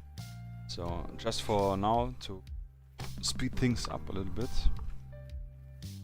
we are going to, like, we have one, the piece is bigger as you saw, but it's too short to have two pieces. Gonna cut 1.5. This one I just got style. So because we are going to, here you can see it, we did a little broken glass stuff. So for this one we're gonna yeah, the ghosting is always a pain in the ass. Yeah, it's true. Plastic. So this one will fill out our full window. Yeah. We could glue it in place, which I'm not gonna do right now, or am I? Actually, we can. For this one, I would glue with first, trying. The inside is a little cutout. We'll try to get a little super glue.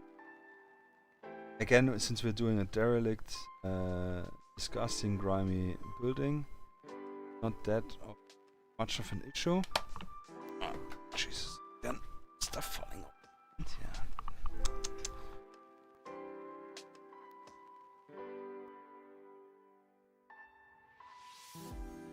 Yes, it's much. The problem is if you want to do a clean window, like superglue always crystallizes, so big chance bottom part when it's dry will have a little like fog on it. What the f? Yeah. But again, here it's not so much of an issue. So on the other window we want to make broken. We're just gonna use a piece. We take the flatter side, which we will glue fixed. This one is not so straight.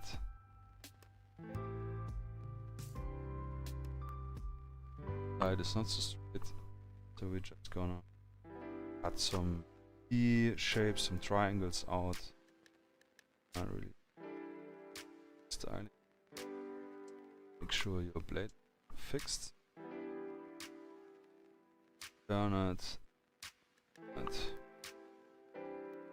one smaller one.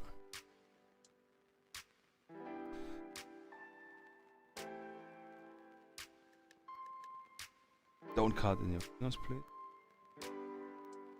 Bloody knives are sharp as hell.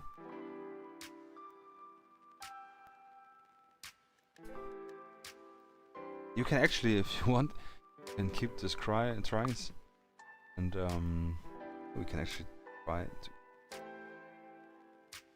and glue them on the floor, like when the broken glass is on. So we are literally going into diorama territory, but again, it's your table, it's your stuff. If you're doing more terrain, is just cover rule sets, so it doesn't matter what it looks or feels like. Yeah, for fancies, but when we narrative games, so this is a really nice edge thing, so that maybe, yeah,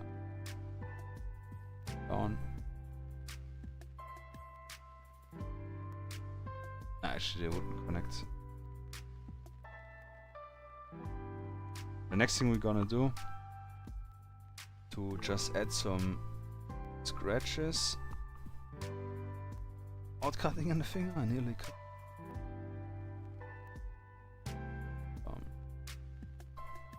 Scratches. Directions, but all more or less upwards, so like where how the glass would break.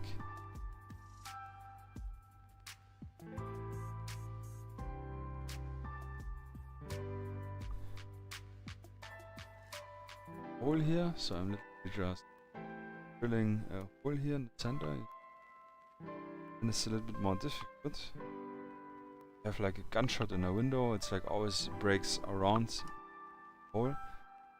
Try to scratch circle on it. What? Super hard to see.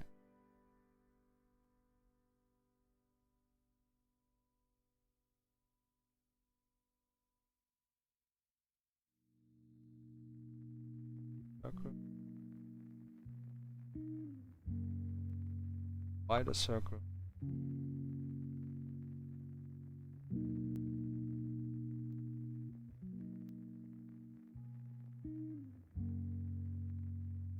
Circle.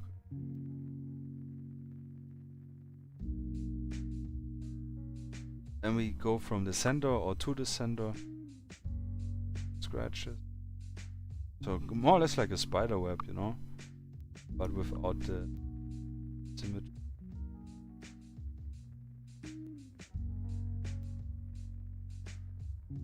Shorter, longer, center.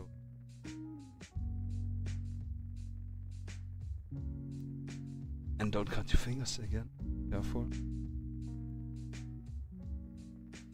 We need the fingertips holding our brush and everything. But it really sucks.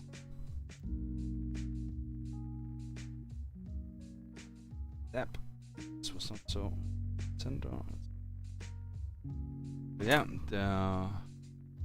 or broken glass. Some little like.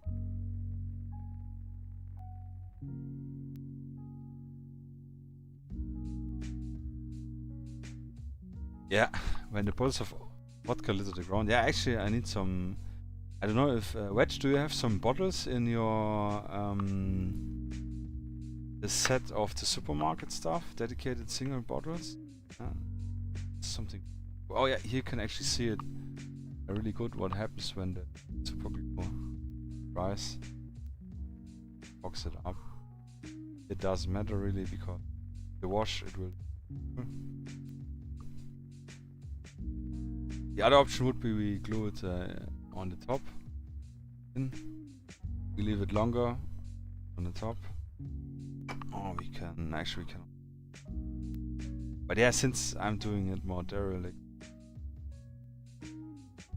Or you need maybe to use the tip of where are the chopsticks, not the chopsticks, the thing to put really in the crevice and not on the side.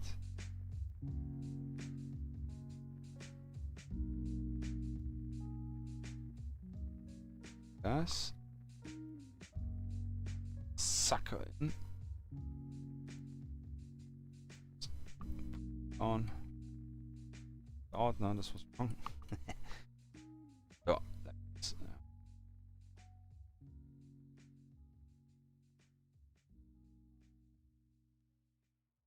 Good job. I need my stuff here again. Yeah. Oh, stick number 1. Cover up. Super glue.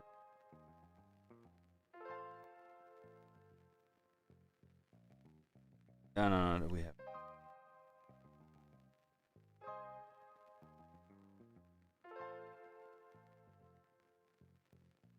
Yeah, but the cool thing is like the more time, like again, you invest in something, the more important is your preparation. Like, make sure that your model is clean, flash,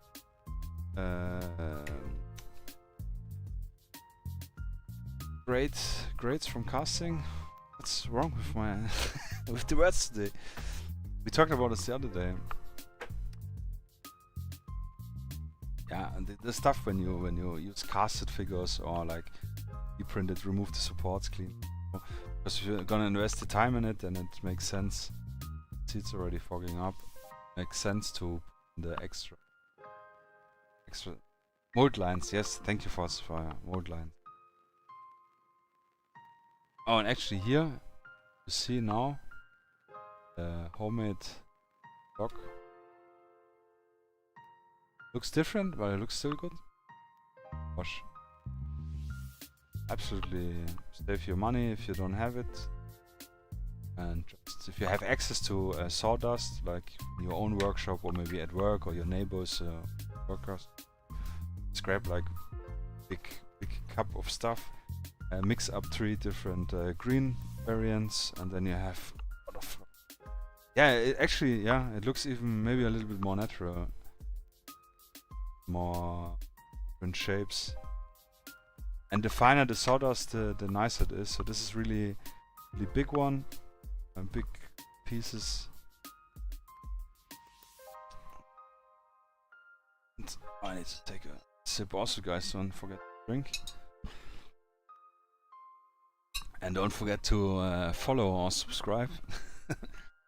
Gotta do the shoutouts. Yeah. But yeah, I hope you found it interesting so far, and I mean we're actually nearly finished.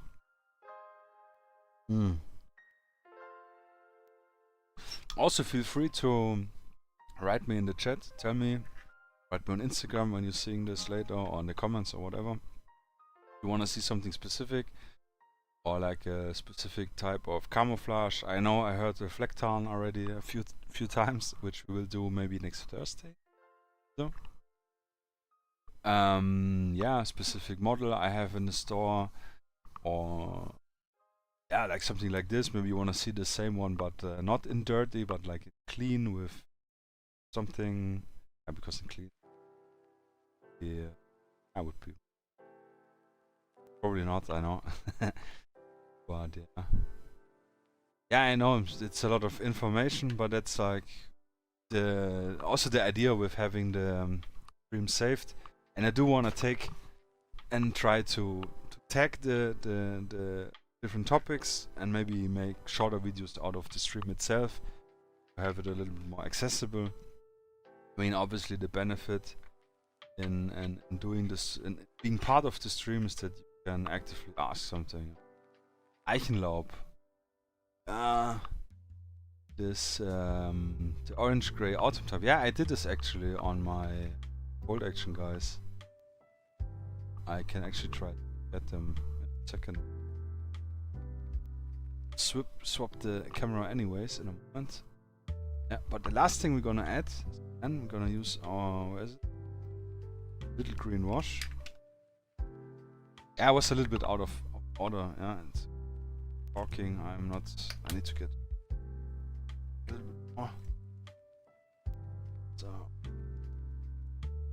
Auto add, and then what we're gonna do is just watch the windows. Completely.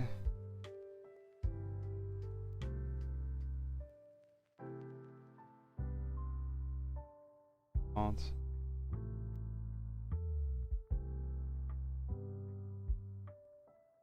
Grimy look. Yeah. This also makes the windows more visible. Crime on it.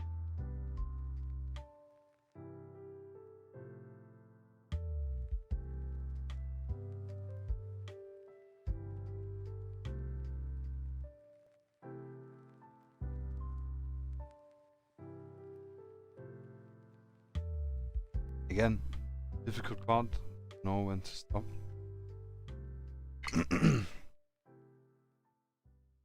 But yeah,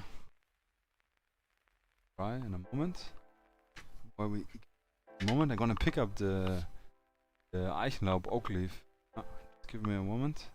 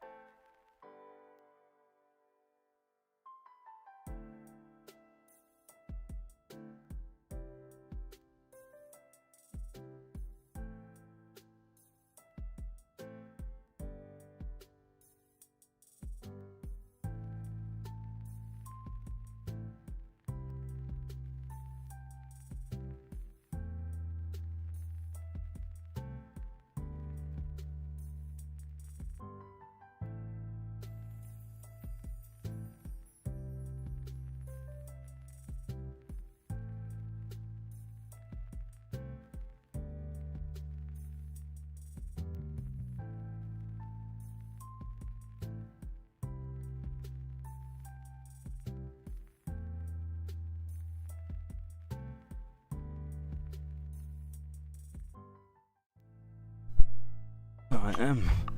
Just because you asked about it. COVID camo counterinsurgency unit. Okay, this one I have to check. Is it the green one, which looks a little bit like frog skin? That's one I actually want to do. Yeah. So yeah, we have one. A dude, which I made in I don't know 2020 probably. And you see, I didn't finish even the basics. Yeah. So there's like one guy in this, and I made the dots actually with the same barbecue stick. So I just charged the tip with paint, then we dot it around. But you need to do the right order of color to make it. Again, it's not scale accurate, but again we want the figure on the distance to read like the camouflage. If you look at it close, it still looks good, I would say, yeah, but it's not accurate. I also have the Platanenmuster. Same technique, and it's all the same technique we're gonna do. The what's called deflector, yeah, with the dot. Yeah, convincing. Yeah, thank you, man. I appreciate it. And here we have also one a little bit more mixed one, because I like the mixed stuff. This one I actually added the bottom part here is green stuff, so that I can paint his because here on the sleeves you can see that's the winter jacket actually, but I wanted to have on his winter coat appearance of this smog overcoat on, yeah, and then a different helmet. I like the mixed camo stuff. Yeah.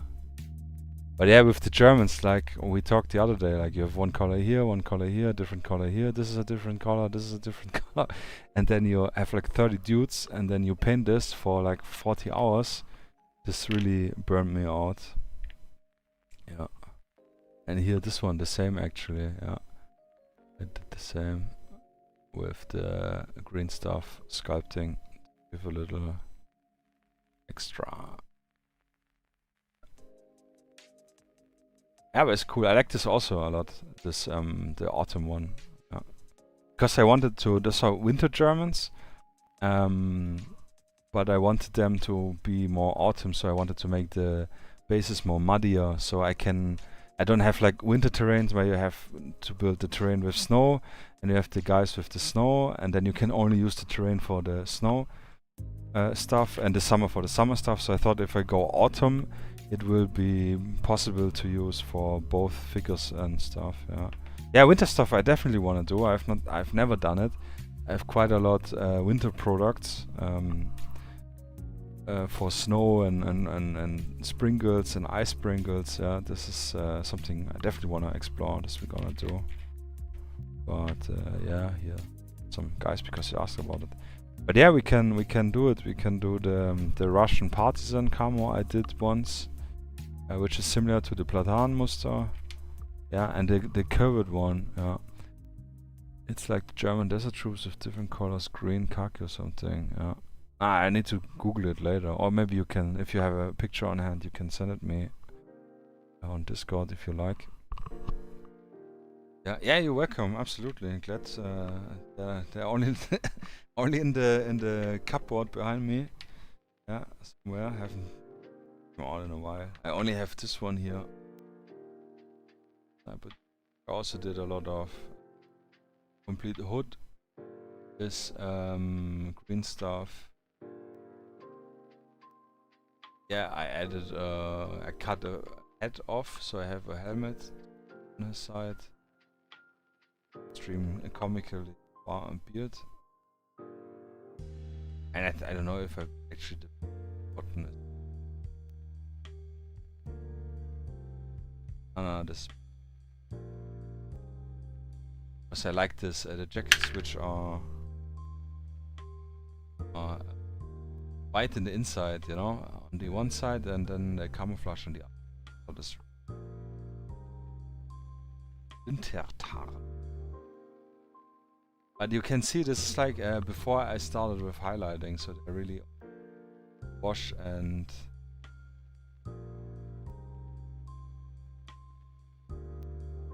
yeah, they're only washed. They look really good. In my opinion, as like put on a tabletop standard. Yeah, you're welcome. Yeah, alright, then I will take down my notes. Flecktown next week. Curved, I'm gonna check out. I definitely want to do Tropentown.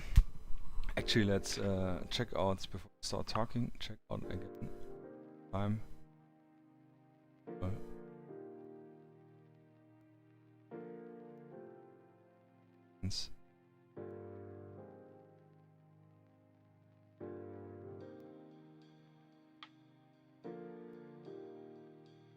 And again, can only make a piece look has been modeled and sculpted. And a big shout out to CombatOctopus. Like this, if you have a 3D printer, if you have a friend who has a 3D printer and you want thing, check out his campaign. Link in the description.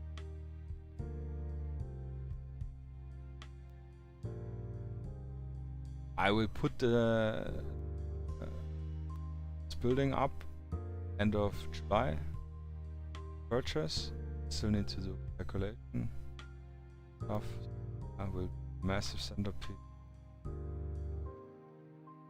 I'm excited to continue.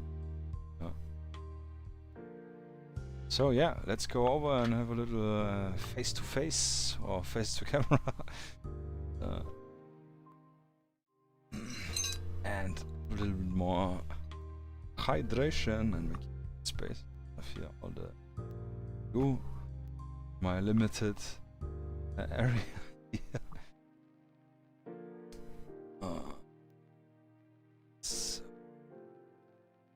Chats over in disable my streaming software.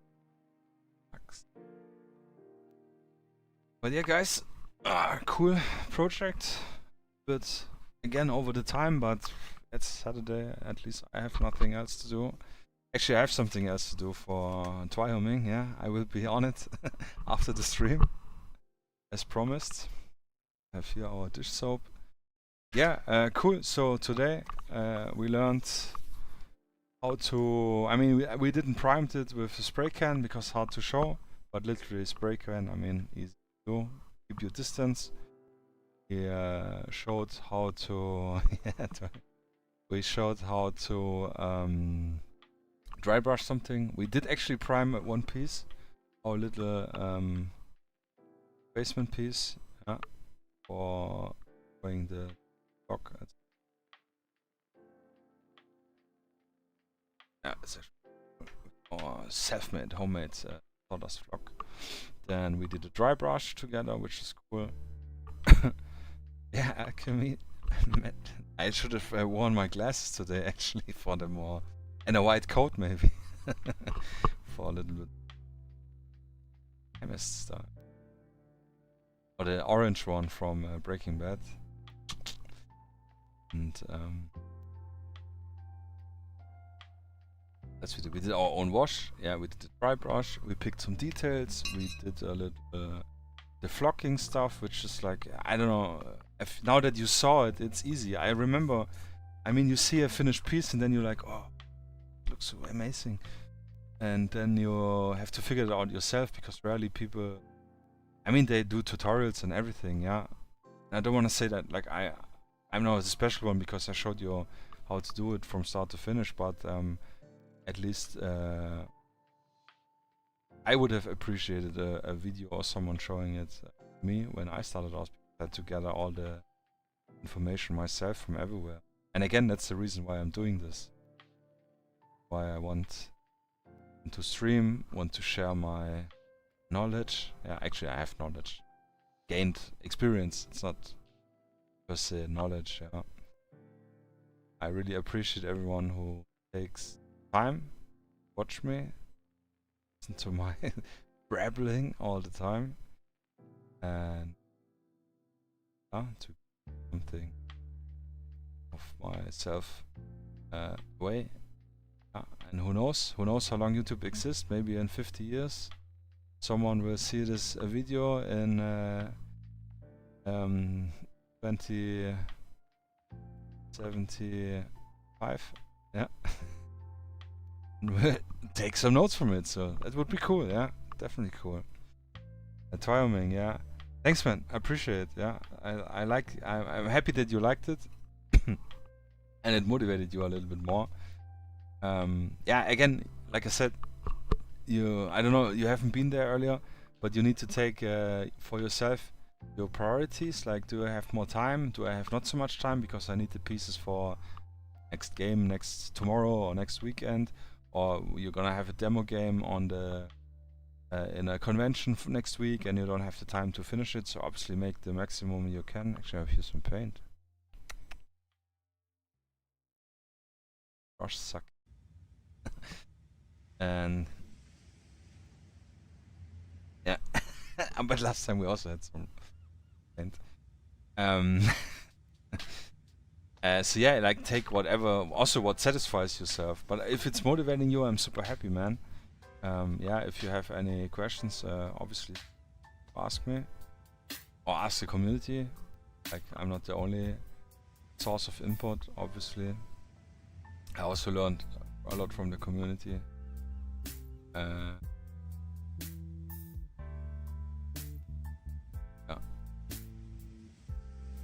Yeah, details falsify, yeah, that's true. Some people that make short videos, they do not show everything because I know sometimes I have the feeling like they don't want to show it, but obviously you shouldn't always think bad about other people. bad intent. Sometimes for them it's like something they did 1,000 times and it's like no secret or nothing special. So they think a lot of people do. That's also why I wanted to show how to make own wash, because it's super easy. It's household items, and yeah, again, it makes no sense to use expensive washes for big terrain pieces. So much cheap. I wouldn't use this watch for miniatures. Maybe for vehicles, but like I use Agrex a lot.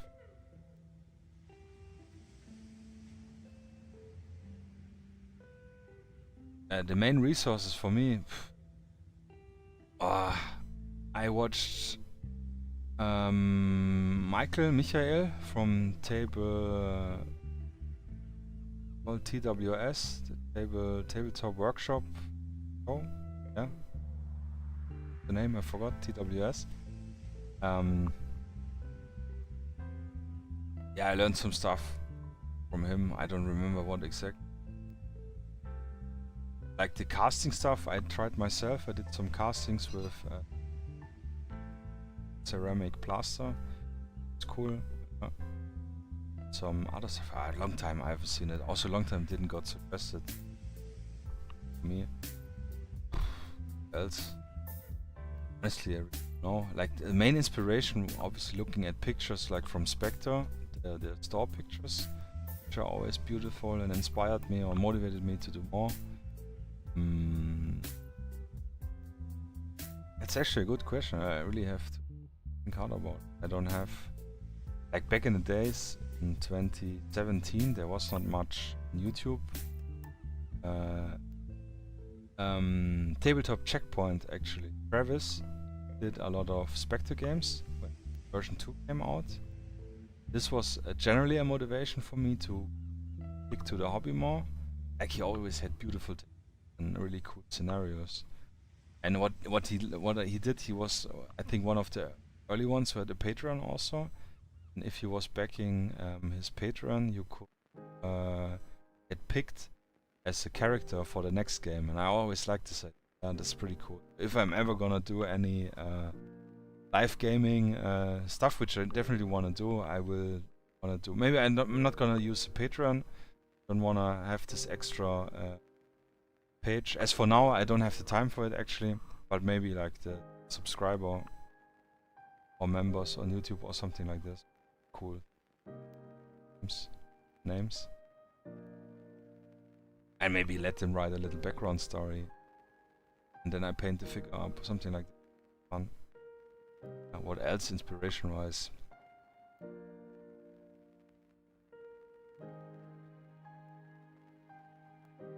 Like generally seeing other people posting pictures of finished stuff was always amazing. Oh, actually, Night Shift. It's a really cool channel. He's doing more model kits. I think 148, 135, and 172. Yeah, really cool guy. I like the style of his video. It's like obviously more 20-minute, half an hour style. But this is where I learned with the chipping, which I showed earlier. Something he showed me. I got interested in this technique. I dumbed it a little bit down because he used more gradual colors. So I only used one lighter and then one black. Yeah, that's actually all I can come up right now. But I can think a little bit about it, and then we can maybe talk next time. But it's like a little bit like the main motivation is always movies. Like for this Ultramodern, if you see a cool movie like Mosul on Netflix, was something which really hyped me up going in Middle East. Really great movie. Real story. Great firefights. And something which really hyped me up was Extraction. The actor played Chris Hemsworth. Black Hawk Down, obviously, yeah, for sure. Tears of the Sun, yeah, Tears of the Sun also, but I haven't watched it in a long time. Blood Diamond, a great movie, which is also very character focused, yeah, so more storytelling. Blood Diamond guy, yeah, I also actually wanted fresh one. This would be a cool idea to do.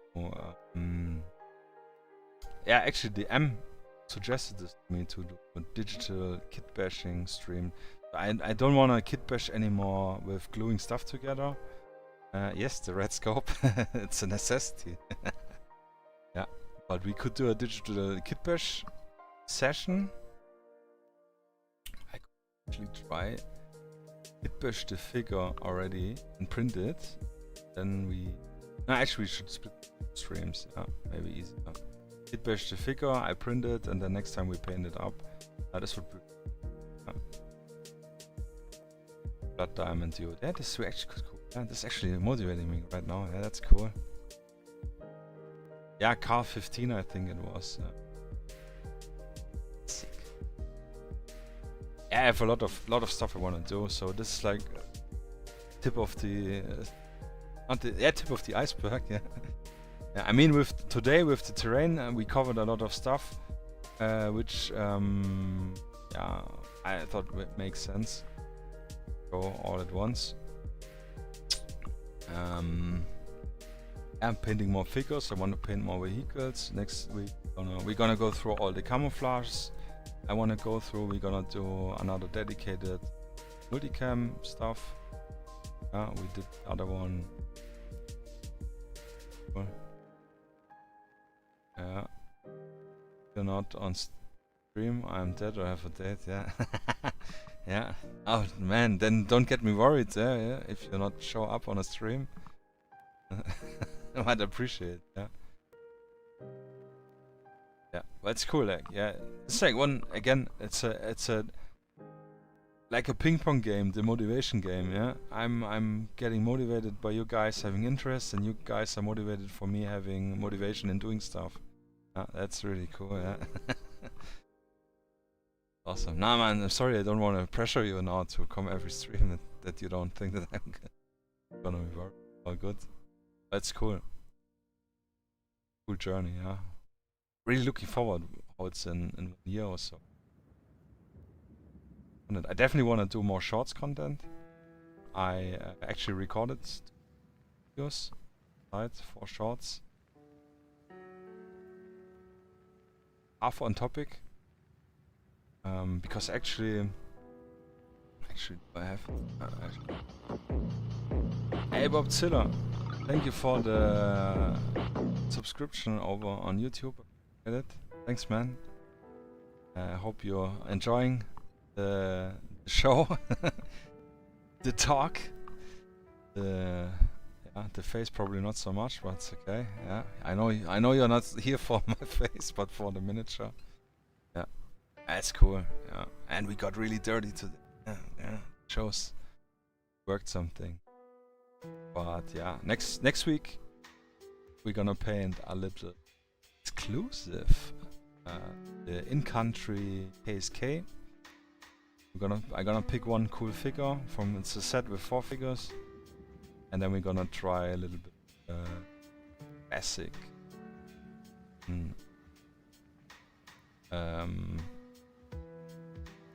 Dingsbums. Oh, blackout. The German camo. Come on. What did I just say? Really low on sleep. Flecktown. Yeah. What the heck?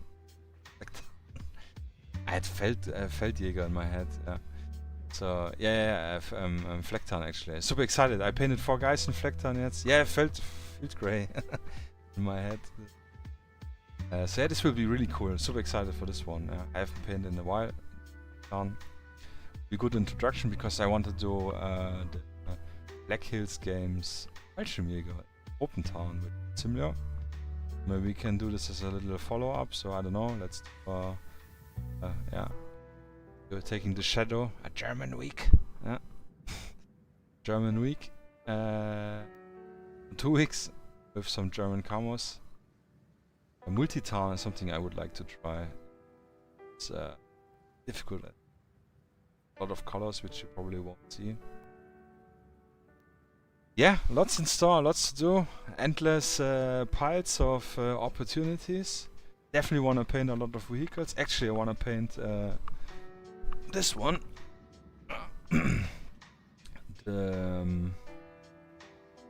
what's it called? The BTR, the radio BTR, the forward air controller from Bob Mac. I want to paint. Yeah, this already primed. I have really a cool picture from Ukrainian from Ukraine war, from one of those radio ones, which had really interesting camouflage. Yeah, gonna show it next time. Yeah, no, Multitarn it's called. It's the new one from KSK, German Special Forces. Yeah, looks really cool. Yeah, there's actually no, besides the picture, there's no fabric you can buy. Surf Multitarn. Yeah. Yeah, but multicam also. I want to do multicam black for sure. Yeah. I need to do every day a stream to get through all the stuff I want to do. Yeah, but yeah, this I cannot manage everything. I do want to try maybe next week over to Tuesday instead of Saturday, just to see if it fits better the time frame. Start maybe a little bit earlier, so we don't go into 2 AM like right now. And yeah, see how it goes.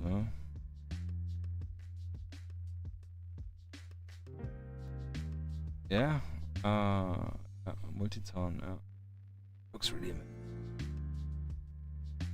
Get a new smog.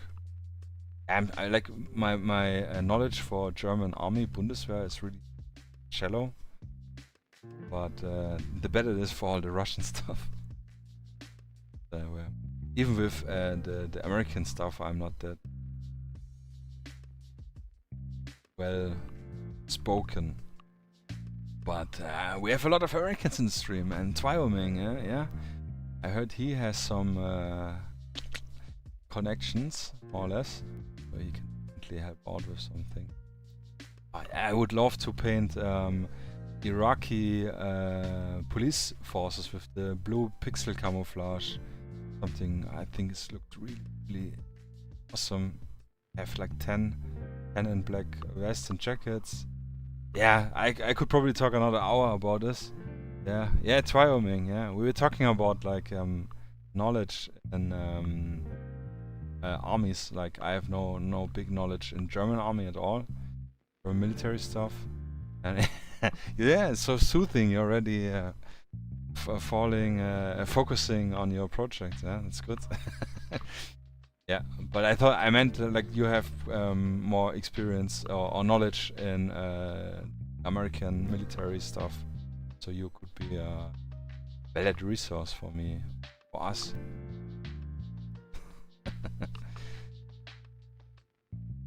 Yeah, so cool. Thanks everyone. Thanks for the subscription. Thanks for the follow. If you like the content, make sure drop me a subscription thing on YouTube.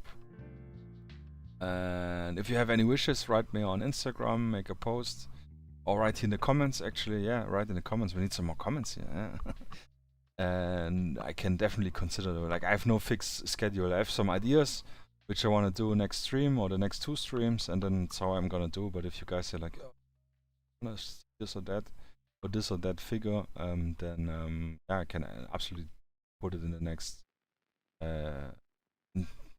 1 week. Yeah,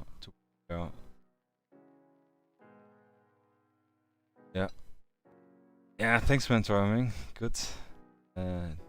Digital camo, yeah, like for 28mm we just fake it with the bristles of the brush. Yeah. You can't make it, fake it. Yeah. Yeah, that's cool. We're gonna do it. This will be amazing. I did also the PLA Chinese camo pixel style. Yeah, works. Yeah, thanks guys. Yeah, I'm brabbling again. I don't want to let go, but I should. Some stuff to do. Yeah. Thanks again. Thanks for your guys being so part of it so much and not so passive only. And also thanks to the passive guys who are still watching or watching this on the boards. Created and yeah.